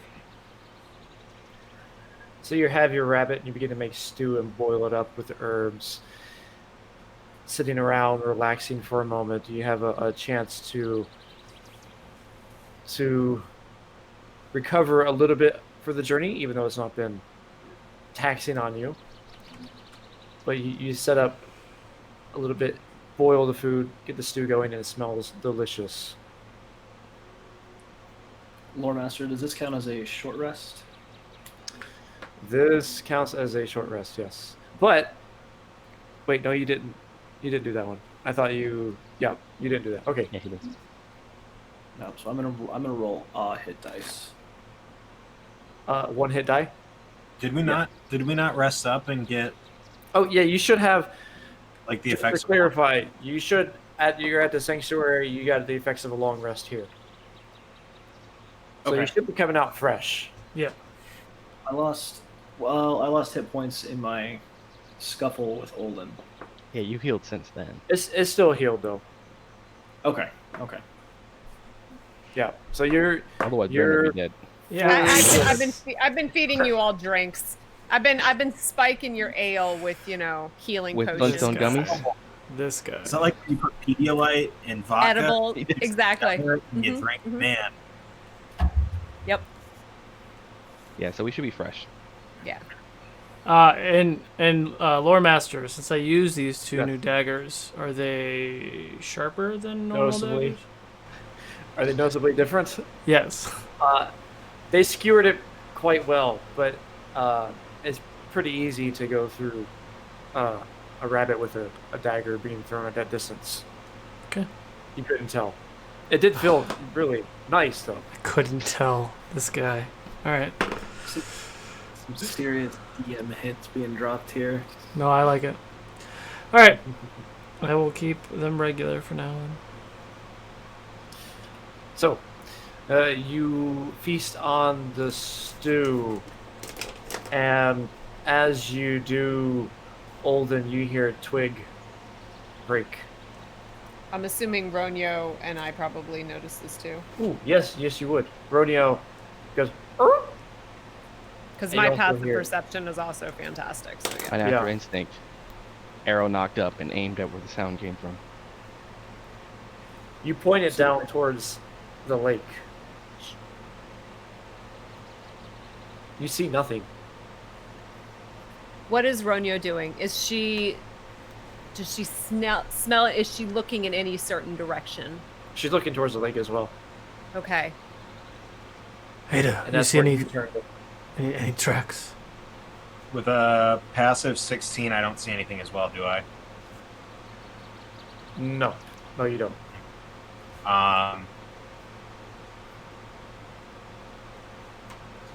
I mean, I'm not going to go out there and look for tracks if there's something out there. And all I hear was the twig snap sound, right? Mm-hmm. Ronyo, what is it? What is it? Really Does she hard. seem nervous? Actually, are we in the wild? Are we in the wilderness technically? You're a little off of the road. The road travels along with the river, going then- up. This is So technically still a Well, forest. the only reason I ask is because that bumps my passive perception to 19. Oh, then you would have heard it as well. And in fact, you look a little closer and you spot another deer rushing through, bounding out beyond the path. I don't From like this. from the lake, or From from the the lake. lake. Yep. As far as I can tell, it's just a deer running from the lake. And I'm gonna look over at Ronyo. Is she still looking down towards the water? No, she's trying to chase the deer.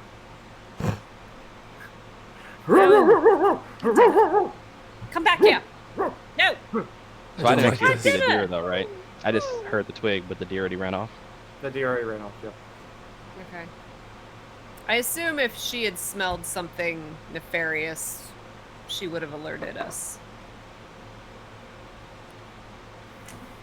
With that, you pack up your belongings to continue your journey. Only a day away from arriving at Dale. The river is flowing nicely. You have had your food. Your spirits are high. Um, and as you travel along, your weather lore kicks in. You smell a bit of Iorwin. It smells like Death. it just rain. You can smell the rain in the air. It's not a day away. It's more like a couple days away. Okay. It should be fine. Yeah.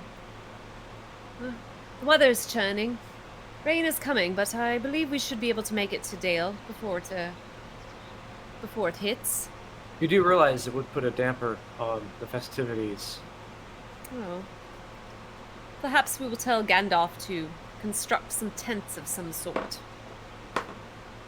Well, the nicest thing about ale is you can drink it outside, you can drink it inside, you can drink it wherever, pretty And much. his fireworks have always been of a kind that I don't think a little bit of rain is going to hinder them. But I will make a point of telling him. Though knowing him, he probably already knows. Perhaps we can let the individuals that are coordinating the festival be aware of the weather. I agree. Something else, we can continue on and just be aware of this, I guess. The day comes and goes. You rest again, make camp, and set out early in the morning, but not without some rather disturbing dreams. Turin, you had the same dream once more. And as you dream it, when you wake up this time, you remember every detail of it. Likewise, Heda, you have a similar dream of you clutching your kids, your children, your two kids, and holding them tightly on top of a mountain as you watch a pillar of fire destroy the land of Mirkwood and the forest below. It begins to burn and scorch the earth until the flames turn up and point towards you on the mountaintop. And you both wake up in a cold sweat.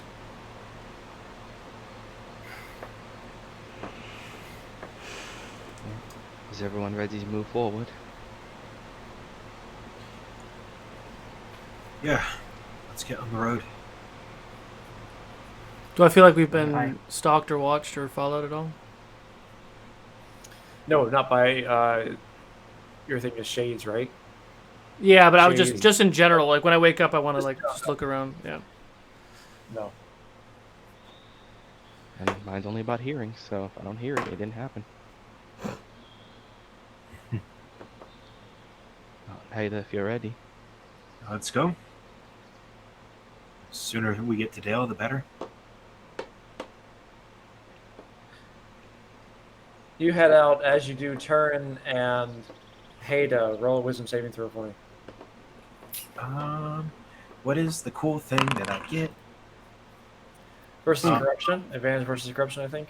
Is this a blighted land thing? No, it's not. All right, then it's just a straight roll. Damn, turn. That's a 7. Ooh. Give it to me, Daddy. I mean, Lord Master. The dreams you both had weighs heavily on your hearts. And it's a constant reminder of something that causes you great anxiety and frustration. And throughout the day as you travel, you can't get out of your mind. It's the only thing you think about. You gain 2 points of shadow. Oh shit. Jesus Christ, this game is hard. Cool. Almost there, guys. Halfway there. Can't wait to kill you. I mean, feel like Middle Earth should have given scholars something more powerful to be able to, combat Bring Shadow. that up with Free League. Tell them. I will. Bring Be that up like- with token for making Mordor. You exist. can't just give me one thing that I can do once a year. Lord Master, No, question. Tolkien makes it hard, yeah. Yes? Does this dream bear any similarity? Resemblance to the dreams you've had in the past? Mm-hmm. Yes, absolutely does. Okay. Cool. That's why I don't sleep, guys. I go in a trance.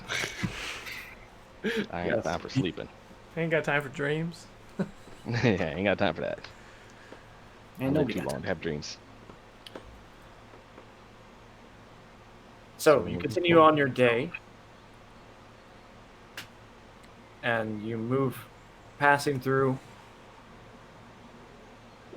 the sounds of nature on each side, the running water running through. You hear that as well. It's kind of soothing to you. But eventually you make it to, you see Dale not too far away. It's probably a mile out, but you see this stony outcropping and the lonely mountain, the peak of it behind it in the distance. You see it's not too far. You could probably get there in about a 2 hour walk. It kind of heightens your heart as you look out. And for your arrival, you gain a +1 on your roll. Do I roll that as well? On your your arrival roll, you would roll that once you arrive. But as you arrive, don't roll yet. As you head out, seeing at the top of the hill, looking down towards where the mountain is at, you you roll a perception one more time. Actually, All no, of us, or? no. Olden and Iorwen and your And dog Romeo? and Ronio, I think. And the Haida, I guess, if it's in this area. Your passive perception is what, 16? 16, but if we're in the wilderness, let's see, hang on, where's it at? Where the heck is it at? I just saw it.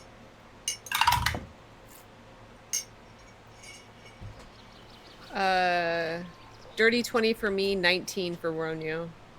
Ooh.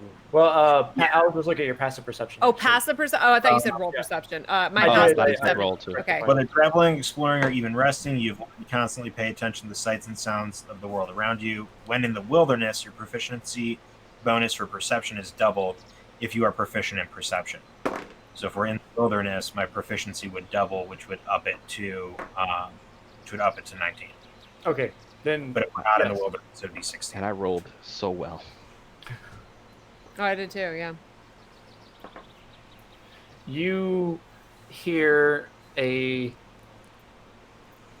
unhuman sound to your east. As you look forward to your east, where the river's at, you look to the side and you see some broken wood, and you hear the sound of kind of like a. Sounds like pigs. I look at Baranor and just kind of give him the nod. Was that the nod to go? Was that the nod to go? That was the nod to go scout it out. Yeah. I will be stealthy and just take a look. Like a 10-minute look. Olden, if you want to go with him, I mean, I can too, but I think the two of you would probably be better suited for it.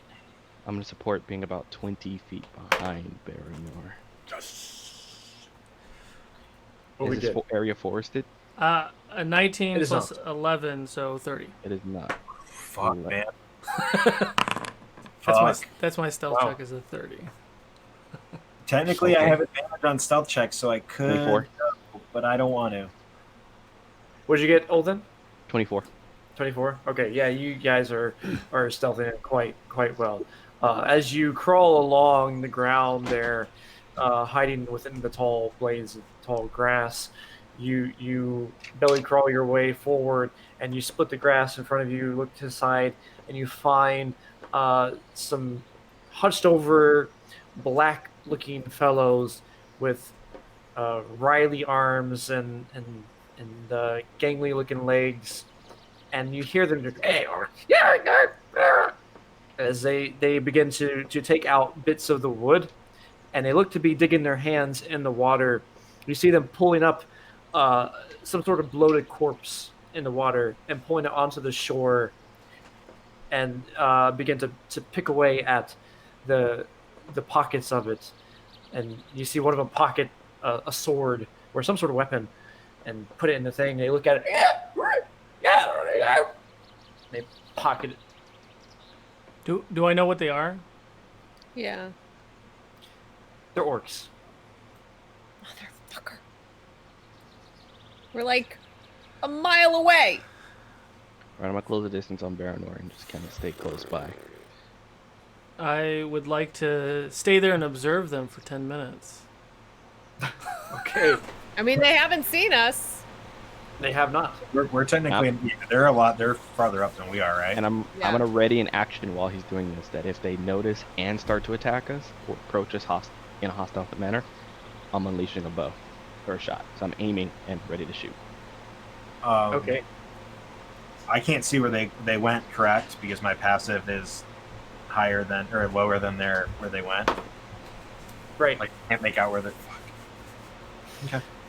So you wait there for 10 minutes. You see them do kind of strange behavior, but it's mostly look like generally they're pulling something out, and eventually they have 3 bloated corpses. They pull them out of the water, and they begin to loot it in some manner. Some of them have moved over. In fact, I can't roll on purple. Oh no, I had to refresh the thing to do it. Okay. Let me roll with a real thing. So, because they're looting, they're humanoid. They're not animals that they're pulling out of the lake. Right. They're humanoid creatures that they're pulling out. You watch one of them come and approach your direction. You hear them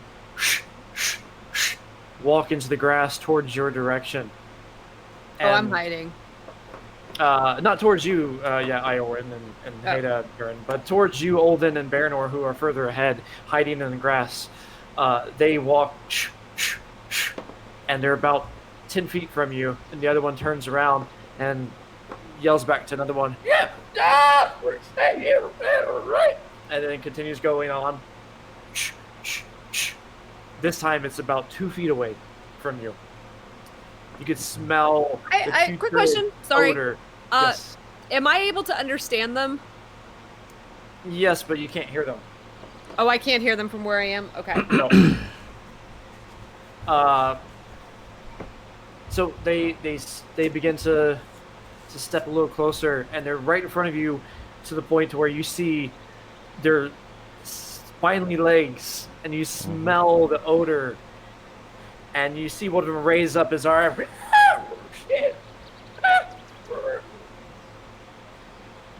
Roll a perception check. I'm so stressed out. 19. 16. You both hear a chirp of a bird right beside you, and you see it flutter out from the grass beside you, and immediately the orc pulls up his string and looses it out, and it hits the bird, and it falls down to the ground. It turns around and starts heading back. Thank you, Radagast. Right. Also, who just randomly shoots a little bird and then walks away? I mean, come on. Orcs do that. Iorwin is not happy about this. She's like, Has it been 10 minutes? It's been That's 10 what I minutes. want to know. It's been 10 minutes? Yep. All right, so yeah, we're going to back up. I am You back looking up around slowly. for any sort of pine cones or sappy material or anything like that. You can roll perception as Olden and Baranor. Or do I've investigation, been rather. doing this the whole time they've been watching. What do you want us to do? Baranor and Olden, you come back. Okay. As you come back, Iorwin, you can go ahead and roll an investigation. Investigation, not perception. Yes. It's the same thing. 17. 17. Okay. Yeah, you don't find anything flammable in Okay. terms of sappy things. What we got? So many orcs and stuff. Oh, wait. Yeah, how many do we see? 6. 6. There were 6 orcs. Looting Well, bodies and digging things. this close to Dale, we might earn some favor from Bard. be honest, I don't feel comfortable just leaving them there. But I will not rush in. This time. Well, You see me pout. we a have the little bit. element of surprise mostly, I think. They don't know we're here. And it's a relatively open area. It's not like trees and stuff. It's just tall grass. It's tall grass and then a river beside it where they're pulling these bodies onto broken docks. I have a plan, but I didn't know how well you'll like it. To be perfectly honest with you, I'm more worried about the river than the orcs. Would I be familiar now that I have learned more about poisons? Would I be familiar that orcs tend to orcs tend to poison their weapons? You could roll. Actually, would I know that? Because are they considered agents of the shadow? Yeah, they are considered agents of the shadow. So roll a shadow lore for. Yeah, I realize I have that. What is it? Agents of the Shadow? Is that under It's not even your- something specific. It's just most of my feats are the fact that I've been blessed to hear them, and my background is hunting them. So, like, I have in-character understanding of orcs and agents of the shadow, and I also have proficiency in shadow lore. Oh, well, there you Ooh, go. really have With a proficiency. natural 20. Ooh. Ooh.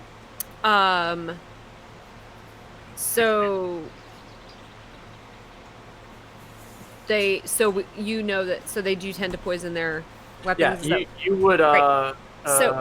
Yeah. Okay, guys. I know orcs and Alden, I'm assuming we've had this conversation, tend to poison. So, I'm going to give you this. Drink it before going in. It will hopefully help protect you should you be pierced with an orcish weapon. And I am going to give them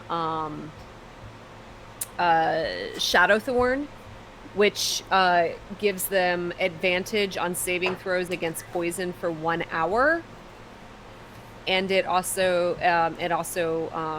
gives them advantage on Dex for 3 days. Now, I think. Is it one or the other? Episode you had only a certain amount. Yes. So Yeah. I'm those giving now? it just to who is going forward. Typically, Well, Hilda and Baron are considered our front line. Turin doesn't need it because he already has he's already resistant. You are resistant to Mhm. poison, correct? So it would be at least Hilda. I'd say Heda, Baranor. Olin, if you're going to stay back more, probably maybe not. You're but I probably also, okay. I also don't want to risk it. So I'll be close to Ironwind, so if she needs to give me something else to heal it true. instead, we can. Yeah, healing I can do a lot easier than the preventative. Yeah, so preventative should be them because they'll be engaged Yeah, in turns okay. already got. And yes, Sizemore, I am keeping track of my inventory. So confirming, they're more than like 100 feet away, like maybe what, almost 200, 300 feet away? Yeah, give or take. You could approach there stealthily without. I have a plan. I'm gonna run by you guys. yeah, let's Right. do it. So, ideally, it may not be the smartest idea, but I can get a little closer and draw them away from the edge. I don't think trying to ambush them will work out, but if I can bring them closer and have you guys pop out as an ambush, we can get the active surprise as they chase me, and Baronor can sneak around and flank from behind. That way, Taryn, Hela, you guys can take them head on, and I can cover fire from beyond after we get the jump on them. At least that's one way to approach it. There's 6 of them, so we have to. That'll Get them- work. That should work as long as they don't sit there and shoot bows at you. Well, So now that Lore Master is gone, as long as Napalm. That's the new plan. Napalm, I can tell you, I sweatshirt. tried to find flammable stuff and I found nothing. as I like hold the bow, I'm not entirely Swear. sure how well I'll be with this bow, but I do know I typically have a better range than most. I'm gonna have to see if I can like make poison. That's not a thing Dude. that's actually in the handbook, but I'm intrigued now. It is. Is it? It's that other part of your it's that other part of your cultural virtue. That I that can we make talked- poison? Yeah, I'm pretty sure. Where's it at? Um, Oh, It's the poison. Oh, poison remedies. Never Yeah, mind. that's what I have now. That's what you learned. Yeah. I am now very good at healing poison. I was just saying, I feel like maybe I could make poison. Lore Master. But also that would go against my friends to all. With me and Baranor, were we able to see what kind of weapons these guys had in general? Well, it shot a bird. Yeah. And that bow, is it a great bow or a short bow? Like, Short bow. Short bow. Okay, so I know. And from what I saw, none of them had a great bow. None of them had a great bow. I mean, all three of them had a bow. And 3 had 2 nasty-looking blades. Okay. What kind of sword? You don't know. That's fine. So ideally, I'm pretty sure that I have a range on most people, especially them. If I just keep myself at a certain distance, I should be fine. Olden, I guess let me I'll borrow your hide. shield. Okay. Olden, It if said you better anyway. if you want, Olden, I have a great bow as well, so the 2 of us could go out and shoot. Maybe a better draw if there's 2 of us instead of 1. I have a short bow. I can always be a distraction. The reason I'd rather keep the great bow. Great bows typically have a farther range, so we can stay a little further from theirs. And range for me, it's not a problem. So if anything, then Hader, you and me can pull their attention, draw them forward.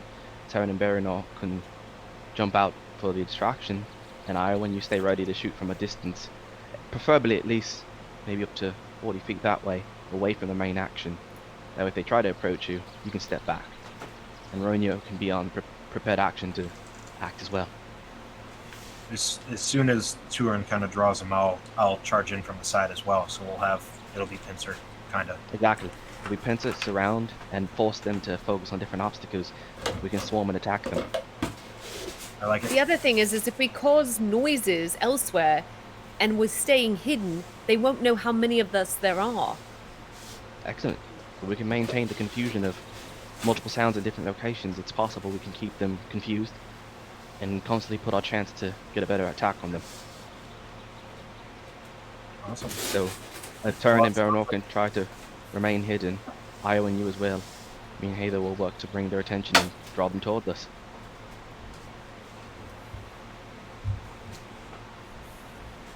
Right.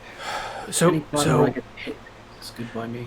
So you want Turin and I to get close, hide near the docks, and you shoot them to bring them to us?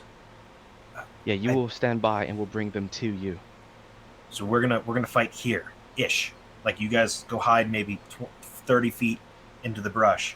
We'll go forward, pull them toward us, and then you guys will hit them from the side, and then I'll come in and hit them from the other side. Is there? Did we see anything to hide behind besides the tall grass, Lore Master? There's the tall grass. That's it. That's what about the elevation? How close do we have to get to see where the orcs are on the docks? Within 60 feet. Okay. So we'll get to that point. We'll kind of be in a staging area. You draw the orcs out, and then we go ham. Yeah, so Or you're going to just be at push least... them in the water. Because they're like 300 feet away is what I was told, so if we just have... Ideally, if you stay this far distance, we can pull them here. And it should work out. And you in turn just stand by. Alright. Irwin has gathered up like rocks and things or whatever because she's prepared to throw stuff in other directions to try and cause noise. So she's kind of made a pile of like rocks and pine cones and everything. Okay, I like. She can't set them on fire, but she can at least throw them. Hey there, if you can with me, if we can tie the rope on these my 2 daggers, we can create a trip hazard. So as they're running, we know where it's at. They won't. We can trip them and take advantage of that as well. You just see this giant fucking... I like that. I like that a lot. So we'll tie if you can, you'll help me tie the rope, and we'll plant my dagger. So that way we can bind this. Because there's no trees around, right, Lore Master? No, it's just no trees. Tall grass. No. Yeah. So that's why it works. The dagger's not that tall, and the rope will be obscured by the tall it'll be grass. right on their feet. Well, and the other thing too is I can stand on the opposite side of the rope, and they'll have no idea. Excellent. And when they I trip, think I'll this will just fuck them up. Right. So we'll set up the rope thing. Do we need to roll for that, or can we just As set the up the DM, routine? as the DM smiles. Yes, you're going to need to roll for that. I think it's survival. What skill is it? Survival, nature. Survival. Can I help Hey, I'm him? gonna let you do it, and you I'm want gonna me to help do it? you. Okay, cool. So I do we mean, need- I'm probably pretty good at tying ropes too. I'm just putting that out there. I have. I mean, we can all help. Sadly, I have mean, a I'm really good at I'm a survival. +6, but I get I have a plus wait. 10. advantage. But I get advantage with it as well, I believe. Okay. Well, Yeah, I'm and giving advantage by helping, so. Oh, yeah, yeah, and that's right. I also have a plus 10 to survival. Irowen's gonna tie this rope, and we're gonna All right. help her together. All right. With let's do- advantage, I'm assuming. Okay. So you're piling rocks. Okay, well, that tying was rope. an Oh, yeah, 18. Oh, so that's a 28 to tie the rope. Wow. She's not the leader, but she's got all the skills. And we're using everybody's skill in this one. Okay. Level 5, fam. Well, she's not a fighter, but she knows how to tie ropes and create traps and, all that for sure. So you managed to tie the rope and get it plunged in there really well into the earth, into the ground, and you feel like you have it surrounded by enough tall grass and in position to where it seems like it will be an effective means if you leave them that way. Great. All right, Turin, Baranor, this is the post point. When they fall over, that's your chance. Iowan, I can give you a glass of oil if you have the tinder kit. I do. So here's a flask of oil. If we need to. I we can- I would just like to maybe. I can't believe I'm the voice of reason here. We're in very tall grass. Maybe setting it on fire is not the best plan. This is actually more of a contingency emergency, I'm thinking. If worse comes to worse, I'd rather watch them all burn. But I agree. From inside the burning grass.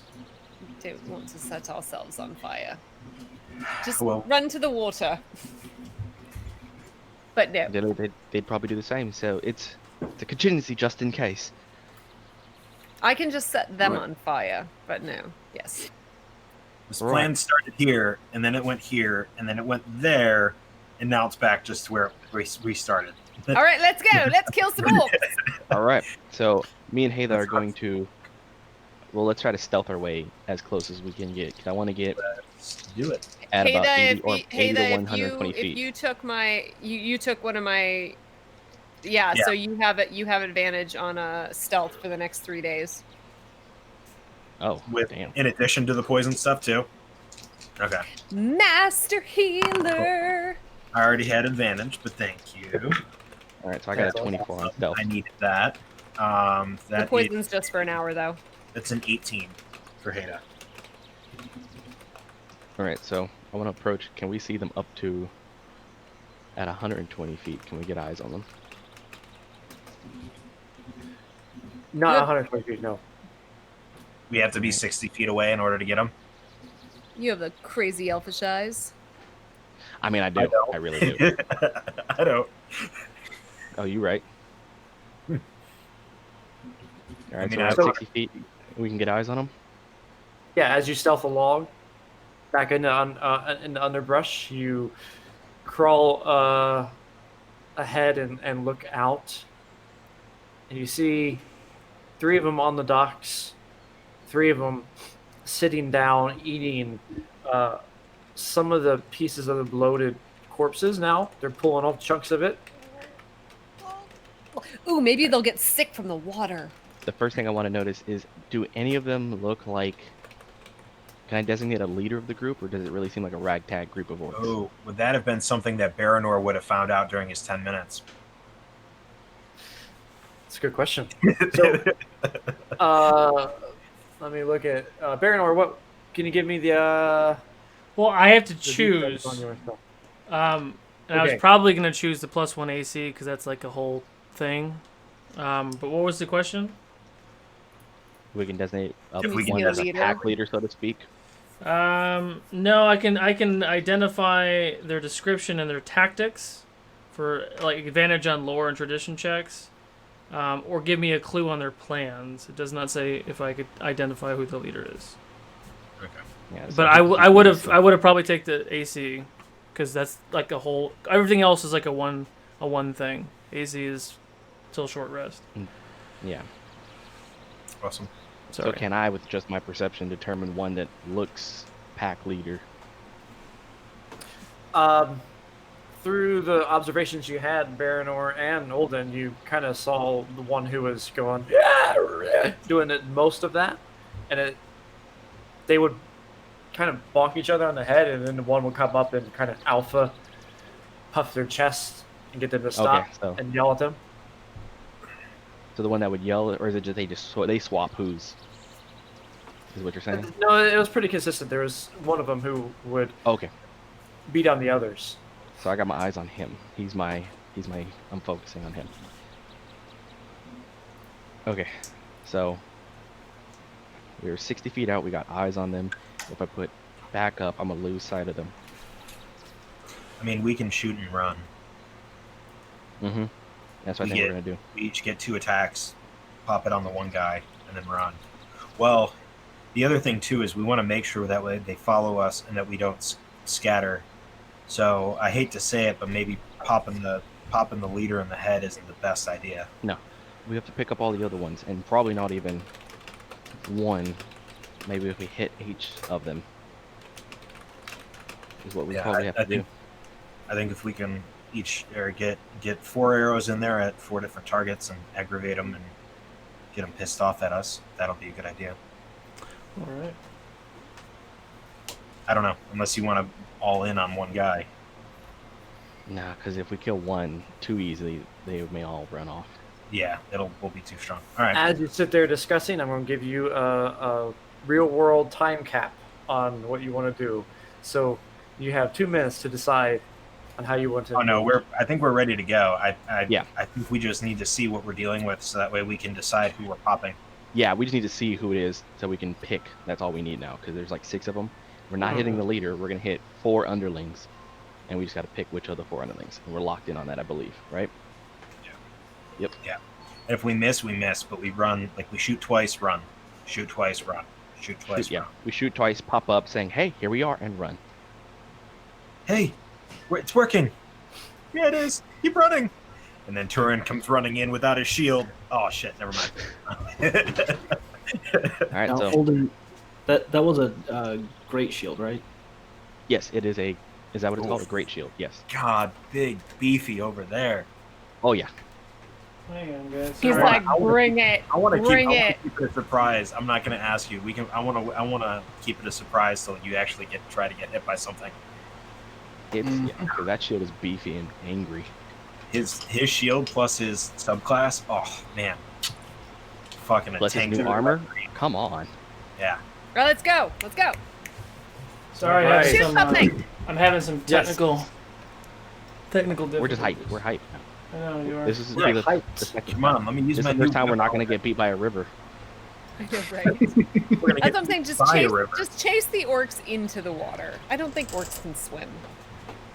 I also think orc bodies would contain. Instead of getting beat by the I river. mean, the water's already contaminated. Let's be honest. Yeah, Probably with some because of orc the orcs blood in now. there. I mean, dinosaur, geez Louise, dragon blood, orc blood. It's all poisonous. They all I make mean, Grey I would Wardens. rather drink. I would All right. rather drink dragon blood than orc blood. Sorry to about be that. fair. There you go. Ooh, pretty. All right. Look at that So- water. Oh, that's actually a different structure than I thought. So, as you duck behind, trying to manage your shifty nature, you see 3 of them on the docks and 2 of them on the side.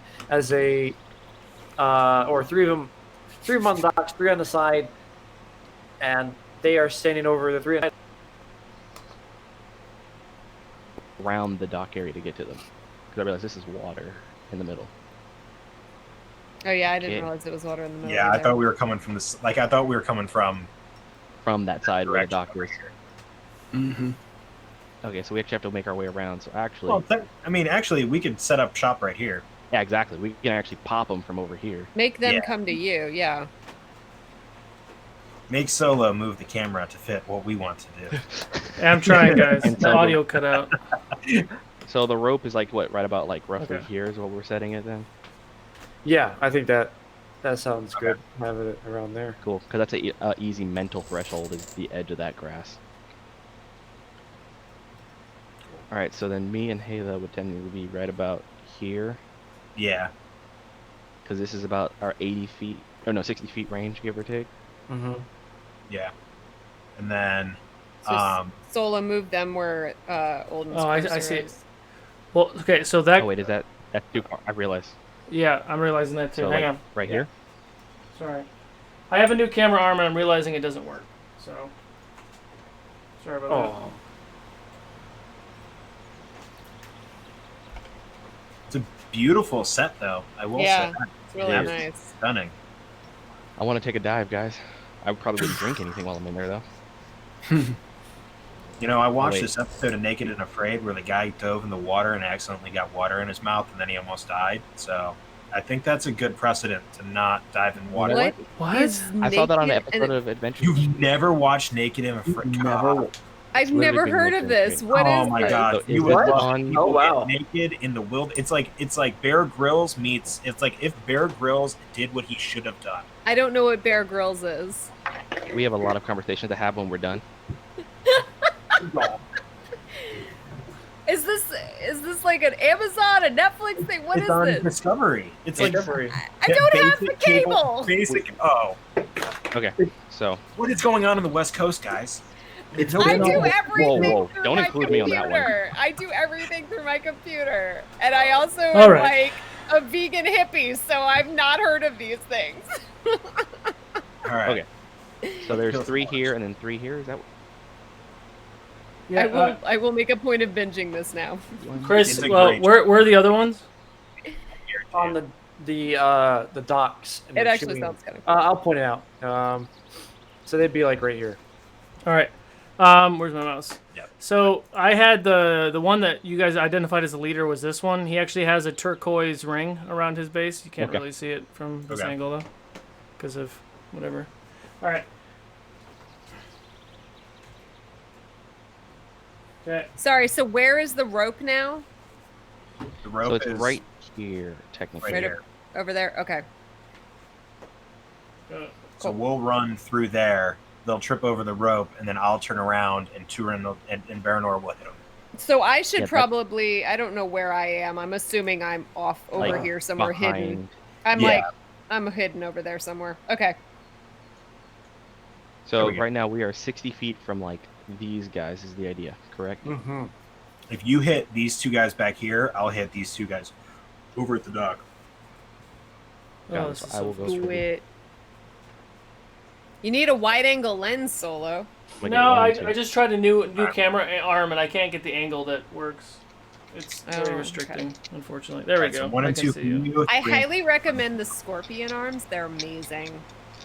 All right, so I'm gonna roll for the left guy first because I get 2 attacks, so left guy first. I'm just gonna roll both at the same time. Do we get advantage on these, or So you are essentially able to approach and surprise them. So you will start with a they'll be surprised. So you can still roll initiative. okay? Okay. Oof, that's a big oof. Are we all rolling initiative right now? I think Yes. Oh, we are? Or yeah, everybody can roll initiative at this point. Oh, okay. Just first round, Olden and I will be the only 2 doing stuff. Shit. Initiative. I actually put us all acting at the same time, but me and well, Owen's gonna be. Yeah, there. yeah. What was mine? 8. Okay. 5, that's a 13. Okay. Damn this camera, man. Alright. Just went size more. Yeah, I think I need to refresh again. It is bugged out. Can you hear me? Yeah, we can Yeah, hear yeah. you. We hear you. Okay, just making sure because it just went all weird. Make sure everybody Yeah, write like- down your rolls if you didn't already. A few technical difficulties. Fun thought. That's actually the backside of my water template, which it looks different. All right, so I wrote down my initiative, so I'm. Yeah, so after I send you the thing that I'm sending you tomorrow, I'm gonna send you some water stuff.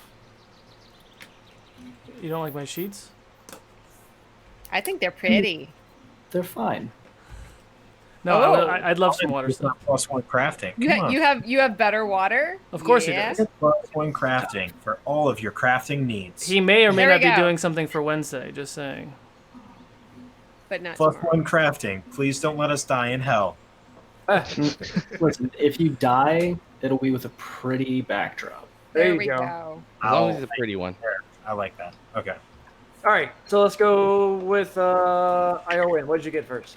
21. 21. Olden. 19. 19. Baranor. 13. 13. Turin. 10. 10. Heda. 12. 12. And Gabos. What? Was almost right down to the list there. Pretty good. Okay. All right. That's good. So There we go. Iowin, you are up first before they start. So we're going to, I think you've prepared in terms of. I have. So basically what I'm going to do is I've got, I mean, my short bow's ready, but I've got some rocks in my hands and I'm just going to ready my action and hold my action to throw these rocks in different directions should the orcs come too close towards me or my group, and it doesn't seem like they're following the path they should, and I'm going to throw them to distract from another direction. Okay. So like, You okay, so you're staying there and you're ready in action in a case. because I've already, prior Right. to initiative, I'd already gathered up all these things, and I'm sitting there, and Ronyo's just crouched next to me. She's just sitting there with me too. But I've told, I've also told her, like, if something happens, she's going to run and try and make noise elsewhere too. Got it. So we're just sitting put. We're hidden. But Olden. We're hidden. All right, so I'm taking the ones in the dock. So I'm gonna shoot 1, 2. The two on the dock. Okay. That's green and Yeah, Yellow. this one and that one. So Green and yellow. Okay. green's Go on the ahead left, and yellow's roll. on the right. and you said we said it's no advantage, right? No advantage, no. All right, so first on the left guy. That's gonna be. Hits. All right, I realize. Yeah, okay, so. I know you have like a I'm gonna- +8 or something. No. All right, and then the right one, just so I can get that out the way, is, since we prepped my aiming, that's another +2. It's 18 to hit. You with a Jesus! 4. You rolled a 4? That's it. Oh my gosh. Was that with That is the the- aim? Amazing. Yeah, so because I got the prep to aim. Second Yeah. shot. Okay. And Heda, by the way, you're muted. So you let out. All right. It So flies damage- out. The 2 arrows. Go ahead and roll damage. So damage for the first one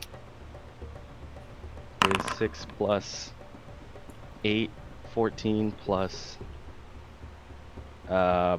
This one is 21. 21, piercing. and then next one. Is Holden's just like, thank you, Turin. 3. I made 10. it nasty. Yeah. 17 piercing. if it's a great bow, it's a D8, not a D6. Holden. It's a short bow. It's a short Oh. bow. So yeah, Very powerful short bow. you pull back, and it just immediately flies out, and it hits the side of the shoulder of one,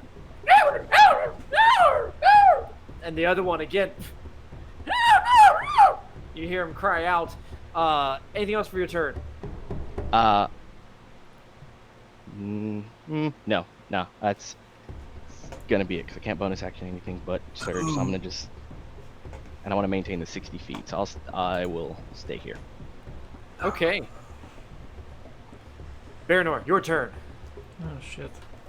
I can't do anything because my range is super short. So I'm gonna ready a dagger if they start coming down the beach. Okay. Heda, your turn. Pop 1, pop 2. Okay. That is red on the left, orange on the right. The orange, red right. one is going to be a 16, Hits, roll damage. and then the orange one is going to be a 21. Hits, roll damage. Man, you guys got some That'd good be- rolls. Nice. 7 plus 6, so 13 on the first, and the second one is going to be 10 points of damage. 10 points of damage. So 17 for By the the first way, guys, hit. this is the first time I've made a range attack the whole campaign thus far. Excellent. I'm 2 for 2. Again, same thing. It flies out, and you see it strike true right on to the chest of these ones, both almost at land simultaneously, same time, to two different orcs. And they kind of stumble backwards and look around. It is now. Oh, I'm go gonna ahead. move. I'm gonna move and kind of like give them a little wave as I'm moving over here. Oh, you give them. Okay. Like Got I'm it. trying to draw their. Hey, I want to draw their attention. Yeah. Oh, hi, Mark. Hi. Hi. Turin, your turn. I'm going to hold my action. In case they get. Actually, how far away am I from them? Orange, you're back there. It's give or take 80 feet. Yeah. Okay. Yeah, I'm gonna hold my. I'm going to get my borrowed shield, kind of in position, and get one of my hand axes out. And if they get within, what's the range on a hand axe? 2060, I think. 20 by 60. 2060. How does that Yeah, work? I think it 'Cause was I in never use throwing things. 60 is at disadvantage. 60 if it's over is 20, it's disadvantage. Beyond 60, Yeah. you can't do. you can't do right. Got it. Yeah. So 20 That is first number normal. is your max. 21 to 60 is disadvantage. Got it. 60 beyond, it's impossible. Yeah, so if they get within 60 feet, I'll throw a hand axe. Okay, you hunker down. You get the your hand axe out. You brandish it, and you pull out this massive shield that kind of takes over your entire body. Right in front of you, ready to go. While you're doing that, Heda, the orcs on the bridge, you see them cry up. The one in the leader on the side, over. Let me put up the mouse thing. Over here, you see him go. And the other ones on the bridge, they go. And you see them pull back their bows, and all of a sudden, 3 of them flying your way. What is your AC? What's the distance between them and me? 80 feet. 80 feet. So that would be disadvantage if they're short bows, correct? Correct. No. Short bows have up to 80 feet? 60 feet. 60 to 60 feet. 150, I believe. AC 16. AC 16? Okay. Short bow is 80 feet. Yeah, it's 80 by 320. Is it 80? Yep. I have one. I can't use it. But aren't they on this? I thought we're in the surprise round. Oh, Yeah, you're this is correct. That's sorry. Yeah. Top of the key. I thought it was like a pack move, but okay. It wasn't a pack move. It's that was all they did. They just screamed out and cried out. And their arrows are in the air, about to land. Anyways, back top of the key. Iorwin, it is your turn. I'm just gonna stay where I am. You stay where you're at. Your dog is howling. Arrgh!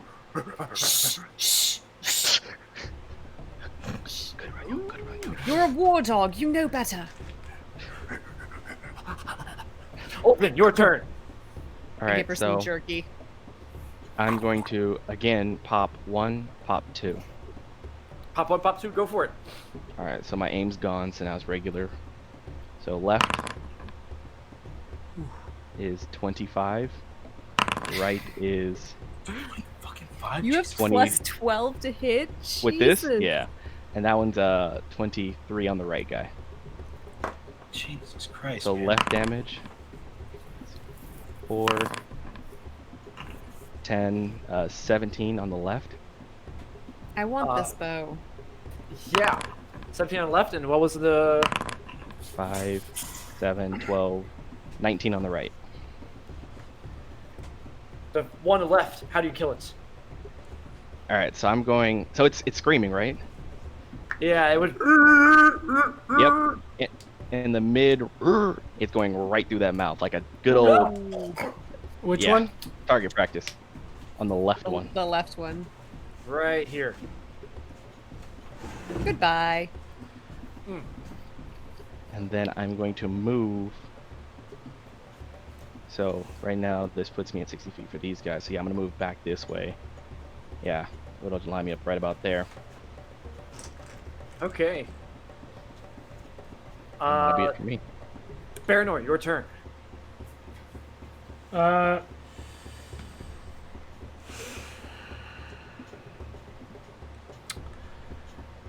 Trying not to meta, knowing that what you're planning on doing with the orcs, I would probably just wait. And if something comes within 60 feet, which I imagine being the edge of the deck, I'd throw one of the daggers.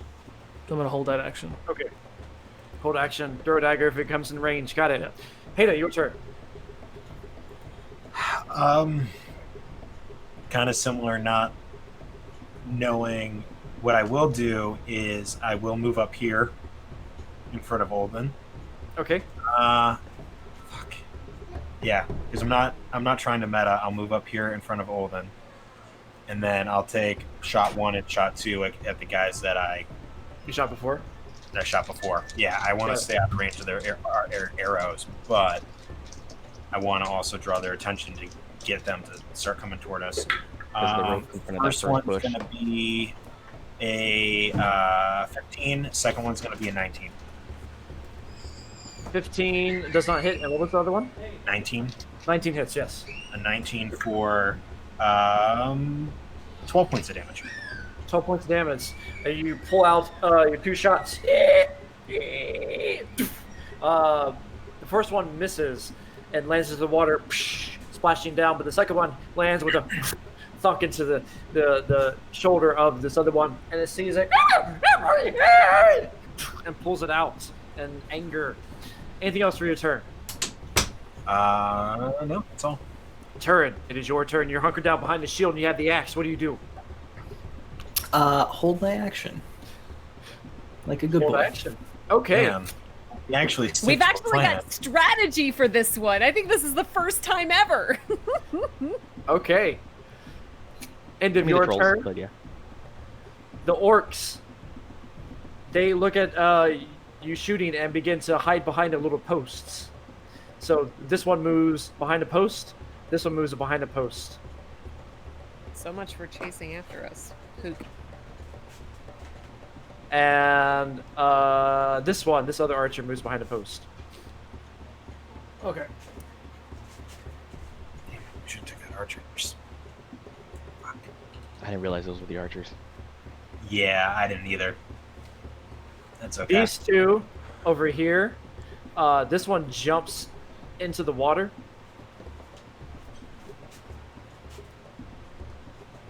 Can orcs swim? And this one is running this way. He's moving up his full action to go up a little bit further. Would Action dash. Would I be able to hit him then within 60 feet? Yeah, like I say, it would go off. Your ready action triggers it. Go for it. All right. So that's with disadvantage, right? Yes. Hot damn. 18 is my lowest. Wow. Hits. 27 is the other one. 20. Wow. Okay. Hot You can get sneak attack. Yep. 18 plus 5 is 23 points of damage. Yeah, no sneak From a attack. dagger? Why don't I get sneak attack? Because you don't have advantage. I'm hidden You though. I'm hidden. But you need advantage if You need advantage. or they Unless need you're to engage 5 yeah, feet. unless you're a swashbuckler, you, Which isn't 5'8". which or isn't which a thing in well, Sorry. if that was the case, then I wouldn't have done that. Because I didn't know that was the thing. I thought I was. So you got it. you all hold back on that then? Yeah, I wouldn't have done that then. Knowing Okay. the mechanic properly. Yeah, that was the idea of having them come in so they can get engaged. I would and I then would you have get sneak I attack. would wait until I get Advantage. within 20, which would give me advantage, correct? Because I'm hidden. Right? No. I'll get to you on a second on that. We'll look at the rules just to Okay. clarify. But for now, you're going to hold your action still, correct? Yep. Got it. So they move forward. This one, he's brandishing two wicked-looking swords that, for you, had to look more like daggers, but they are black and gnarled and jagged, and it's snarling towards you as it rushes forward. These three are all shooting arrows towards this one. This will be Heda. They will be at disadvantage though because you are out of their range. So they shoot. All three of them. So let's go ahead and roll those out. Your AC you said was 17? 16. 16. Why didn't I add an... but at disadvantage, right? Yeah. Yeah. Didn't add a second D20. That's funny. Okay. 6, 6, and a 1. I like that. 13 and a... None of them hits. The arrows stuck at your feet, landing right in front of you, almost one on top of the other. But you look at these black arrows with these wicked-looking feathers that seem greased at the back ends of them. And that is the end of their turn. Top of the key, Iowa win. One has rushed forward towards you. Three of them loose some arrows. What do you do? I mean, I'm sticking with the plan. I'm still hidden. I presumably, I mean, I'm out of range from the archers, and this is... Where's my arrow? This is the only one that's run forward, right? Yep. Yeah, he doesn't have an arrow, or he doesn't have a bow on him, right? Nope. Great. Yep, I'm staying put. Olden, your turn. One has rushed forward. Another one jumped into the waters. One down from your mighty bow. And three on the docks. What do you do? So I can't see the one in the water, right? Because he's actually underwater now. He's actually underwater, correct. All right, and I don't have eyes on these guys. Like, do they have full cover? Is that what's going on? They have full cover. Well, change your plans, guys. If I move here, if I move like here, can I get eyes on it, or is it still gonna be full cover even if I change my angle? It will be to half short? cover if you move over to the side. What does half cover do? Give them. +2. I think I can run that risk because that actually. So I want to be at this same distance, but like on the other. So I'll be off the map a little bit back here. Sure. And like before I move, hey, you've got the one coming, right? If not me, And I'll then move over Jordan. here to get eyes on. I guess this one would be the most likely for me to hit. Yeah. Yeah, that one. Yep. All right, so I'm gonna aim for that one for my first shot. Go for it.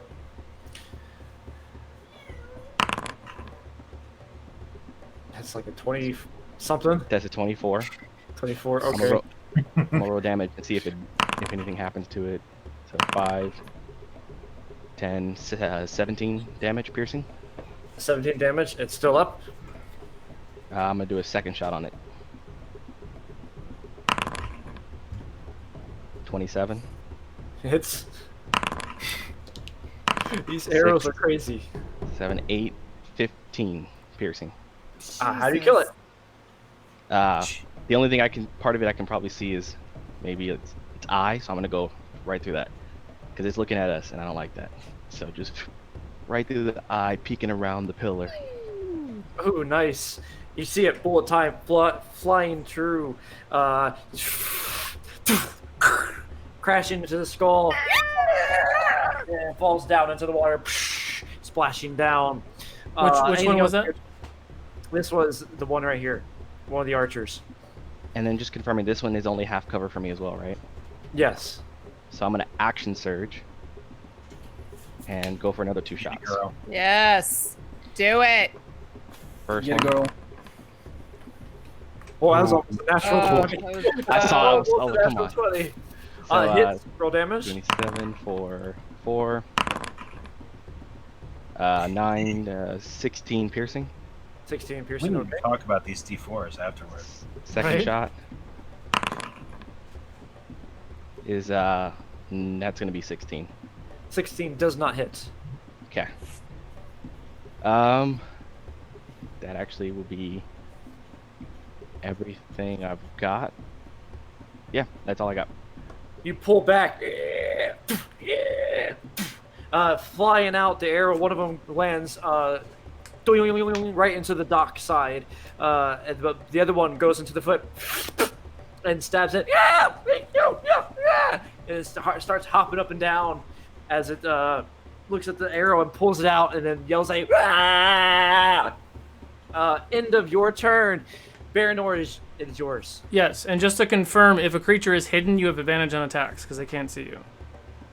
That is that is a rule. So, question: if I move here, will I be within 20 feet? To this guy? Yes. Yeah. Okay. Would you let me go here, stealthily, bonus action hide, and then attack? Yeah, you could bonus action hide, and if it was higher than passive perception, then yes, you could. Well, aren't you already stealth? Well, I am stealth. Yeah, he's not close enough to do an attack, and I feel like everybody's itching to get into combat at this point. So, Well, I can't do long range, and you guys are rocking it with the bows. So I just want to take the short guy. That's what I'm. Yeah, I'm trying to avoid you guys getting poisoned. So yeah, go for it. So that's cool. So then, what do you want me to do, Lore Master? Yeah, you can go up there. You go and I'll have you do a bonus action hide, and then you can throw your dagger with one action, and it will be at advantage. 26 to hide. Oh, jeez, yes. Okay, yeah. And then my advantage attack. Oh, that sucks. Please be good. Okay. 17 to hit. 17 just hits. Okay. So now I can roll all those juicy things. That is good. 13, 5, 18 points of piercing damage. The arrow, or not the arrow, the dagger flies out. It thunks right into the thigh of the creature. It picks it up and pulls it out and tosses it to the ground. Okay. I take note of where he tossed it on the ground. That was my turn. Okay. I'll have that back, please. All right. You want to just toss it over here? Yeah. Ada, it is your turn. I'm gonna turn over my shoulder and look at Turin. Turin, there's one in the water. I got one over on the dock, and I'll sprint to this guy here, because 30 feet will get me there. Yes. Okay. So I'll sprint to that guy, and then I'll make attack, bonus action attack on him. Go for it. Yeah, to that guy solo. First attack is going to be plus 8 will be a 17. 17 hits. Second attack is going to be an 18. And then my 18 offhand with my spear, my half spear is another 18. All three hit, roll damage. So, total is going to be 2 kabooms and a 2, so that's 12, I just 13, realized 14. what poison remedies actually does. 14 plus 7 is 21, plus 7 again is 28, plus 6 is 34 points of damage. 34 points of damage. How do you kill him? I'm gonna cleaver him on one shoulder, cleaver him on the other shoulder, and then I'm just gonna skewer the head up and off the body with a spear. Oh. Mm-hmm. Collapses to the ground in a heap. Anything else for your turn? Can I? No, because that would cost me an action. But no, I'm done. All right. Turin, you've seen your companions take out most of these creatures, these orcs. What do you do? he's like this whole time he's just been like rocking back and forth on his feet, and as soon as Barador and Heda ran off, he was like, "Oh fuck yeah!" And he's gonna hop over, run up to the edge of the water, kind of across from where the guy, because I'm assuming he's like swimming underneath. So I'm gonna run right up to the edge and just hold my action until I can see his pretty face. All right.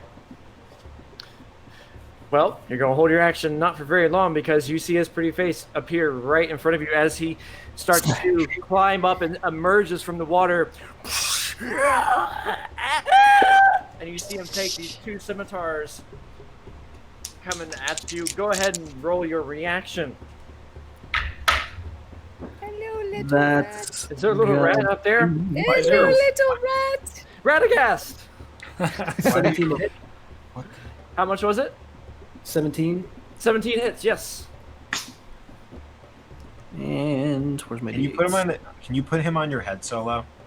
I could. I don't want to get peed on my head though. Also, I just now realized what I can do with poison remedies, and I don't have to waste my herbs on it. So just putting that out there.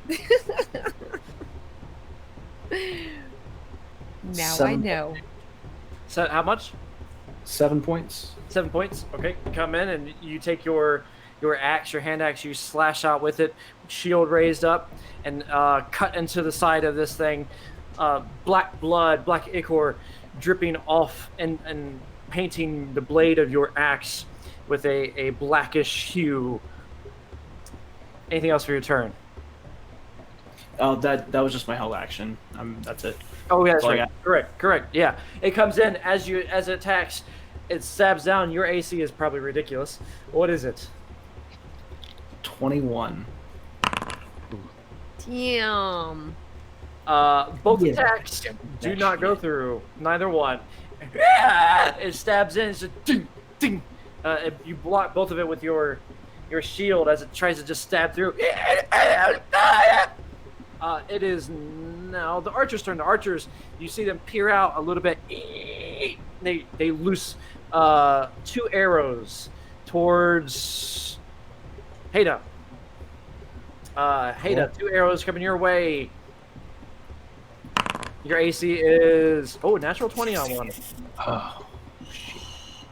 Can't wait till I have uncanny dodge.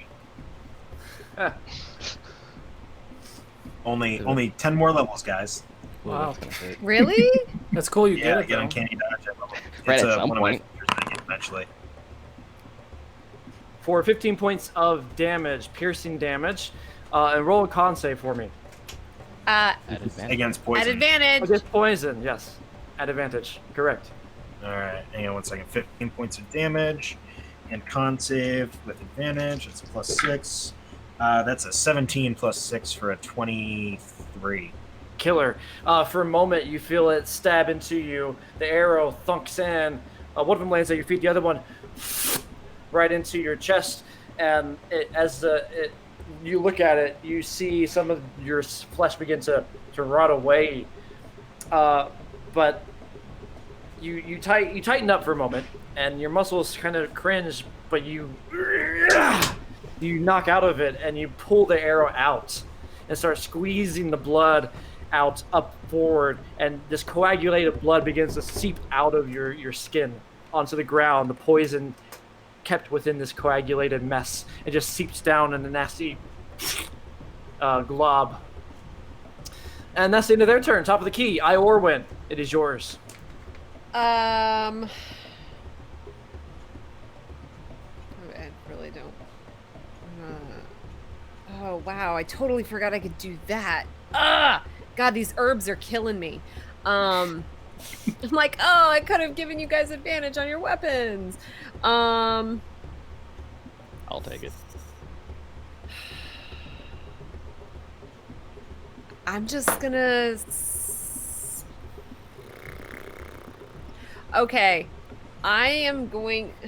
I don't know if it'll distract him, but I'm gonna throw some rocks so that they hit the water, because I saw what just happened with Turin, that it didn't look like it did a ton of damage. So I want to throw. Where I'm hidden over here. How far could I throw a rock? Or 2 rocks? About 20 feet. How far away am I? Like 60? No. I mean, you can throw it at 60 if it's just trying to hit the rocks by Yeah, itself. you're only about 30 Yeah. feet away. Oh, okay, Oh, where are great. I'm on the hidden. bottom. We never established. Oh, I'm okay. hidden somewhere in the Gotcha. grass. Okay, somewhere. gotcha. You're over here. Okay, I'm gonna throw rocks in the water over here. Is turned down right now? No, Oh, no, okay. his AC. No. But I just like he looks really big, so I'm just gonna see if I can distract him. Got it. I'm gonna throw some rocks over here. Okay. Throw it. Yeah, It's very big. that's. You want me to roll for that? No, you can throw it in the water. Okay, great. Yeah, Fine. that's all I'm doing. I'm just throwing rocks over there. You throw 2 rocks out that way. It splashes. Splashes in the water.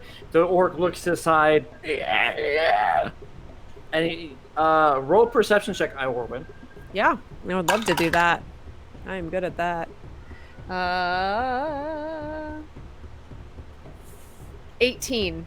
18. You catch him looking back at the water, and he looks to have a look of fear on his face. That's what I was going for. Make them think there's more archers. It is now Olden's turn. All right, so there's confirming 1 and 2. Right. Yes, correct. There's Okay. one hidden and the other one hidden. This one's got +2 to AC. This one does not. All right, so this one is one's plus full 2. cover. This is full cover. So what I have to do is just to confirm, if I move 30 feet, I think about this way. Yes, you This get, one has you get half half cover. Yep. All right, so I'm going to aim at this guy over here, Okay. and I'm gonna trust in as I bring the string to my mouth. Dartino. And you're gonna see a radiant glow consume the bow as I release a stinging arrow, which is an automatic Ooh. range critical hit. Oh god. Jesus. Yeah. I remember spend you 1 had hit that die to do that, so Okay. that's gonna be 11 plus 10, 21. It's 28 piercing damage. How do you kill him? Same thing. They're gonna know what I do. Right through the eye. Ooh. Right through the eye. It flies out. And it immediately falls into the water, splashing down. And then I'm gonna move over here, right next to Baranor. Get the eye on him. And pull it back and Dartino. As the glow consumes 1 more. Okay. And launch another automatic critical. 7, 5, 12, 19 piercing. 19 piercing, still up. You pop it out. It flies out and lands in with a thud into the leg. You see it begin to move a little ways out of cover, then quickly looks and sees you and hides back in. Anything else for your turn? I guess bonus action. Hey there, cover turn. And that's it Okay. for me. Baranor, it is yours. I'm going to charge the one that's fighting Turin, and since I have an ally there, do you do flanking? No, but you have advantage anyways because you have sneak attack. Ally within 5. Yeah. So short sword, charging. D&D Beyond said. Oh, and I'm assuming since I distracted. Oh, you already have advantage. I was gonna say because I distracted him, he wasn't looking that direction, anyways. Right. So 22 to hit. 22 hits. Real damage. You get all this. Plus 5, so 20 points of slashing. 20 points. Okay. For the first attack, and then the second attack. Whoop, yeah, that's fine. Is a 24 to hit.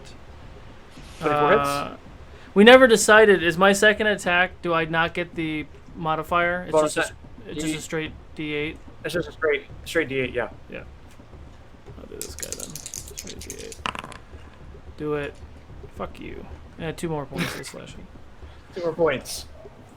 Still up as you slash and gash using Olden's elven dancing technique, you've used a lot of fluid motion to minimize your movement, and you kind of use the movement of the sand and dirt around you sliding in to wisp in and create a little more centripetal force and cause a little bit more damage as you gash up with your sword in your left hand.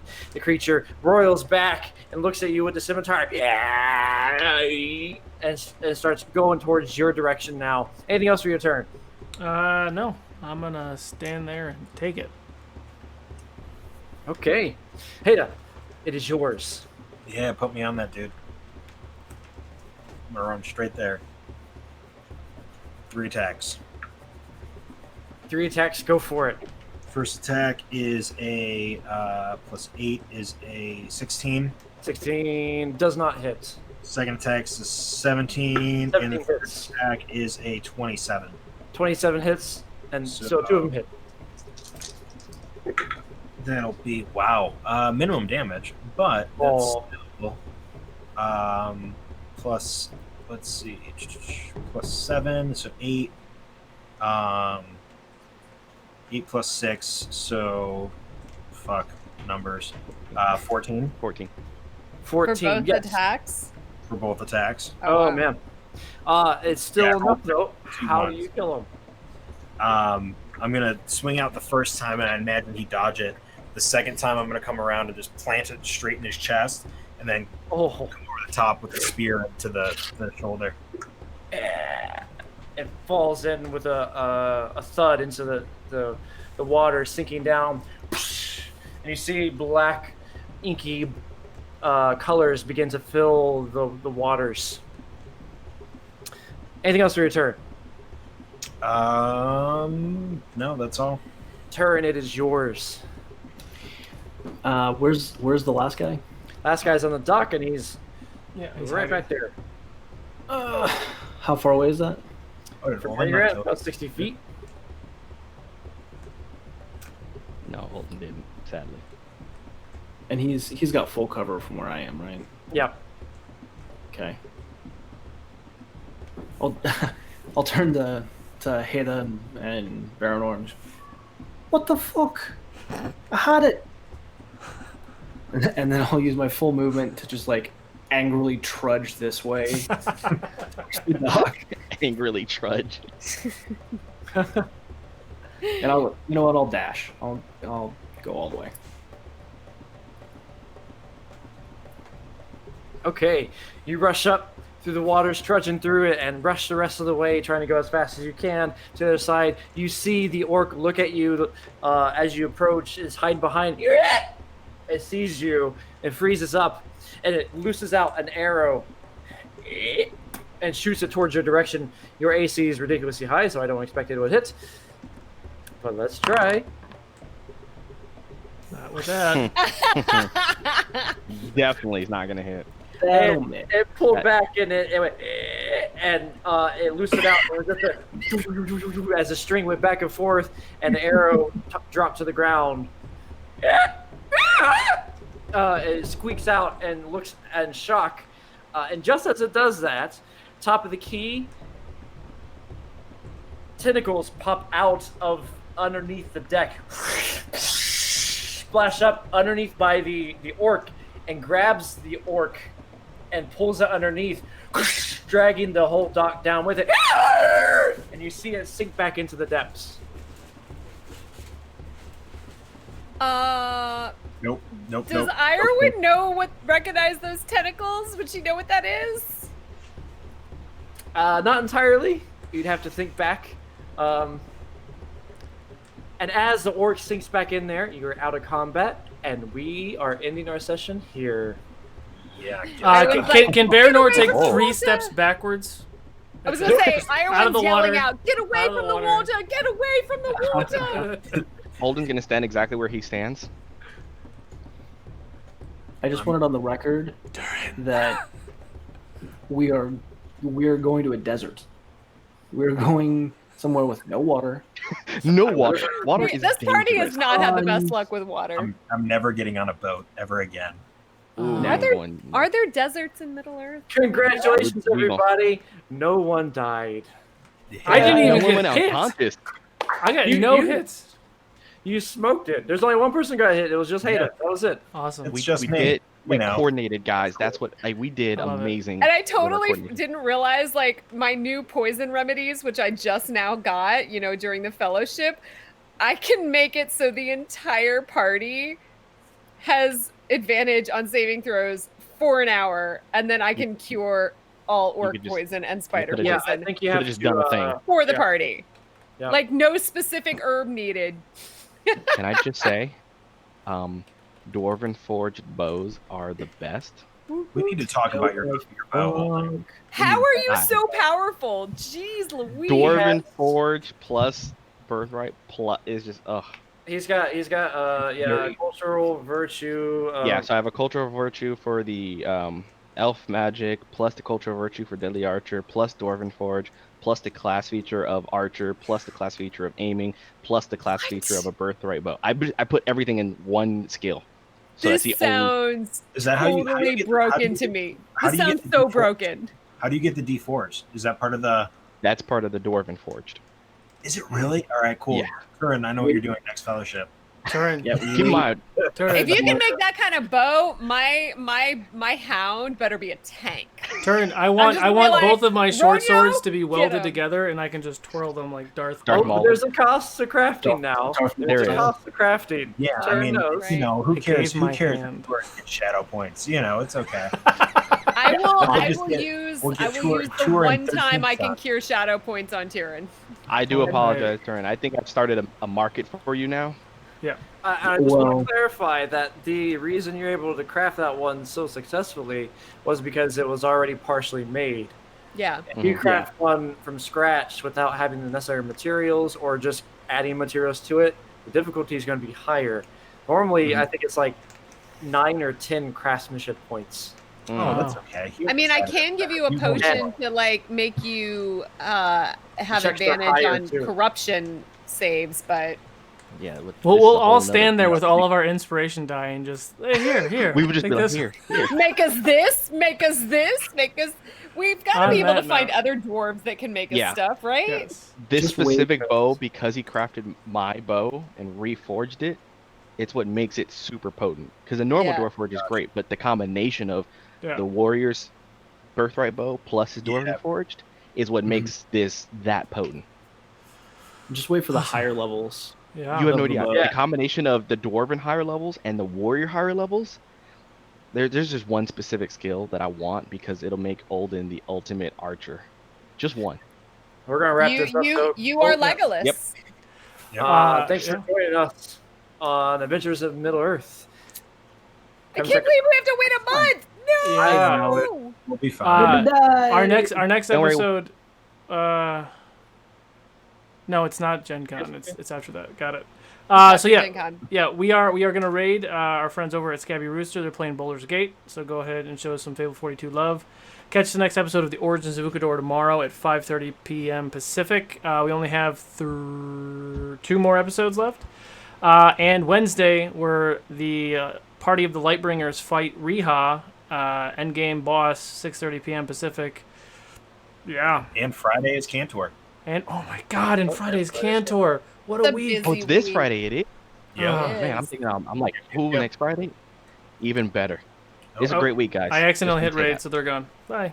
Oh, okay. I was Bye-bye. like, and then next week.